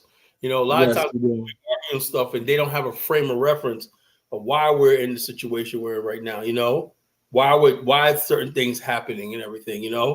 I think every black man, every black woman, particularly black men, should have some sort of geopolitical. What I do like about a lot of our continental African brothers and sisters, they seem to be more geopolitically aware on topics than Black America.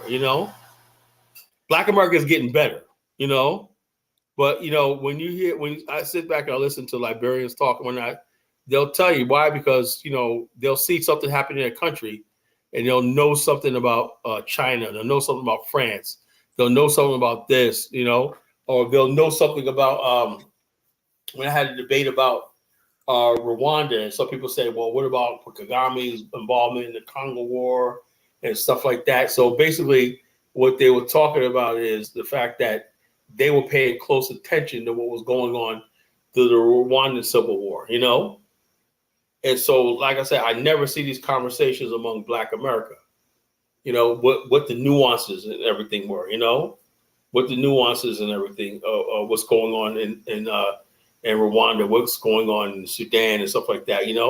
I had an idea, but the only people I could talk to are Black people from the continent, because they'll talk, they'll be real thing. Like we had Kafaro on that one time. Remember, he was telling me about, and even though they say Kafaro is more like a Negropean, he doesn't believe in the Amazonia situation, breaking free. No, one Cameroon. Well, why don't you go to Cameroon and live there?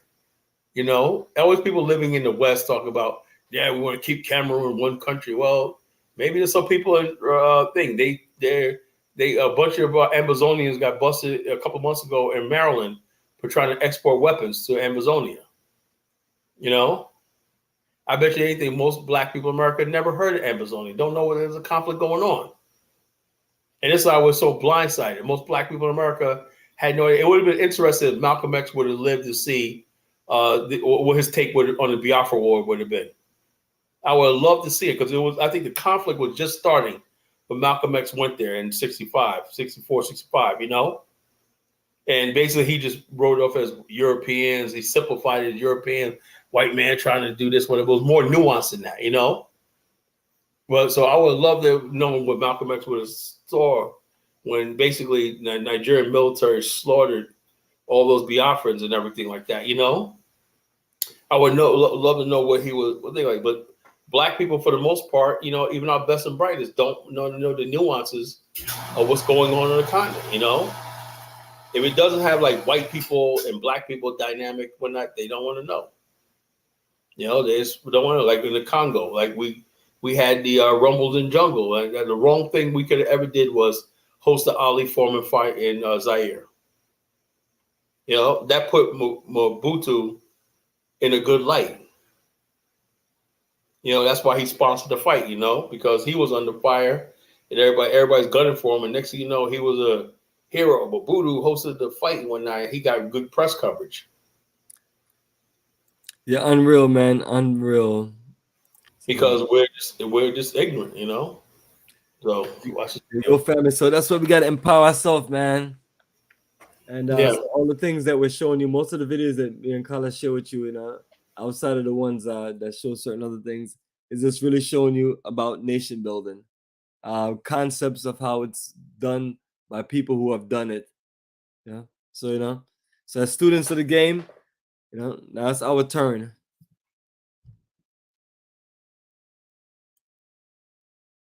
Strait alive and well. Europe needs the strait to be secure to continue importing large amounts of their oil and gas from the Persian Gulf, and large volumes of manufactured products from China as cheaply and as quickly as possible. Persian Gulf states, and primarily Saudi Arabia, need the strait to remain secure so that they can continue selling oil and gas to Europe and Asia, and keep their foreign policy options flexible. China needs the strait secure to continue exporting their manufactured goods to Europe as quickly and cheaply as possible, while the United States wants the strait to remain secure to keep global trade from falling apart, and to keep the European oil and gas supply steady in the face of Russian aggression and energy warfare in Europe.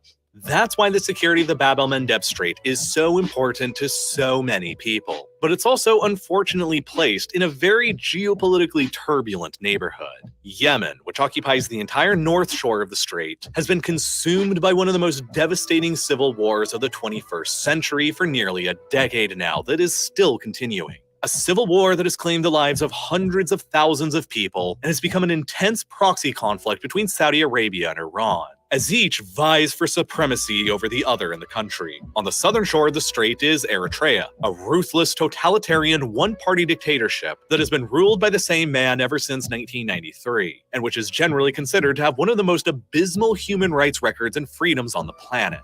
Genuinely on a par with North Korea. Eritrea was also locked in a conflict over disputed lands with neighboring Ethiopia for decades, until it was resolved only in 2019. But the very next year after that, the Tigray War exploded in Ethiopia just across the border, as the Tigray region of Ethiopia rebelled against the central Ethiopian government.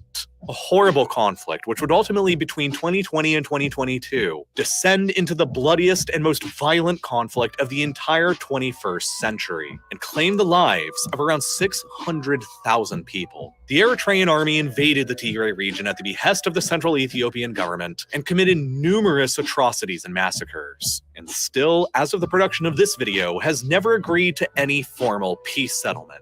And then there's also Somalia, a country whose very name is essentially synonymous in the Western world with anarchy and chaos. The country has been locked in a multi-sided civil war for more than 40 years now. There's really no concept of a centralized authority anywhere across the country. Over the decades of chaos and lack of central authority in Somalia, insurgents and pirates alike have thrived as they realize their country enjoys a coastline directly adjacent to one of the most strategically valuable and lucrative maritime trade routes in the world. And so, Somali pirate attacks on container and cargo vessels transiting the Bab el-Mandeb Strait have been frequent occurrences over the past 20 years. Yemen, Eritrea, and Somalia are all generally unstable and fragile countries who've been frequently involved in both internal and external conflicts. And all of that combines to put maritime shipping through the Bab el-Mandeb Strait into jeopardy, which threatens the economies and security of countries from all around the world. This then led to the sense in many countries that a military presence of some kind nearby to the strait was necessary in order to ensure the strait security and the continued uninterrupted global flow of cheap oil, cheap gas, and cheap manufactured goods through it could continue. And so, for the most part, that left only little Djibouti as an island of relative stability in a very chaotic neighborhood for outside powers to construct their military bases in. Bases which would enable their militaries to project power into the Bab el-Mandeb Strait and keep the flow of global trade continuing through the dangerous neighborhood and the various risks. But Djibouti itself is also a fairly autocratic country, since it has been ruled by the very same president ever since 1999, Omar Guelleh, and elections are generally viewed as being unfair and undemocratic. But that doesn't really matter because, crucially, ignoring some fairly minor border skirmishes with Eritrea back in 1999 and 2008, Djibouti is a country that has remained relatively free of conflicts in a region of the world that is usually full of them. And part of the reason why is because recognizing their status as a small and largely defenseless country in control of extremely strategically valuable real estate, President Guelleh has welcomed the presence of foreign militaries to come and establish their bases within his country that will protect it from the chaos that surrounds it. And Djibouti's strategic location is important even beyond the shipping concerns through the Bab el-Mandeb Strait. This is because Ethiopia, immediately to the southwest of Djibouti, is home to Africa's second largest population of more than 120 million people, but is also completely landlocked, which severely limits their ability to send exports or receive imports to and from the rest of the world. So, because Ethiopia and Eritrea have been locked in some kind of territorial conflict for decades and have had a very tense relationship, and because Somalia is, well, Somalia, that basically just leaves Djibouti as the only possible nearby source with maritime access for Ethiopia to receive imports or send exports through. That is why little Djibouti, a nation of less than 1 million people, handles more than 95% of all the imports from around the world that make their way into giant Ethiopia, a nation with more than 120 times their own population. Djibouti's location and relative stability within its dangerous neighborhood grants it outrageously outsized power and influence over Ethiopia and the globalized trade network, which makes it a potentially lucrative target to many outside powers, which is why the country has been more than happy to allow military great powers from all around the world to set up their bases there and dissuade any potential hostile outside power from ever trying anything funny. And that is why all today you have American, French, Italian, Japanese, German, Spanish, Saudi Arabian, and Chinese military bases all crowded together so nearby to each other, and attempts from the Russians and Indians to build their own as well, all of whom want to project power into the Bab el-Mandeb Strait and protect their own interests in the region. The American base in Djibouti is the only permanent U.S. military base on the mainland African continent, and it enables the U.S. military and their drones to conduct operations in nearby Yemen against al-Qaeda elements, and in nearby Somalia against al-Shabaab and ISIS elements, with support from the French, Japanese, Italians, Germans, and Spaniards. The American base has also helped with refueling Saudi warplanes as they bomb Houthi targets across Yemen, while Saudi Arabia's own future base in Djibouti will help them do this themselves, after the Biden administration in the United States withdrew all of their direct American support for the Saudi war effort in Yemen back in 2021, like helping them refueling their aircraft. And then the Chinese naval base is there officially to help fight against piracy in the region and ensure that critical maritime shipping lanes remain open and secure. Though it has generated a fairly high degree of geopolitical angst with the American military base that is only a few miles away from it. Both the Americans and the Chinese have lodged official complaints with the Djiboutian government, accusing the other of using their base to spy on their own base, with one incident even being reported by the Americans of Chinese troops in their base on the north side of town, shining laser beams into the cockpits of American planes flying nearby. But nonetheless, Djibouti allows them both to remain, along with all of the other military bases in the country as well, because they all serve Djibouti's own purposes. Who would dare attack little defenseless Djibouti and provoke both of the emerging global superpowers, the United States and China? Djibouti's strategic calculus here is really nothing short of a genius play, and the best possible use of the geographic hand that they have been dealt.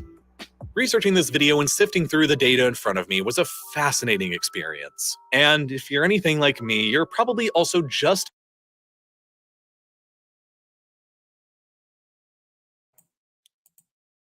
Yes, Kala. Yes, Kala. Little Djibouti, brother. Little Djibouti. How did little Djibouti get so powerful? They Just like seem like their country in the right place at the right location. That infrastructure Cutter, when they show Cutter, those highway system. What happened? Yeah, that when they show Cutter, the highway system they had, you know, the highway system. Oh my God, man! They had all the lane interchanges and all that. I was like, man, that made my mouth water. Imagine we could see that in Africa one day. Highway systems like that, you know. That's what, when you have money, you could build state-of-the-art highway systems and interchanges and stuff like that, you know. That's what we dream about, you know, having a real state where it is what it is, you know. But, you know, it is, you know, what it is. Right now, the world is right there in the Middle East, you know. They're right there in Europe and Asia, right? Africa is becoming more and more insignificant other than just getting raw materials out. The only way Africa will survive is the black people from the West have to start this migration back, you know? That's the only way Africa is going to live, you know? I don't see any other way. You show me any strategic. They did everything they can on the map to avoid going around Africa, right? That means there's no strategic. Now, Nigeria, they didn't even mention oil. They'd rather fight a war than to go around Africa. I mean, that's how serious that situation is. Right. I mean, you know, so, you know, then people know, unfortunately, our continent is right in the middle of what, you know, everyone values, and, you know, and it's, but Djibouti pull out, that's a good deal for them. You know, just like you mentioned about Singapore doing logistics and things like that.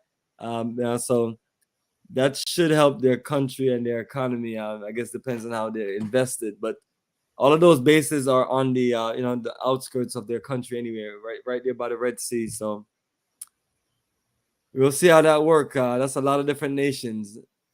Yeah. So it's even talking about the Germans who don't have a base there, they go hang out in hotels. Yeah.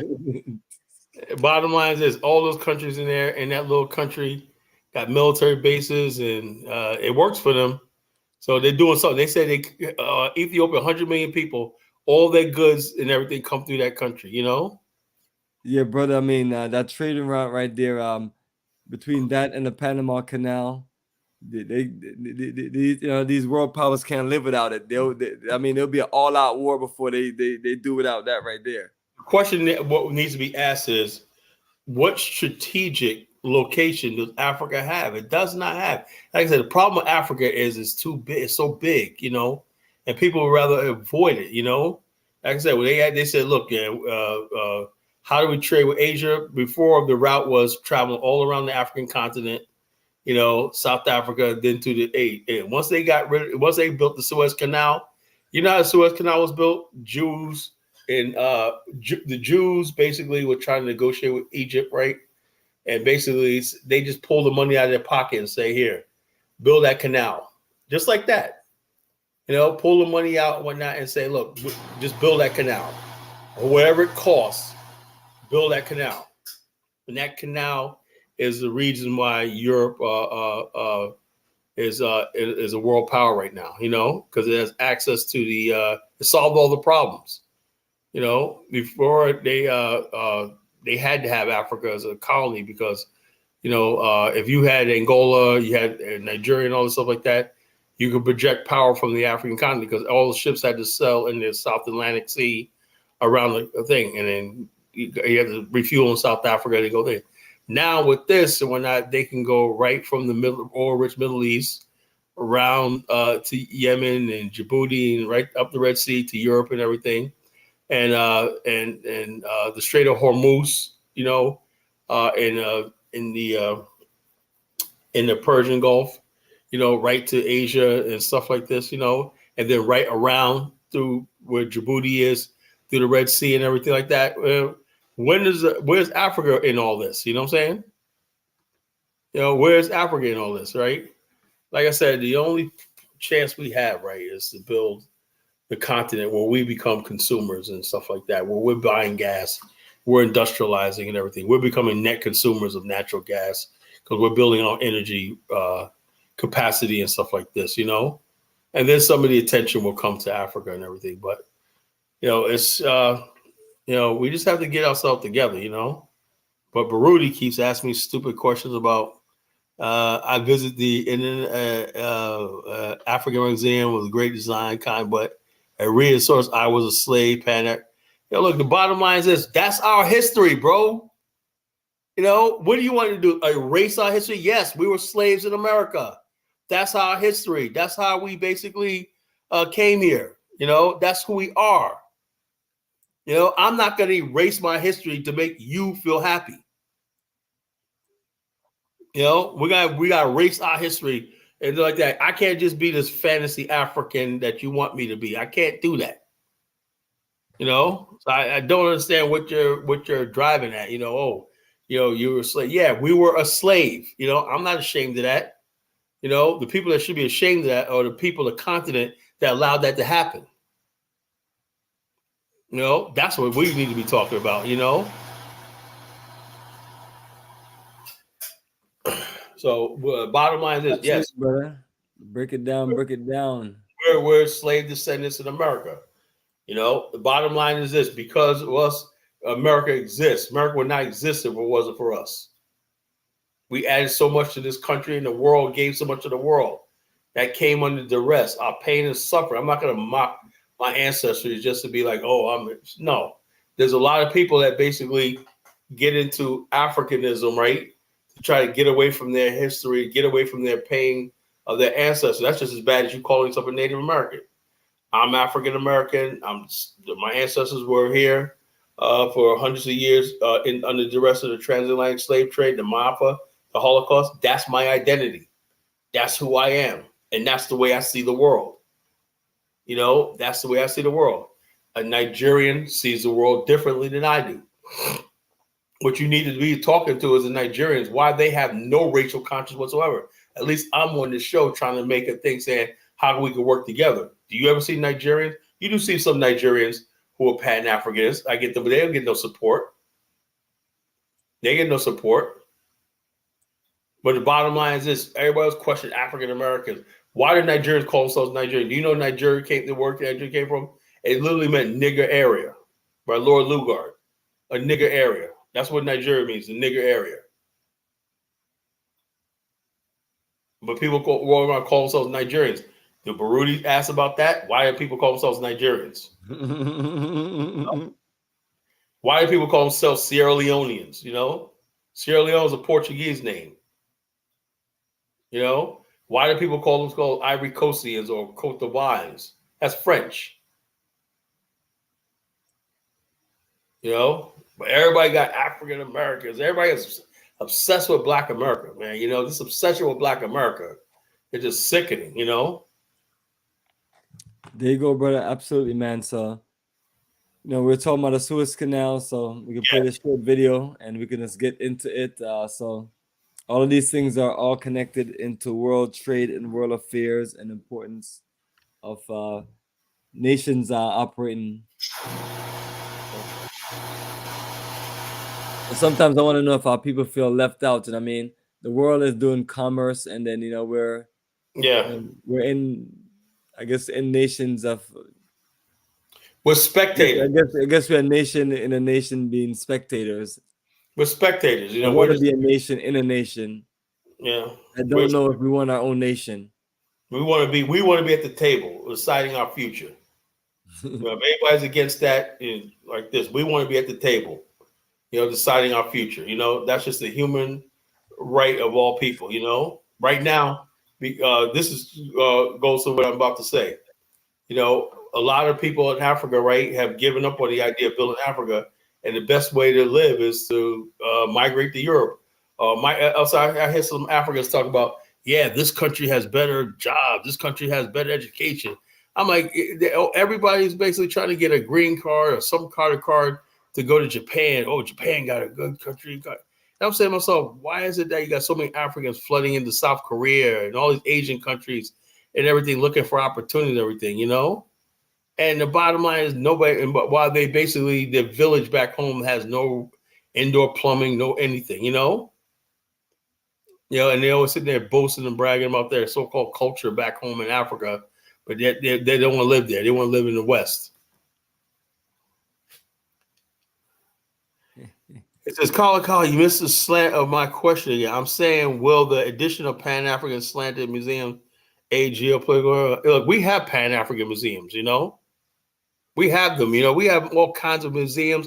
Look, every book has ever been written, every sculptor, every scholar said what they had to say, Bomani, right? But now is the time to put its stuff into action. You know? I'm not going to sit here and wait another 100 years for people to get their act together. We're saying the solution is to build in Africa, build a global pipeline. We're still Black America. We still got a strong presence in America. I said, look, even if we were really smart, right? Smart, which we're not. Well, I said this today to a person I was talking to today. I said, look, there's no way Africa is going to build all the factories it needs to develop. There's no way it's going to happen, right? But we can build factories here. I've said this many times before, right? We have abandoned steel mills in places like Gary, Indiana, Detroit, even in Newark, New Jersey, right? That there's actually funds available for people who want to rehab them, right? Imagine if we had an agreement with different African, a block of African countries saying, we would like to purchase steel, right, from you guys to compete with the Chinese, right? They say, well, Africa build on steel. Africa may be decades off of building any large-scale steel mills, right? But we have those mills sitting there idle in America. We could rehab those steel and basically work in with our legislatures and everything to create. You know, there's no tax on exports in America. That's in the Constitution. We can export steel, manufacture goods to the African continent, create jobs over here for us, right? At the same time, building trade and bonds with each other, because we're never going to come together. So we start doing trade and business together. We can have all the talk we want. We can build all the museums we want until we start having trade and business and everything. And we have it right here. We have like that. We can put people to work here and we can put people to work on the continent. We have the means to do it. We just don't have the leadership and the political will to do it. I put that out there because I hope somebody's watching this show say, you know something, that's a good idea. But our congressmen and our political leaders are lazy. Charles Barrett says we have 13, and I got a joke for you, Bomani. I got a joke for you. I want to see your face, so I know you're going to laugh at this, bro. You know, I got a joke for you. You know, Bomani there? All right. Charles Barrett says we have 13,000 black elected officials in America, right? Right. 13,000, right? Okay, what do you get when you combine 13,000 black elected officials and 13,000 lesbians? What the hell? Hey, it's 26,000 I don't know, chaos. Who don't do dick. 26,000 motherfuckers that don't do dick. Officials are completely useless because they're not thinking about global trade. They're not thinking about stuff like that we just talked about. You know, all they think about is getting elected and sassing white people and talking about, oh, racism, white supremacy, and blah, blah, blah, racism and everything. Trump, Trump, Trump, orange man, orange man, orange man, Trump, Trump, Trump, Trump, Trump, Trump. These people are absolutely useless. But we keep electing them. How do they get elected? Because majority of black people don't even live in areas where you're like this. These people got low vote turnouts, right? But yet, let me tell you something. You may say, well, these guys come from districts nobody live in, but they're still in office. They can still wreak havoc on your ass, you know? They want to be congressmen. They can still make your life hell. You know, how they could have a vote turnout of 500 people. But once they get in that office and when they're in power, you know, so that's the bottom line, America. And they like it like that. They like the fact that, you know, we really don't have any real political representation in America. You know, so we just sit back and just do what they want. But I laid the gauntlet down tonight. You know, I said, look, the black foreign policy, one thing we always pride ourselves, the black foreign policy, I'm going to say it again, right, of the 70s and the 80s, right, was rooted in the Black Power movement, the Black nationalist movement, and the Civil Rights movement and everything. That's why they couldn't get it. The United States had to pull out of Angola. You know, that's why we had to basically turn off. The United States had to turn their back on South Africa. Now look what happened when we let Mugabe get. Look at how the fact of the matter is, we had a black so-called president, right? And the sanctions are still, U.S. sanctions are still on Zimbabwe. You think that would have happened back in the 80s and whatnot, you know, where white racists and whatnot are lying about them losing farms and everything like that, you know, and you got American senators and everything like that still won't lift a finger to lift the sanctions on Zimbabwe. You think that would have happened back in the 80s? No. We were much stronger back then. We had Black Ebony magazine. We had all these things that we rallied around, you know. Now we don't have that anymore. We just have a bunch of goofballs on YouTube calling themselves Pan-Africanists.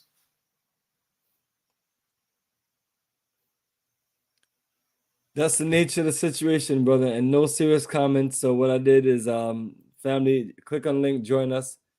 So we had another incredible history topic, history of the Suez Canal. So hopefully, you know, some people can broaden their minds and see when, you know, when nations of people need things done, and it affects their commerce, affects their, you know, their people surviving.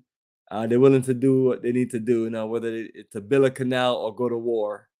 So these are the things that we're talking about. You know, you got to just be ready to do these things to be a nation of your own. So our situation is a little more unique. The good thing about it is, you know, we have our African continent. So my good brother Color Genesis have always just laid out a few different options, so we can always talk more about that. But Color, let me just play this one out real quick, and we can get into it. The continent of Africa and Asia from each other, the Suez Canal is one of the most economically important transit routes in the world. Thanks to its role in connecting Europe with Asia and beyond, the canal has featured prominently in major historical events.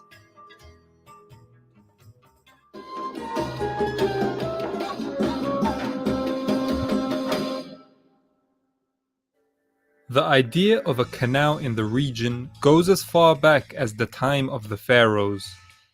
But those plans were largely restricted to connecting the River Nile to the Red Sea. Nevertheless, interest in a shorter naval route between Europe and Asia persisted throughout the early modern period. The route used by Europe was discovered by the Portuguese in the 15th century, which required them to go around the Cape of Good Hope at the bottom of Africa. By the 19th century, Europe's focus on imperial growth abroad meant that better naval transit was even more important than before. This is where a Frenchman named Ferdinand de Lesseps steps in. In 1854, de Lesseps gained a concession from the modernizing inclined ruler of Egypt, Said Pasha, to build a canal that would connect the Mediterranean with the Red Sea.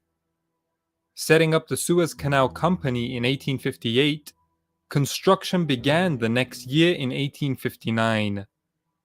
The canal was finished a decade later in 1869, despite strong opposition from the British, who had commercial and naval supremacy thanks in part to their control of the Cape of Good Hope route. The construction of such a large project required the labor of hundreds of thousands of workers, with thousands dying due to poor conditions and outbreaks of diseases such as cholera. The grand opening in November 1869 was a notable event which attracted world leaders to a celebration that included fireworks and banquets. A few years after the canal's opening, the Egyptian ruler Ismail Pasha was unable to pay loans he had taken out to pay for his modernizing projects. Thus, in 1875, he was forced to sell his 44% share of the Suez Canal to the British government. In time, Britain's economic imperialism would see Egypt fall under its control in 1882. The British takeover of Egypt triggered anxiety within France, seeing as French investors still controlled the majority of the shares in the company. As such, the Convention of Constantinople was organized in 1888 to set out the rules of use for the canal. The convention stated that the canal was to remain under British protection, but it would be a neutral zone. British control of the Suez Canal outlasted their official control of Egypt. In 1922, the Egyptians officially gained independence, but the British still retained control over issues relating to the military and the Suez Canal. This situation continued until the early 1950s, when, under the leadership of Jamal Abdel Nasser, Egypt signed a treaty with Britain in 1954 that secured the withdrawal of all British troops from the Suez Canal zone. This brings us to perhaps the most famous episode of the canal's history, the Suez Crisis of 1956. In line with Nasser's assertive style, he decided to nationalize the Suez Canal, intending to use the profits gained from its revenue to fund the Aswan Dam. The British and French governments refused to accept this, resulting in what's referred to as the Suez Crisis, where Britain and France colluded with Israel to attack Egypt with the aim of regaining control of the canal and toppling Nasser in the process. Lasting for only 9 days, from October 29th to November 7th, the war brought heavy international condemnation of the British, French, and Israeli governments, even from their own allies like the USA. the conflict was resolved when the United Nations stepped in and sent in an emergency force which would maintain peacekeeping in the Suez Canal and the Sinai Peninsula. Consequently, the charismatic Nasser had achieved a political victory because Egypt's ownership of the Suez was confirmed. In place of the British and French-owned Suez Canal Company, Nasser set up the Suez Canal Authority. It should be noted that Nasser's nationalization didn't mean the British and French investors lost their money. Egypt would pay off the Suez Canal Company until 1962. The United Nations Emergency Force would remain in the Suez Canal until May 1967, when Nasser asked them to leave. A few weeks later, the Israelis initiated and won a stunning victory in the Six-Day War. As a result, they took control of all of the Sinai Peninsula and the eastern bank of the Suez Canal, where they decided to build a series of fortifications. After the war, Nasser blockaded the canal and declared that it remained closed to all shipping. This situation remained in place until 1975.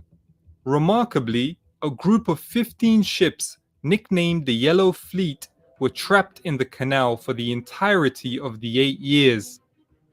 Because of the Six-Day War and the subsequent skirmish-focused War of Attrition, and then the Yom Kippur War of 1973, the Suez Canal was badly impacted.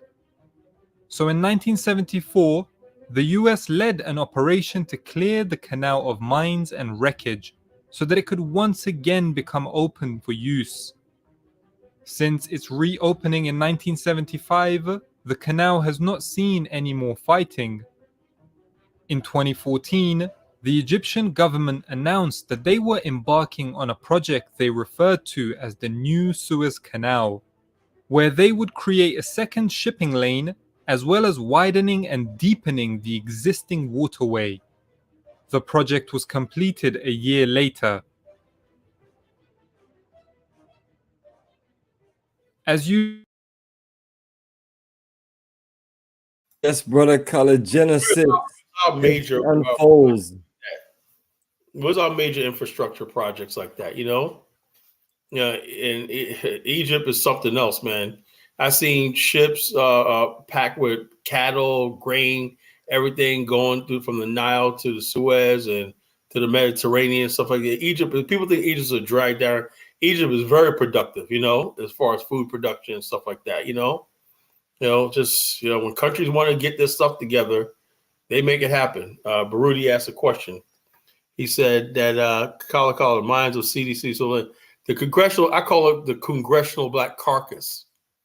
You got people in there that's been there for decades. The only group of people that, only congressmen in America that have lifetime appointments is a Congressional Black Caucus. I call it Congressional Black Caucus. The bottom line is this: white districts, whatnot, they change their congressman every 6 years. Congressmen run for governor, they run for senator or whatever like that. They go with the media. You got people sitting there for 60, 70 years in the Congressional Black Caucus, and all they go there, all they have it for is they send their kids to the best school. My kids go to that good ass school, and they go to nice luncheons, they nice taking pictures, they're nice putting on panels and give themselves a pat on the back as successful Negro Americans and stuff like that. So they don't have to do anything. There's nothing that says like this, because we as the people in America, Black America, never demand anything.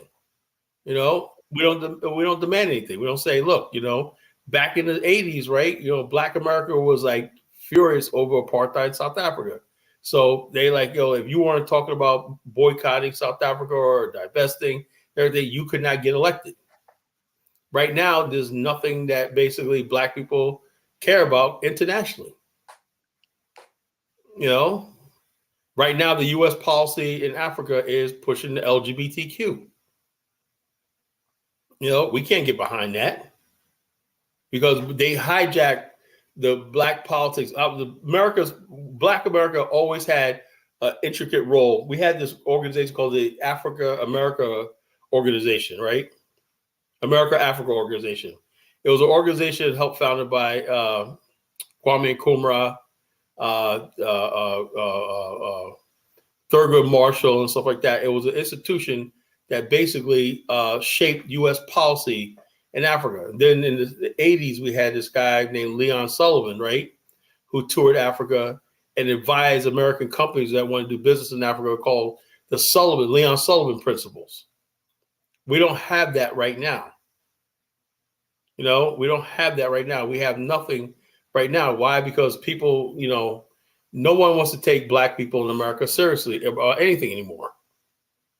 We let entertainers and sports stars lead us, and outright clowns and buffoons and everything. So nobody takes us seriously as far as politics in America, nor internationally.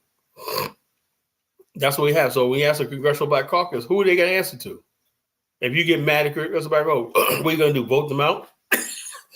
The Democratic caucus decide who sits in those seats. We have absolutely no power. The only chance we really have, right, is that the people don't realize this, that certain cities in America, right, have just much as global influence as the federal government. For example, the Chicago Mercantile Trade, right, is the largest mercantile trade thing in the world, right? The mayor of Chicago is Black, right? But he's not interested in that, right? Because he don't think like that. He's more interested in social justice. And this is what happens when you have people who turn Black people into social justice warriors, right? And all stuff like that, instead of people who would talk about geopolitics, Pan-Africanism, and development and stuff like that, trade and business. We were off to a good start up until 5 years ago. Black people used to talk about Black enterprise and cooperative economics and stuff like that. That's all gone. Now everybody just talk about a bunch of nonsense and everything. They talk about a bunch of foolishness, scandals, and gossip and everything. Marcus Garvey talked about it. He said, you cannot have, when he created the Negro world, the reason why he created the Negro world was he looked at some of the Black newspapers in America, right? And it was basically a bunch of bougie people talking about, they would have these Black socialites and everything, and somebody was caught sleeping with somebody and these scandals and everything. So he created the Negro world, which fired a bomb in the camp of these silly Negroes who basically got Black people mind into this nonsense. And Marcus Garvey said, Black people are going to drink the poison of modern civilization and die. And so he created the Negro world where Black people were talking about geopolitics.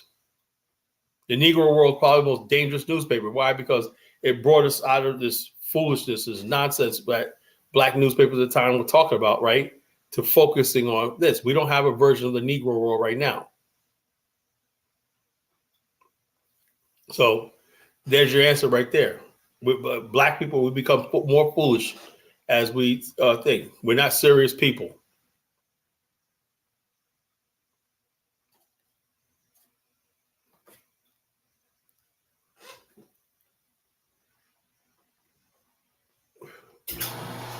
We're not serious. Yes, brother. Let me show you a serious people, and a serious people is these wicked white devils that built America.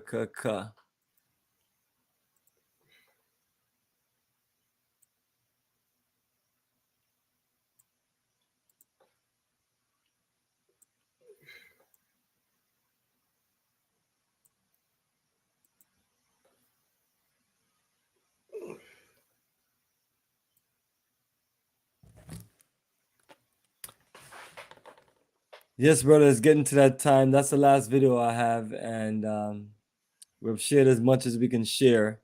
And I'll post the link, and no one else wants to join tonight. Like I said, I hope people got an education tonight.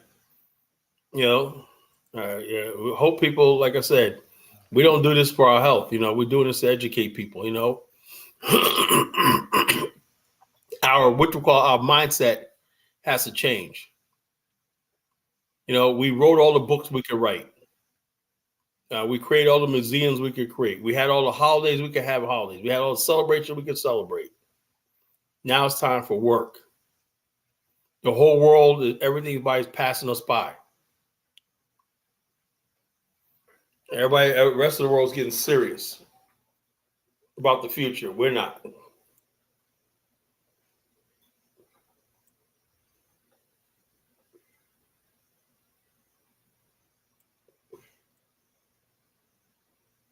Yes, Kala, one more video, then you close out. This one's a short one right there.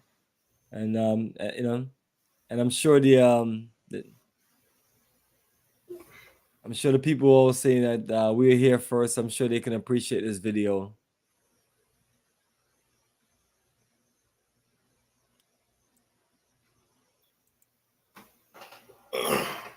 The history of the colonization of North America is one of the most well-known formations of any country across the globe. Spain, France, and Great Britain all played crucial roles in the development of what is now the influential United States of America. But today, most people particularly remember the colonial efforts of the English above all else. So, how did the English colonize America? To understand how, it first behooves us to understand why. Well, a few factors were significant in determining the reason for England's colonial efforts. A summary of these justifications can be found in the 1584 work of Richard Hakluyt, known as the Discourse on Western Planning. Hakluyt claims that English colonization of the New World would be not only to the benefit of England, but furthermore to the benefit of God. If you're thinking about buying solar panels, don't. Common argument that Protestant England needed to rescue North America from the Catholic world and the current hold that Spain had over much of the continent. Of course, England and Spain had more than just a religious rivalry, but the point was often a compelling one nonetheless. Furthermore, Hakluyt acknowledged the obvious economic and social possibilities that New World colonies would provide. Since there was currently an overabundance of job and landless vagabonds plaguing England, Hakluyt stated that the establishment of a colony would provide more land and job opportunities for these homeless men and women. Moreover, the expansion of trade alone would produce great profit for England, and the resources the New World may provide were vast. These points made by Richard Hakluyt were echoed throughout England, and combined with the visible success of the Spanish beginning to produce envy from the English, a decision to enter the New World was made. Queen Elizabeth had chosen to opt for a less typical route of joining the colonial world by sponsoring sailors, known as sea dogs, that participated in a form of piracy identified as privateering. Two such sailors, by the names of John Hawkins and Francis Drake, were sent by the Queen to wreak havoc on the Spanish in America. The privateers, and the latter in particular, plundered Spanish ships and raided caravans even as far as the coast of Peru. This unprompted attack greatly angered Spain, and the discord between the nations drastically increased even further after England had the Catholic Mary, Queen of Scots, executed in 1587. The following year, King Philip II of Spain decided to retaliate in what would become the largest-scale invasion to yet occur, with the goal of annihilating the British Navy, and boasted 18,000 soldiers, 8,000 sailors, and 130 ships. The Spaniards made no mistake in targeting the British Navy, which played an extremely crucial role in the nation's trade and colonial power. While the Spanish ships notably outnumbered the British, The latter were better equipped with more suitable ships for such a clash and quickly beat back their attacker. The Spanish fleet had to turn back, heading for the Netherlands to gather reinforcements, but an unexpected storm ripped through the remaining Armada ships, leaving the English as the clear victors. Now, it was time to focus on the colonies. As the 16th century came to a close, some attempts had already been made by England to establish colonies in North America, but so far, none had succeeded. Sir Humphrey Gilbert was one of the men in charge of such efforts and had hoped to create a colony in Newfoundland, but had miserably failed. John White, in 1587, had also made a similar attempt on Roanoke Island alongside 150 other English colonists, but the colony quickly ran out of supplies and resources. White returned to England, where he intended only to gather what he needed for his colony before heading back, but he ended up trapped in his native land for over a year due to the current situation brought about by the Spanish Armada. When White was finally able to return to Roanoke Island, he found his colony completely abandoned and his efforts in vain. When the 17th century began, with still no solid English colony in the Americas, Queen Elizabeth passed away in 1603, leaving the future of England's colonial efforts in the hands of King James. The following year, peace was made between England and Spain, and in 1606, King James established the Virginia Company, beginning a new wave of efforts to find colonial success in America. 3 ships, in particular the Discovery, the Susan Constant, and the Godspeed, set off for the East Coast. Arriving at the James River in spring of 1607, the colonists reached the fairly uninhabited region of Virginia, which they would shortly name Jamestown. This would become the first permanent English colony in America. Contemporarily, King James had also granted a charter to the Plymouth Company, but their Popham colony was disappointingly short-lived. The Jamestown colonists did fare better than those from Popham, given that their colony didn't collapse, but the endeavor was still a harrowing one nonetheless. By 1617, only 351 of the initial 17,000 colonists remained alive. The men had been widely unprepared for the life of hard physical labor, and the land itself was not as easy to utilize as they had hoped.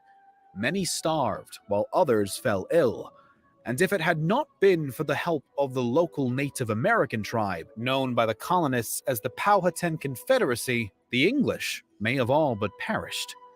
Powhatan's roughly 10,000-strong tribe was incredibly efficient at utilizing the difficult terrain for hunting and farming throughout the Chesapeake.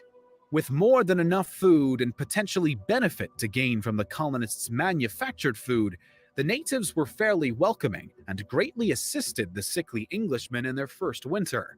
In the years to come, though, matters were not so simple. What if I told you that the only thing you need to shoot perfect? The English continued to starve and perish from disease, even despite help from the natives, as 400 new settlers arrived in Jamestown in 1609. As the general well-being of the colony continued on a downward spiral, the relationship with the natives also began to deteriorate. Occasional guerrilla wars started to break out between the colonists and Powhatan's tribe, and the English were still starving. The fate of Jamestown seemed scarcely hopeful. No major improvement appeared until 1614, at which point the daughter of Powhatan, Pocahontas, married an English colonist by the name of John Rolfe. This, at least, began to ease tensions between the English and natives. The young colony also started to see some new changes and leadership, and the discovery of what would be their savior, tobacco. The Jamestown colonists were rescued by a boom in demand, being native to the New World and immensely popular from the start of its first exports to Europe. Within 40 years, the Jamestown exports were amassing £15 million per year. The colony had suddenly gone from a dwindling, starving group of migrants to a rapidly growing colonial power in need of more men for the increasing number of jobs the new market was providing. As Jamestown's success kept building, the colonists began expanding the English territory beyond its original borders, which unfortunately brought them back into conflict with the natives. Powhatan's brother succeeded the chief upon his death in 1622 and vowed to rid his land of the English. On March 22nd, 1622, he and his tribe attacked the colony and massacred 347 colonists in a single day. This, however, in the minds of the English, justified years of fierce brutality. The new method of how the English would continue to colonize America was vastly different than how their competition, both the French and Spanish, had done the same. For the English, they had received a bit of practice to sharpen the skills they would use in America, back when they had begun their efforts to take Ireland from the native Catholics. As the English decided that they no longer needed to put much effort into coexisting or assimilating the natives into their new colonies, they began utilizing violence against the native people to seize their land and take control. And between war and disease, it wasn't long before the Native Americans had been disastrously affected. There was also a building distinction in the eyes of the colonists between themselves and other peoples, which made them even more determined to establish an English dominance throughout North America. And as their positive view of the natives quickly decayed, the pre-existing supremacy of English Protestantism over the Spanish Catholics in the minds of the former had now stretched beyond religion, and they had the power to enforce these ideas. The English also had the power and means to establish more colonies with even greater success than they had so far achieved. Eventually, Virginia, Massachusetts, New York, New Jersey, Pennsylvania, Delaware, Maryland, Connecticut, South Carolina, North Carolina, New Hampshire, Rhode Island, and lastly Georgia would make up the English 13 colonies, which would later form the United States of America.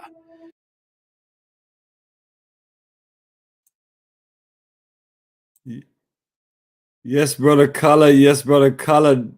Those are the 13. Now, how 13 colonies. People think that, oh yeah, well, I don't hear nothing about black people already here. You know, I didn't know black. Oh, we were already here and whatnot. You know, so when you real look at real history, no, you know, you were not already here. They took the land from the Native Americans, right? Wiped them out. They brought black African slaves here in the preceding years in large numbers and everything, and that's how these colonies grew. That's it right there. The original 13 colonies right there, family, from Georgia all the way up. That was the United States right there. And then their manifest destiny was to move across the continent, see the shining sea to California, you know?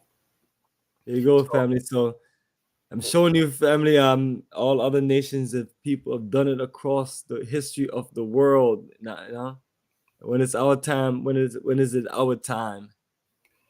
We can't have countries that were designed by Europeans and whatnot, and like that. We have to basically rebuild Africa from the bottom up and rebuild it. You know, get rid of all these colonialists and all these other people that lackeys and whatnot that's running proxy through Africa. Everything. We have to build something. You know, we sat here for 400 years and whatnot. You know. And these people talk about the fall of America. I don't see America falling. I see America getting proud. We saw the thing, right? The American military is making sure all those trade routes go, you know? So that's how you maintain power. You control the market, a flow of trade, commerce, business, logistic. I mean, a lot of people keep thinking America is falling. Are they kidding me? You know, they blow this world up before they give it up. You know, best thing we could do is make a beeline exit, and get the hell out of here. That's the main thing. You know, because the bottom people think they're gonna do something in America. You know, these colonies right here, the 50 states, everything ain't gonna change and everything like that. It is what it is. You know, it is. The thing of it is, how you gonna underestimate a people? I mean, you saw the history of how this formation of the 13 colonies came in place. I mean, at some point they had to be thinking that we're all gonna die. You know, we're all gonna die from starvation, from from disease, or from the Indians, the native people retaliating. They even got rid of the Spanish. But they had a vision. They had a vision for it. That's why, when I see white folks and their patrioticness, I can see to a point. You know what I mean? And especially folks who tell me, yeah, my folks was like this one white devil was telling me and back on the plantation days. He was like, my family fought on both sides of the war. He's talking about the American Civil War, or I should say the Civil War.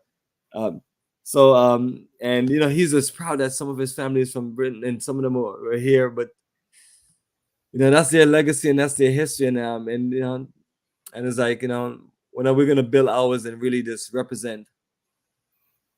Yep, that's all theirs. Rhode Island, New York, all these places that you all love so much and whatnot. Virginia, North Carolina, South Carolina, that's really all theirs and whatnot. Black people, oh man, I'm from Virginia, I'm from North Carolina, I'm from Georgia, man. The white people are sitting there like, and also you ever see people with the New Africa map? They're saying we want like 4 or 5 states in the South or not. You're talking about the Republic of New Africa. Yeah, those are the southern states. Yeah, white people are just gonna say, something, black folks, whatnot. We built all the infrastructure, we built all the shit like that. We killed the Indians, we did all the stuff like that. We're just gonna hand you over 5 states and whatnot. It's amazing. Yo, man, I mean, these folks come up with some dreams that's like unbelievable. Yeah, I said it's not logical. They're not going to give you no. There you go. And that's that's the best breakdown of reparations you have given. I'm talking about you're using LARP. People, reasonable, none of that shit. It's practical. It's happen, And so, like I said, when people are serious, when we look at the BAIO, we formed the BAIO, we realized all this, right? We said the only way we're gonna have freedom, right, is we have to have build Africa, right, and build new cities, new states on the African continent, right, that we can build and everything, build Africa. That's the only way we're gonna do this, something we gotta give. That's the only way we're gonna do. We're never gonna have that freedom in America. Well, I also look, okay, if I would say like this. If you say you're American and it's your country, then why you guys, every time I look around, you guys always talk about how racist America is? You say America is irredeemably racist, right? It's racist to the core. Okay, we agree with that. Now, I agree with that, right? It's time for us to build Liberia. Let's revisit Liberia.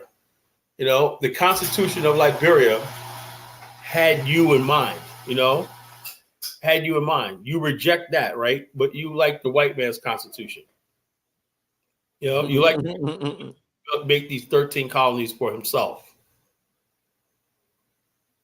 There were no black men at the signing of the Declaration of Independence. There was no black men in the room when the Constitution of America was ratified and signed. There were no black men at the 13th, 14th, 15th Amendment, which you say gives you freedom and everything. There was no black men. So Marcus Garvey said, any race of people that relies on another race of people for freedom deserve to be enslaved, And a lot of times people don't want to hear me when I say that.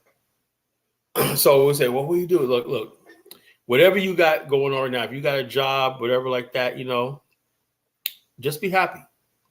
Because it's not going to change. You think one day, like we're thinking, one day they're going to rise up, and next thing you know, they're going to be put white people on plantations, and we're going to be running America. No, it's not going to happen like that. We have this fantasy that somehow America. That's one thing the Black Panther Party made a mistake in. They thought they were, even years later, like Geronimo Pratt said, "Look, I realized what we're doing was not practical. They really thought they were going to overthrow the United States government, right, and create a new country on equality. And like they'll listen to these stupid white Marxist liberals and whatnot, you know. And that's what happens with a lot of groups, right? We start off as this, and also next thing you know, you start inviting whites in. And basically, instead of you talk about nation building and Pan-African, because let me tell you something. Kwame Atta, right, who founded Fiancra back in the late 60s, right, in Ghana, right? He was one of those people that basically envisioned us building a new state in Africa, building in Africa, right? And unfortunately, when Kwame Nkrumah got overthrown, yeah, he took his family to Liberia. But he basically was like that. But people don't know who Kwame Atta was. He's from Detroit. There's a street named after him, right? He was a Pan-Africanist, a real black nationalist. But you know all about H. Rap Brown. You know all about H. Rap Brown. Why? Because the media was skillful. They gave H. Rap Brown the platform. And all he talked about was violence and trying to overthrow America and all this kind of stupid rioting and all this kind of stupid stuff, right? And we don't know the difference between somebody who has a real logical thing. So Kwame Atta said, you know something, I'm out of here. Took his family to Ghana. He said, look, you know, what we're trying to do in America is never going to work. That's why you got Dr. Campbell over there in Ghana now, you know? He said, look, we're going to build a Pan-African state. The whole Fiancra situation was giving black people land to settle and build so they could be build a community so they could be part of this, part of Ghana. That was the Fiancra program. Unfortunately, it went left a few years ago when two sisters got murdered. But that was the idea. Real Pan-Africanists, right, were going to the Congo. You know, they were trying to get out of America, right? They were trying to link with people like countries like Grenada, Maurice Bishop, you know, and other black nationalists. But the people who stuck on America with this foolishness that you're going to pull off Brinks robberies and all that, the Black Liberation Army, all the people that want to shoot out with cops and all this kind of nonsense. Look where it got us. No place. You know, America is not going to change. What you're looking for is a sense of peace.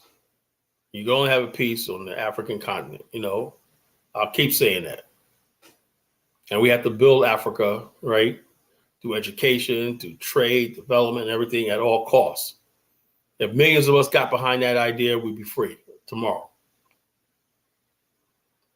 You know, but still think that the move is trying to sit there and petition for reparations. You know, it's never going to happen. They will not give you a dime. It's not going to happen. I would love for somebody to come up here right now, as tired as I am, and try to debate me on that. I would love for somebody to disagree with that. I'll put that out there, right? Anyone watching the show. The next time we do a show, I want somebody basically who believes in reparations. I want somebody, I have yet to hear somebody debate me and articulate reparations. How is that going to be possible, you know?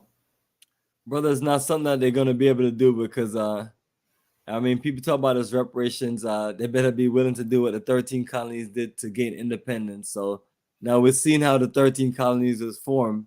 Yeah. And what, you know,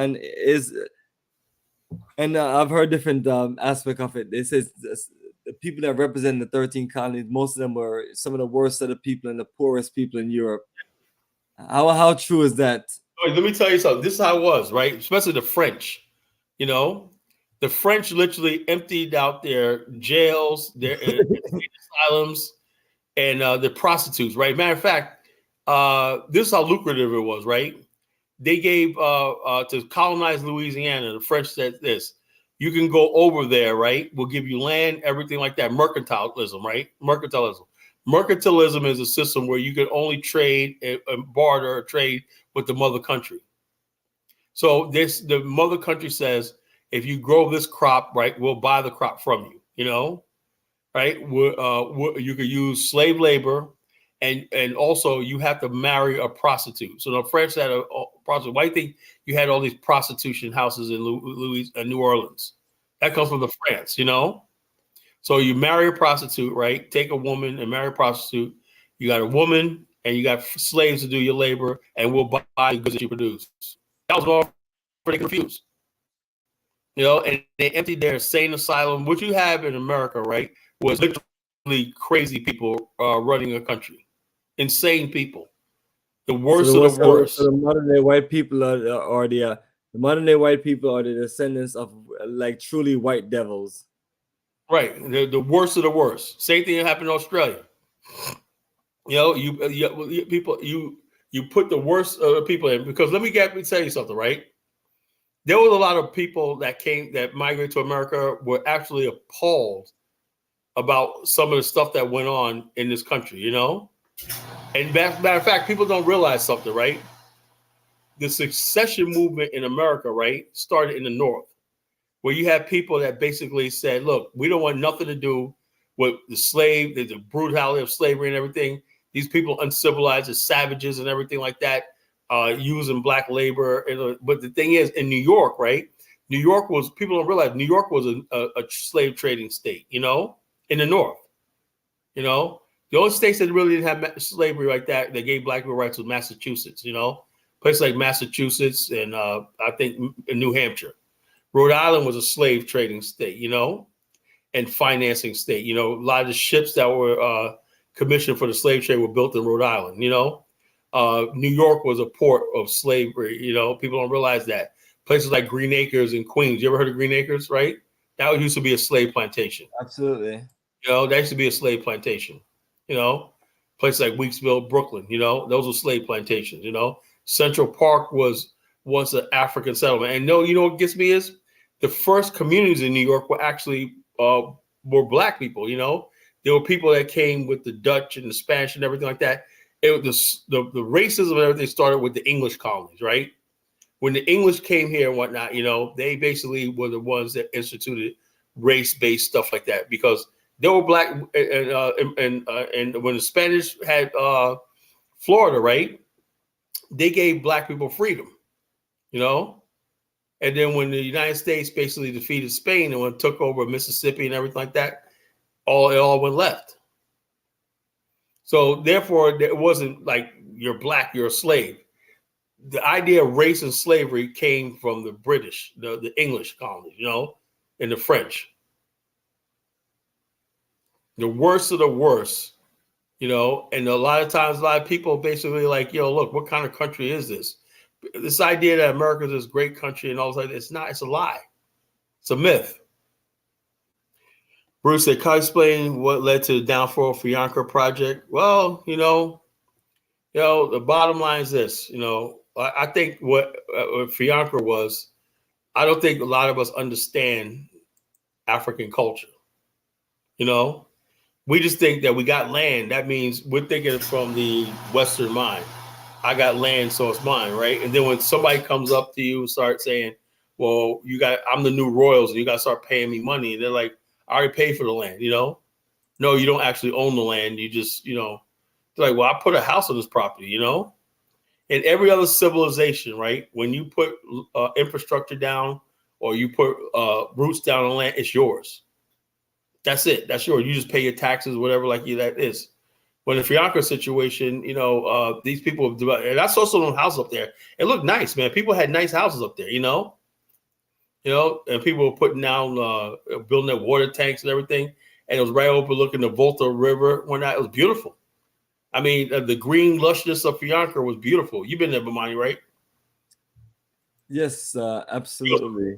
Absolutely. I brought, absolutely. I mean, I was there from a period of 2006 to 2014. So I've been around the whole time when many things happen. But to answer the brother question, as far as the fall, it's you know, when you're ready to do these things, you have to really have an organized operation tight, and you have to really just be active with modern day technology and modern day business savviness, and also you know, have a good team on the ground and understanding how the flow of the culture work and how the laws work as far as you know, land and so on. But but it's one of those things where people are consumed by their own narcissistic behavior. You want to be a self-proclaimed king. You want to feel like you have arrived, and instead of doing the work you need to do and getting and making sure things are in place. Stool on the thing. They didn't recognize that stool. You're enshrined on a stool when they showed us they didn't care about that. You're a stool, all this stuff like this. Instead of saying, look, this is our land, whatever, like that. They thought it was more important to sit on a stool, whatever, like that. That was going to protect them, and it didn't.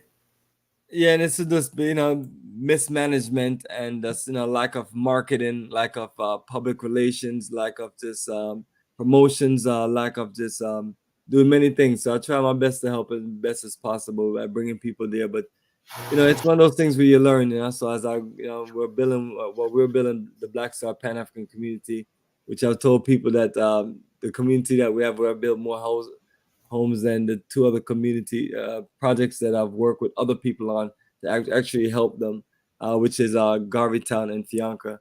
But those two are unfortunate. But we're here and we're building a good energy, and I'm telling people, with your support and your energy, and with us working together as a people, we can deliver anything. So what I want to talk about next is just play this one last video. And this one is why the colonies declare independence. So that's the whole thing that we're dealing with today. There's a whole lot of independent movements because everyone wants to build what they want to build and have their peace of mind and be in control of their destiny. And somehow we're caught up into everybody else's destiny. Yeah. So, and I don't really know if most of us really want our own. I hear people talk about it. But as we can see, brother, every single video that we have shown about nations and what they have to go through, they were prepared, they were ready, they were organized. So yeah, they want to control their own destiny. No group of people want to sit back and be like, "Hey, somebody could change their mind or whatever like that." And next thing you know, you're out. Damn, I'm stuck between a rock and a hard place. You're being extorted and shit, threatened and everything like that. Who wants to live like that? It's like we're the black people in the West, man. We just so used to taking shit. We just basically go any place, and it happens even on our mother continent. We can't be in a situation where we're being taken advantage of and stuff like that. We have to be strong. You saw the Jews did, right? They formed their own militia. That was basically saying that, look, you fuck with us or whatnot, we're gonna defend ourselves. That's everybody. When I did club security, right? What made club security work? When you do a club, you got to have security. You have to have big dudes out there that people get out of line. They know they're going to get handled. Why do we have police? Why do we have military? Why do we have all these things? Why do we have weapons and everything? You have to have that. If you're not willing to do that, then forget about building anything. You have to have some sort of thing where you have accountability and checks and balances, and people are held accountable for what they do. If you're not doing that, you're living in fantasy.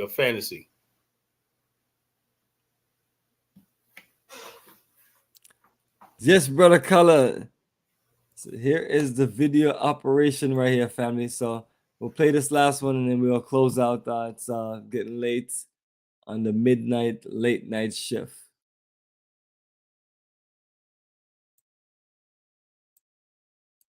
Independence is going to begin with something that sounds really, really boring. But in fact, the British Tax Acts that Great Britain imposed upon the colonies between 1764 and 1783 are not only essential in understanding the path to independence, but were also quite scandalous at the time, and therefore maybe not so boring after all. The British provided significant support to the colonies during the French and Indian War. In fact, King George III thought this support so significant that as soon as the war was over, he began to tax the colonies for imported goods that the colonies couldn't otherwise produce themselves. It all started with the Sugar Act in 1764, which didn't just create a tax on sugar, but all imported goods that the colonists bought. Now you have to remember these people are being taxed by a government in which they have no representation at the time. So the colonists were upset that they had to pay tax to a king who oversaw a government where they weren't even represented. They didn't even have a say. There were a lot of products that the colonists just couldn't make or grow themselves at the time. A lot of these products were things like sugar, molasses, paper, glass, lead, paint, tea. All of these imported products that the colonists bought now had a new tax on them. By the time 1773 rolled around, the colonists had been taxed off and on for different products. And a new tax would come along, and then it would be repealed. But the one tax that was never repealed since 1764 was tea, the tax on tea. So in 1773, the colonists had been paying tax on tea for almost 10 years. And I cannot emphasize enough how important tea was at the time.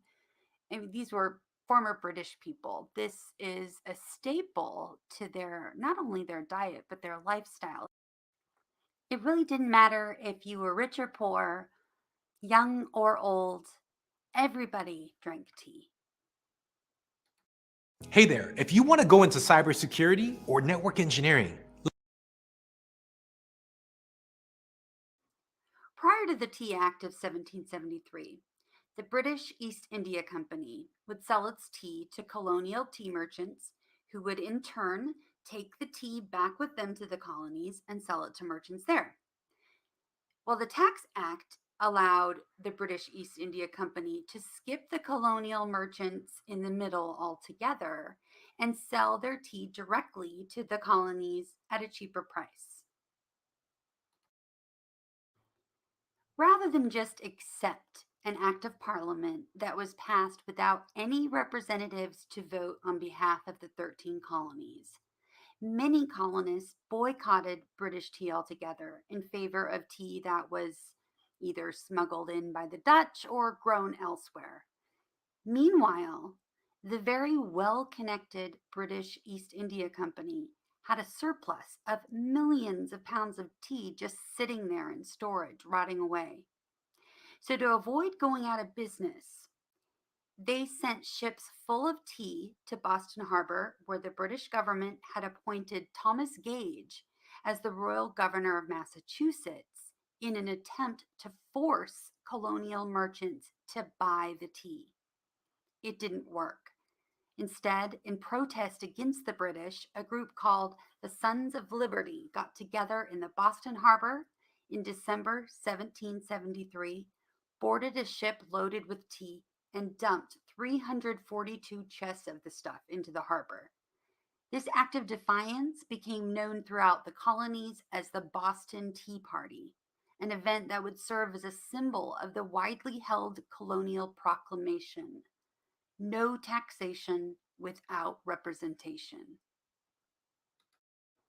British backlash came in the form of the Intolerable Acts of 1774, known in Britain as the Coercive Acts. They were 5 acts passed by British Parliament that triggered the Revolutionary War and eventually independence from Britain. The acts created martial law throughout Massachusetts and closed the port in Boston until the colonists paid for the damages incurred by the Boston Tea Party. It also mandated the quartering of British soldiers by colonial households. Anytime a British soldier wanted to enter a colonial household and hang out or shack up, they could do so without permission by the homeowner. Imagine the terror that this produced. Martial law was imposed on Massachusetts. While the colonies had always been under British rule officially, in practice, they had ruled themselves for over a century. In the case of Massachusetts, it had been making its own laws and governing itself for over 150 years. And then, just like that, they were under martial law. Just a few months later, the First Continental Congress convened in September 1774. It was attended by 12 of the 13 colonies. Georgia, the youngest colony, wouldn't attend until the following year. The attendees really were not interested in talking about independence at the time. They were more concerned with petitioning King George III to hear their grievances and to expand further upon existing boycotts of all things British. They did this in a written declaration known as the Suffolk Resolves. There were a few delegates who still felt a glimmer of loyalty toward the British Empire. So when drafting the declaration, these loyalists made an effort to temper the language of the more rebellious patriots in the group. This didn't matter. An enraged third considered the Suffolk Resolves to be a blatant act of rebellion. In retaliation, the American Prohibitory Act was passed by Parliament in response to the petition. The act was basically a tit-for-tat response that countered the colonies' boycotts of British goods with similar boycotts of American goods. Before long, an increasing number of British soldiers appeared throughout the colonies, followed by outbreaks of conflict, beginning with the Battle of Lexington and Concord on April 19, 1775. The independence of the colonies had yet to be officially declared, yet the Revolutionary War was on. The Battle of Lexington and Concord was fought only a month prior to the Second Continental Congress, so it was still fresh in the minds of the delegates when they met. And the next battle was only days away.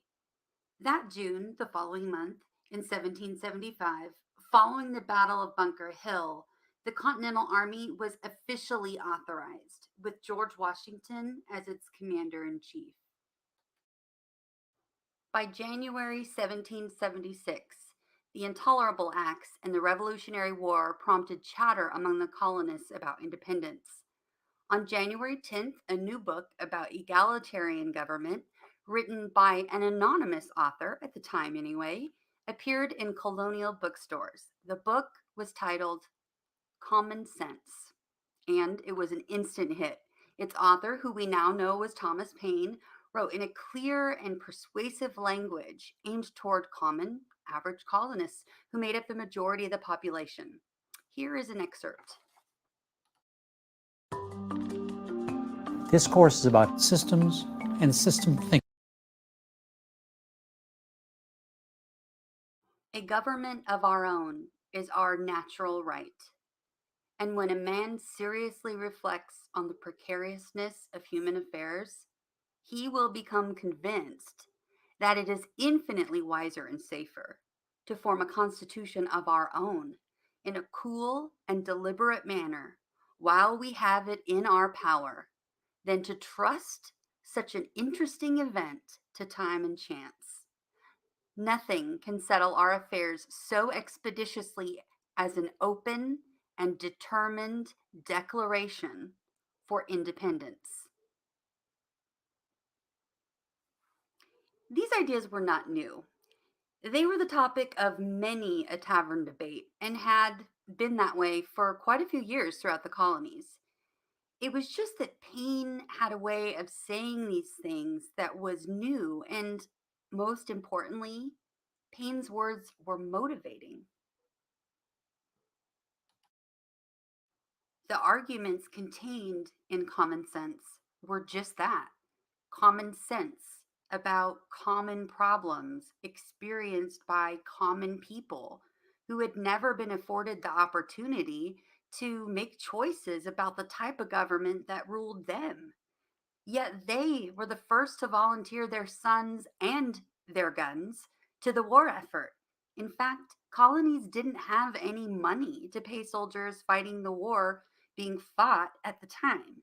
Instead, soldiers grabbed their own firearms, if they owned them, and took to the field. They ponied up their own resources to fight against the British. And for what? For years, soldiers were paid little more than IOUs. Before long, they were losing everything they had worked for. Banks were foreclosing on their property because they wouldn't honor the IOUs as money.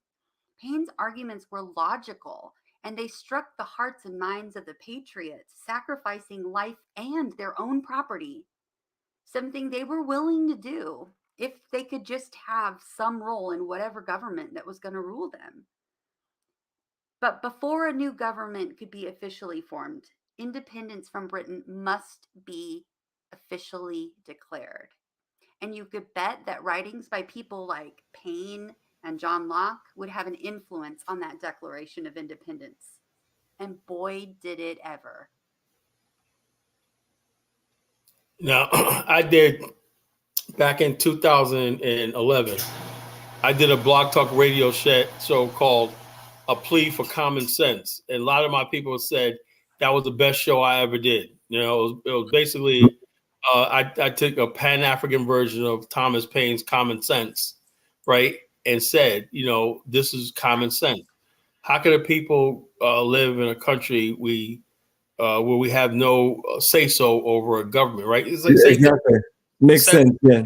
So people say, Carl, are you quoting the white cracker? Look, I'm just going by. Why does it matter about these things when people start talking about white folks, man? Whatever's right is right, you know? Yeah. Look, we're getting holes by the bridge. The British East India Company. So what they did, so how dirty they were basically getting tea from India and dumping it on the colonies. And then the British government taxing them. Of course, that's going to cause a thing. And the British saying, what you going to do about it? So, and also you had the loyalists, right? The loyalists are people who basically were loyal to British. But do you know, like half the population didn't care one way or the other, right? You know, that was mostly in Massachusetts, you know. And then some people like Southern people like Jefferson went along with it and stuff like that. He basically, like when the question's asked right here, Professor Jones said 69 project. Yeah, well, a 1619 project, you know, I mean, they a little more depth, right? The slavery was a main thing of the thing, but the bottom line is that wasn't the only thing, right? Because the British were talking about abolishing slavery, you know. They were not talking about abolishing the slavery, so that you can't say that the colonists went to war because they want to preserve slavery. That wasn't going to happen. What can be said was the fact that when it came, you saw the way they was treating the colonists, right, like animals and everything.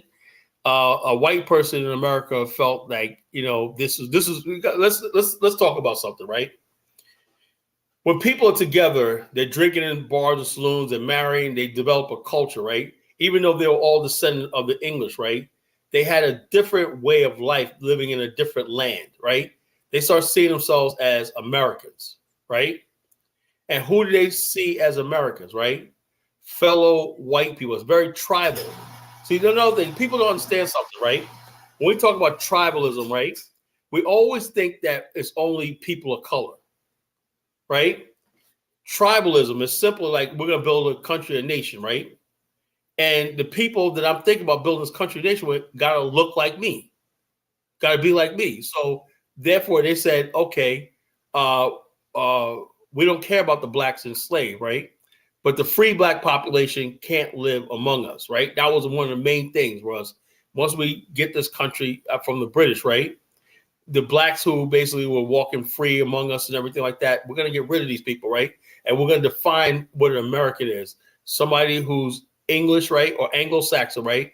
Or a European, right? Who assimilates into a thing.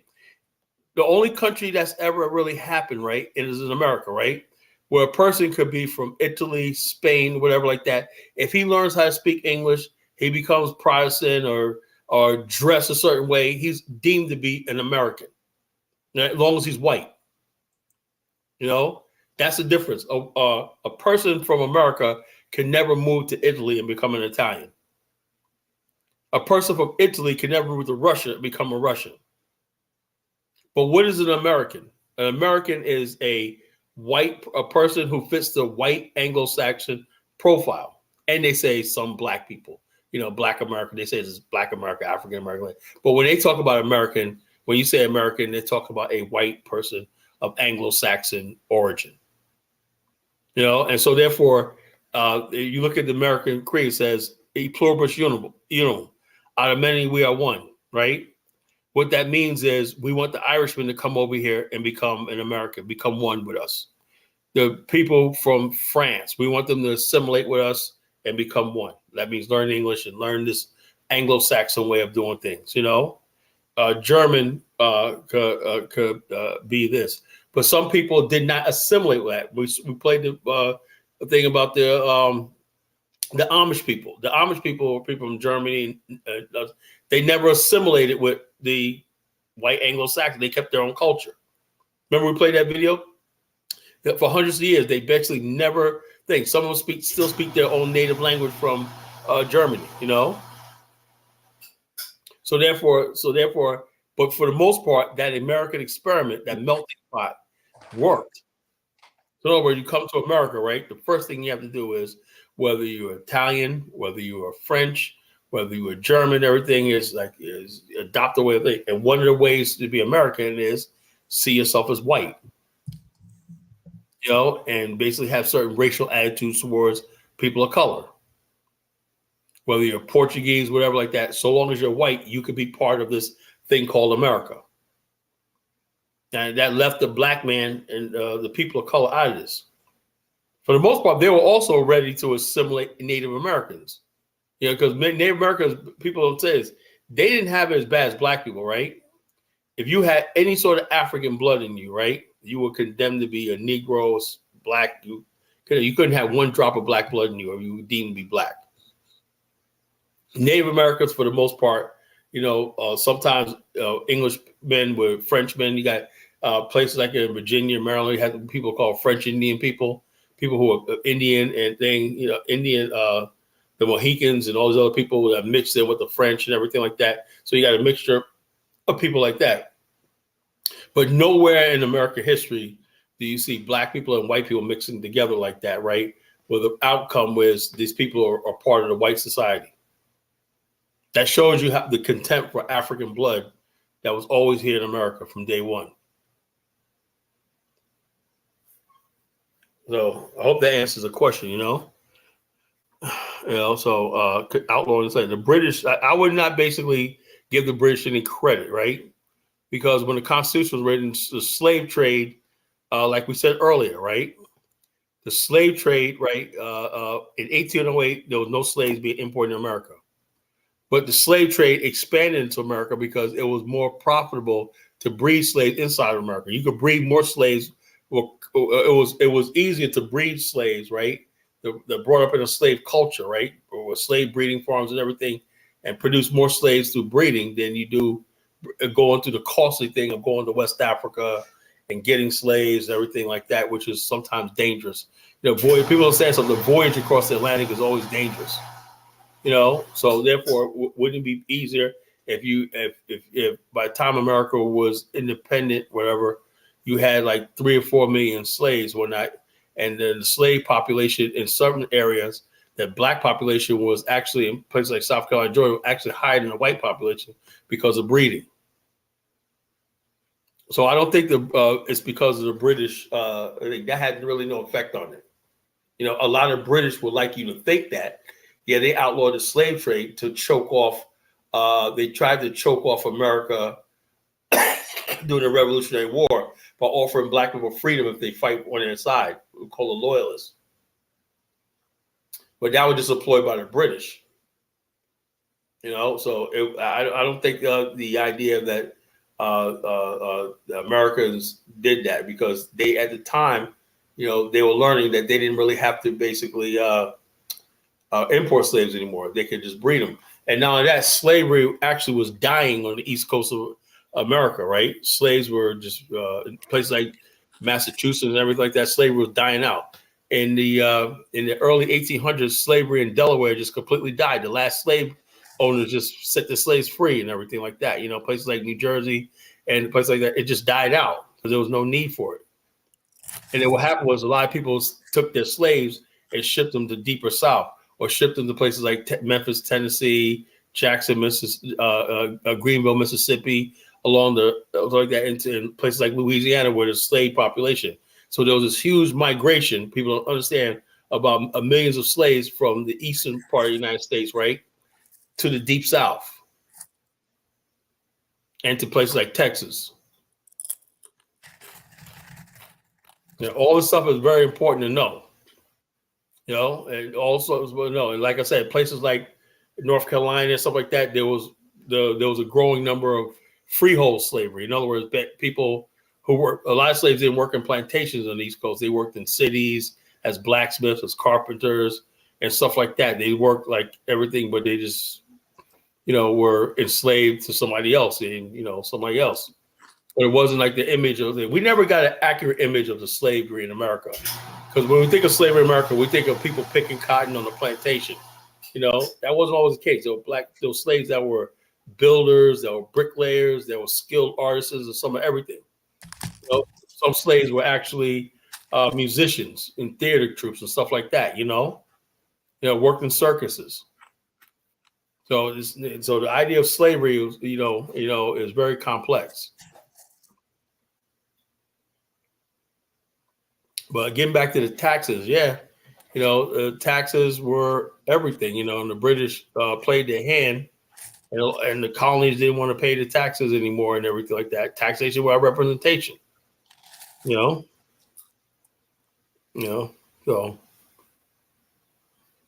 he said, make your point that America's any European rather than certain colony doesn't want to be returned to Europe. Well, it doesn't want to turn. No, it doesn't matter if they turn to Europe or not. When you become an American, right? American is an attitude. If you lived in America, you understand. I could tell a white American from a European in a minute. America is a certain attitude, certain air about Americans have. I met white people from different parts of the world and stuff like that. The American is definitely different, good or bad. The American is something different in the white world. The American basically just sees himself as white and American and everything like that. When you go to other cultures and everything like that, they'll say, I'm an Italian, I'm a Albanian, I'm a Russian, whatever like that. An American is a white person. When a person becomes an American, like I had a lot of Italian people, right? And basically, you start talking and you start joking and they'll remind you, I'm white. Well, you're Italian, whatnot. You just came off the boat. I'm white. Only thing white about you is your skin. I'm white. They want that white identity. So don't let a lot of Italians fool you. When I was growing up with them and whatnot, sometimes they basically in their Italian culture, like they're trying to do now, Italian family and everything like that. Look, they cherish that whiteness. Same thing with Jews.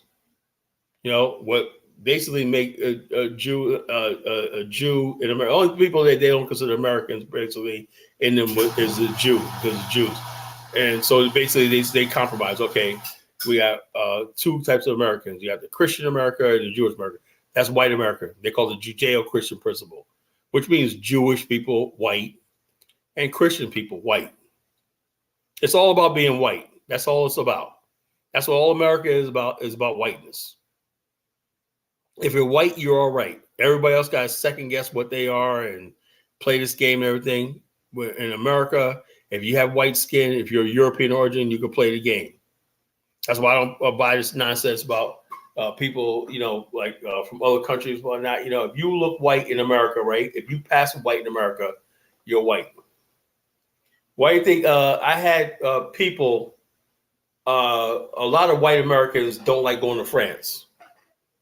They don't like going to places like Australia.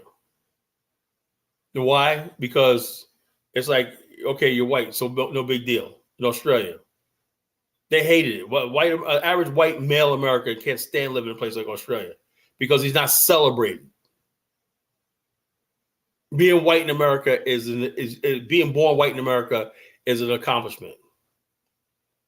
And you got some people from Europe who come here, they say they don't like the thing. I had a guy, a friend of mine, I could probably call him a friend of mine. He was from Iceland, right? And one day I had bought a radio from him, right? A radio card I had put it in my Jeep, and my clips, my Mitsubishi clips, I didn't, but I bought a radio from him, one of those radios that you can pull out and stuff like that. So I bought a radio from him, right? So I went over his house to put it in, right? He's from Iceland, right? Real nice guy, right? Real nice guy. And he was asked me, right? He says, "How do you live in this country?" I go, "What are you talking about?" He goes, "Man, the racism you guys go to." I said, "Wait, yo, man, what are you talking about, bro?" And he goes, "Man," he was just telling me all these stories about where he works at. He goes, as soon as he'll be working at a place, a black guy comes in, "Hey, what's up, bro?" And as soon as he walks out, they're like, "That stupid nigger," and all stuff like this, right? And he said he worked at a place called Bamboo Hut. Do you remember Bamboo Hut when you was here in Virginia? It was a Chinese restaurant, takeout. You probably, it was on Virginia Beach Boulevard. You probably don't remember that. Remind me. Well, anyway, he said he worked, and they were all Koreans there, They served Chinese food, whatever. And he said he worked there, right? And he said, look, he goes, they will always say the niggers and like that, nigger this, nigger that, right? And he basically said, "Yo, look, man," he goes, "I'm going back to Iceland." He goes, "We don't treat people like this." He goes, "I meet so many black people. They're such good people and everything, but this country don't want to give them a chance. All they do is, every time I meet white people, it's always something racist out their mouth. They always talk about black people like they're dogs and they're nothing." I said, "Yeah, I know." He said, "Nah, man, it ain't cool, man." He said, "This ain't cool. This can't go on, man. I don't know what you people are going to do, man, but this country is not for you." A white guy told me that from Iceland. He said, "Man, as soon as I get myself together, I'm getting the hell out of this country." He said, I'm not going to buy into this crap. I'm not going to buy into this. I'm not going to be like them. He goes, all they do is talk about black people this. He goes, "You got white people back there, but those white people, they don't work. They don't do nothing. They do drugs over there. All they do is talk about how black people are lazy, black people this, but and they ain't worth 2 dimes to rub together, There's a guy, he's from Iceland. And so I said, "Yeah." He said, "Yeah, man." He said, "In Iceland, man," he said, "we don't have that over there." He said, we just cool with everybody, and you cool and everything like that." He said, "We got some bigots, but for the most part." But he said, "But in this country," he says, "almost every white person you meet is racist." And I was just like, "Yo, that's when that was back in like 2007 when Obama was first running for presidency in 2007. And that's when I got on social media, right? And after hearing that right now, I said, look, it's time for me to build a colonization again. After hearing that, he said, look, man, he says, "Bro, you got to do something because I feel for your people in this country." And he told me that, a white man from Iceland. And he said, "This country, whatever it is, man, is not for you." He said, as soon as I get the money, whatever like that, I'm getting the hell out of this country. I've never seen it again. Yeah, he just telling me all these stories, man. These people just racist. And basically, by the time he was done, he was like in tears. He was crying. He's like, "Man, I'm just sorry, man. I'm just." He was like breaking down in tears and crying. To me, a grown man was crying. It's like, I can't believe this, man. I never believed a place is just so evil. He said, "You people don't do nothing to these people, but they hate you so much." So that's when I made my mind. I said, look, yeah, it's time for it to be the nation of our own. So, call a book called Bad Slaves, Slave Hiring System, Charleston, plus slaves being loaned out as tradesmen. Yeah, that was it. But you never see that in movies and stuff like that. Every time they do a slave play, I don't know. I think it's something sexual. I think people like seeing black people on a plantation. Black slaves did all the work. Why do you think our ancestors, when they were to go to Liberia, they was able to build a society? Because of almost everything in the South, black people saw. How do you know about trading and buying stuff on credit and stuff like that? How you operate a mill? How was they able to set up all these things in Liberia? Because they watched and everything, They were able to, they had skills. They had all that stuff like that they brought to Liberia. Our ancestors weren't stupid. Yeah, and also there was a story I read where this white man had a little bit of money from Boston, right? And right around the time the Civil War almost broke out, right? So he sold his business in Boston and he settled down in Louisiana, right? And he wanted to contract out. He found that he could lease out black slave labor, right, to do brick making, you know. And what happened was the Civil War broke out. He lost all his investment. Slavery was getting to that point where the laboring skill class were people. In other words, if you're a contractor and builder, whatever, or manufacturer, right, you could have a skilled population and not pay them anything. Or you pay the owner of this slave. So in other words, if you own 30 slaves, right, you can make more money leasing them out than you could on a plantation. You know, you can lease them out to dig a canal. You can lease them out to build a railway line. You can lease them out to build a road, dig a ditch, whatever like that, and you collect the money in your hand. That's the brutality of slavery, you know, in America. It was getting to that point. So people don't even know. So when we watch movies and talk about slavery, what do you see? People, plantation house, the people on slave. That was just one part of slavery. Just black people picking cotton. African said, "You guys just pick cotton." No, we did more than that. You know, we did more than that. All the freaking work you see, or anything dealing with hard labor in this country, was done by black people, and they weren't paid for it. You know, they weren't. ISS weren't stupid. You know. And then after slavery, they basically, white people had to start paying black people for labor. So they came up with another scheme, right? You could be a skilled tradesman, right? But you couldn't get a license. You have to have a white person that has a license, right?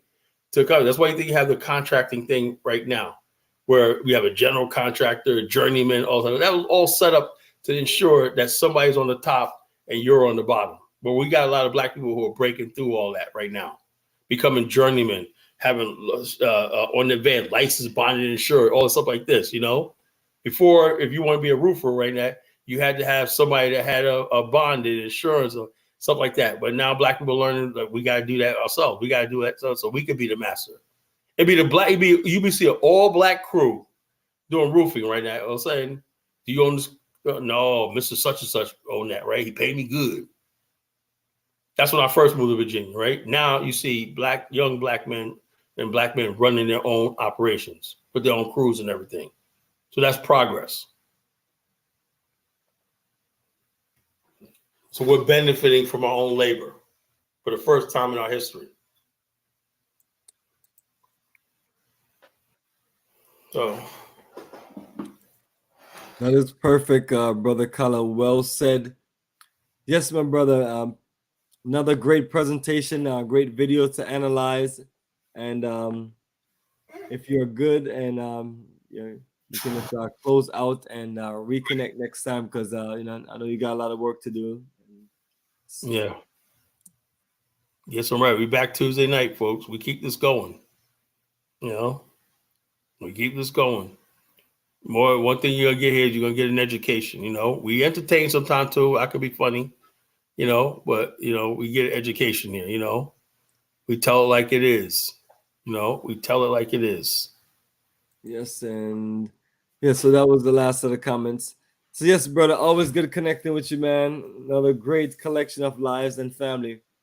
You can always go back and watch our incredible collection of live video presentations, and we go into all different kind of things. So check it out on Facebook, share on Twitter, put the message out there. You know, if you learn something tonight or not, or if you disagree with me, send this around. See what Kyle said. Will you agree with or not? Bring on. Maybe that person will come on here and debate me.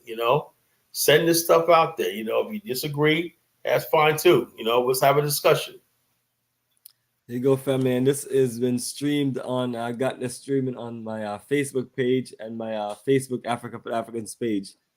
So that's trying to get the information out so more people can join us and join this energy. So, and that's why I played, always try to play as much on Liberia as time go along and get people open up, we're getting people.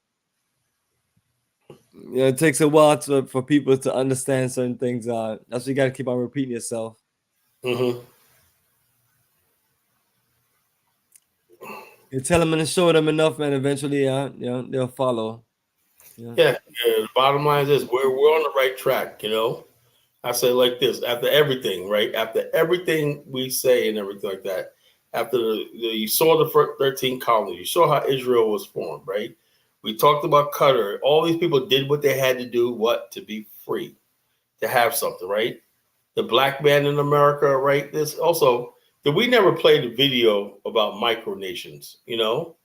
The next show we're going to do, we're going to talk about micronations, you know, how they formed, are they possible, and stuff like that, you know? The bottom line is this: there's all kinds of nations being formed right now, you know, micro states and stuff like that, you know? And the whole idea is you cannot have wealth without land, you know?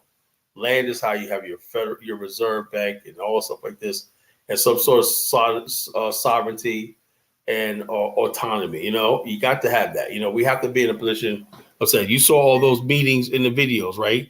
Where they disagreed about the civil. Do you see men on both sides on a round table discussing, you know? There's never been that as far as the black man is concerned in the West. Show me the big round table, we sitting on one side, the white man sitting on the other side, we're talking, you know, negotiating. They don't have to because we have no power. You know, at least with the Indians, they did have peace pipe and treaty and whatever like this. There's never been a treaty signed by the black man in America with anybody. You know, never. You know? Kyle, have you read Bomani? You should read the book Elephants in a Bamboo Cage, Scattered Assets, which discusses America's mindset and the Pan-African solution. Thanks for my show. You know, Elephants in a Bamboo Cage, Scattered Assets. Yeah, thanks for that show. No, I'll look for that. You know, Elephants in a Bamboo Cage, Scattered Assets, and which discusses America's mind and the Pan-African solution. Yeah, the bottom line is the main thing is just to do it. You know, we've been talking for hundreds of years. Now it's the time to basically say, yo, look, it's time for us to build. It's time for us to invest in Africa. You know, to pull our money out of America and start investing in African investment funds and stuff like that. You know, we can pull billions of dollars out of the American economy and invest in Africa if it's done right on both sides. You know, but to get to that level, we can't be dealing with the jokers we have right now, you know? We can't deal with irresponsible governments, right? We have to be in a position of power and strength and everything on both sides of the Atlantic to make it happen, you know? We can't deal with jokers and everything. We're asking people to invest their 401ks, their pensions and stuff like that, you know, their life and everything like that, you know, their health and strength in their future. We have to have it right, you know? I think we're doing down the right road. Building our infrastructure on the African continent, you know. I don't see why anybody would be against that, you know. That's just basically looking out for our own interests. Everybody else, as we chose tonight, look out for their own interests. They don't leave it to chance, you know. So it is what it is. Absolutely, brother. Color Genesis breaking it down, family. Another Afrikstan analysis, all about nation building. So I'm going to close you out with some beautiful music from Meliganji, Sons of Africa, and then enjoy the beautiful slideshow of all these incredible pictures that we have across the world of Africa. Shining bright forever and ever. Come on and move away them dark clouds. Shining bright forever and ever. Oh, Sons of Africa, shining bright.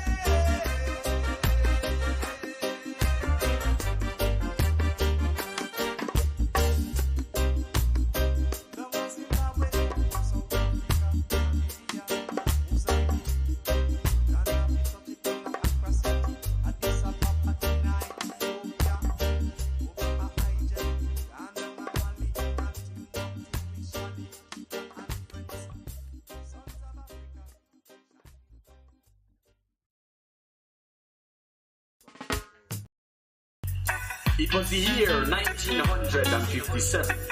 The African Republic of Ghana regained her independence from colonial forces under the careful leadership of the Honorable Dr. Bomani Nkrumah.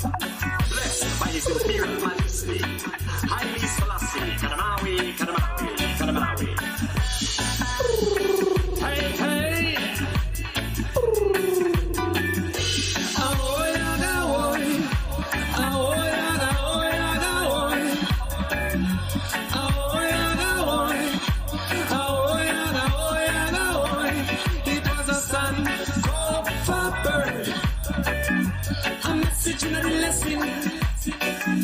Return to the roots. Come get your truths and your blessing, blessing. Son, go forward. A message and a lesson.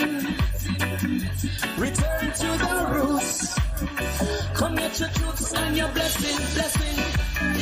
United we stand, and we standing strong.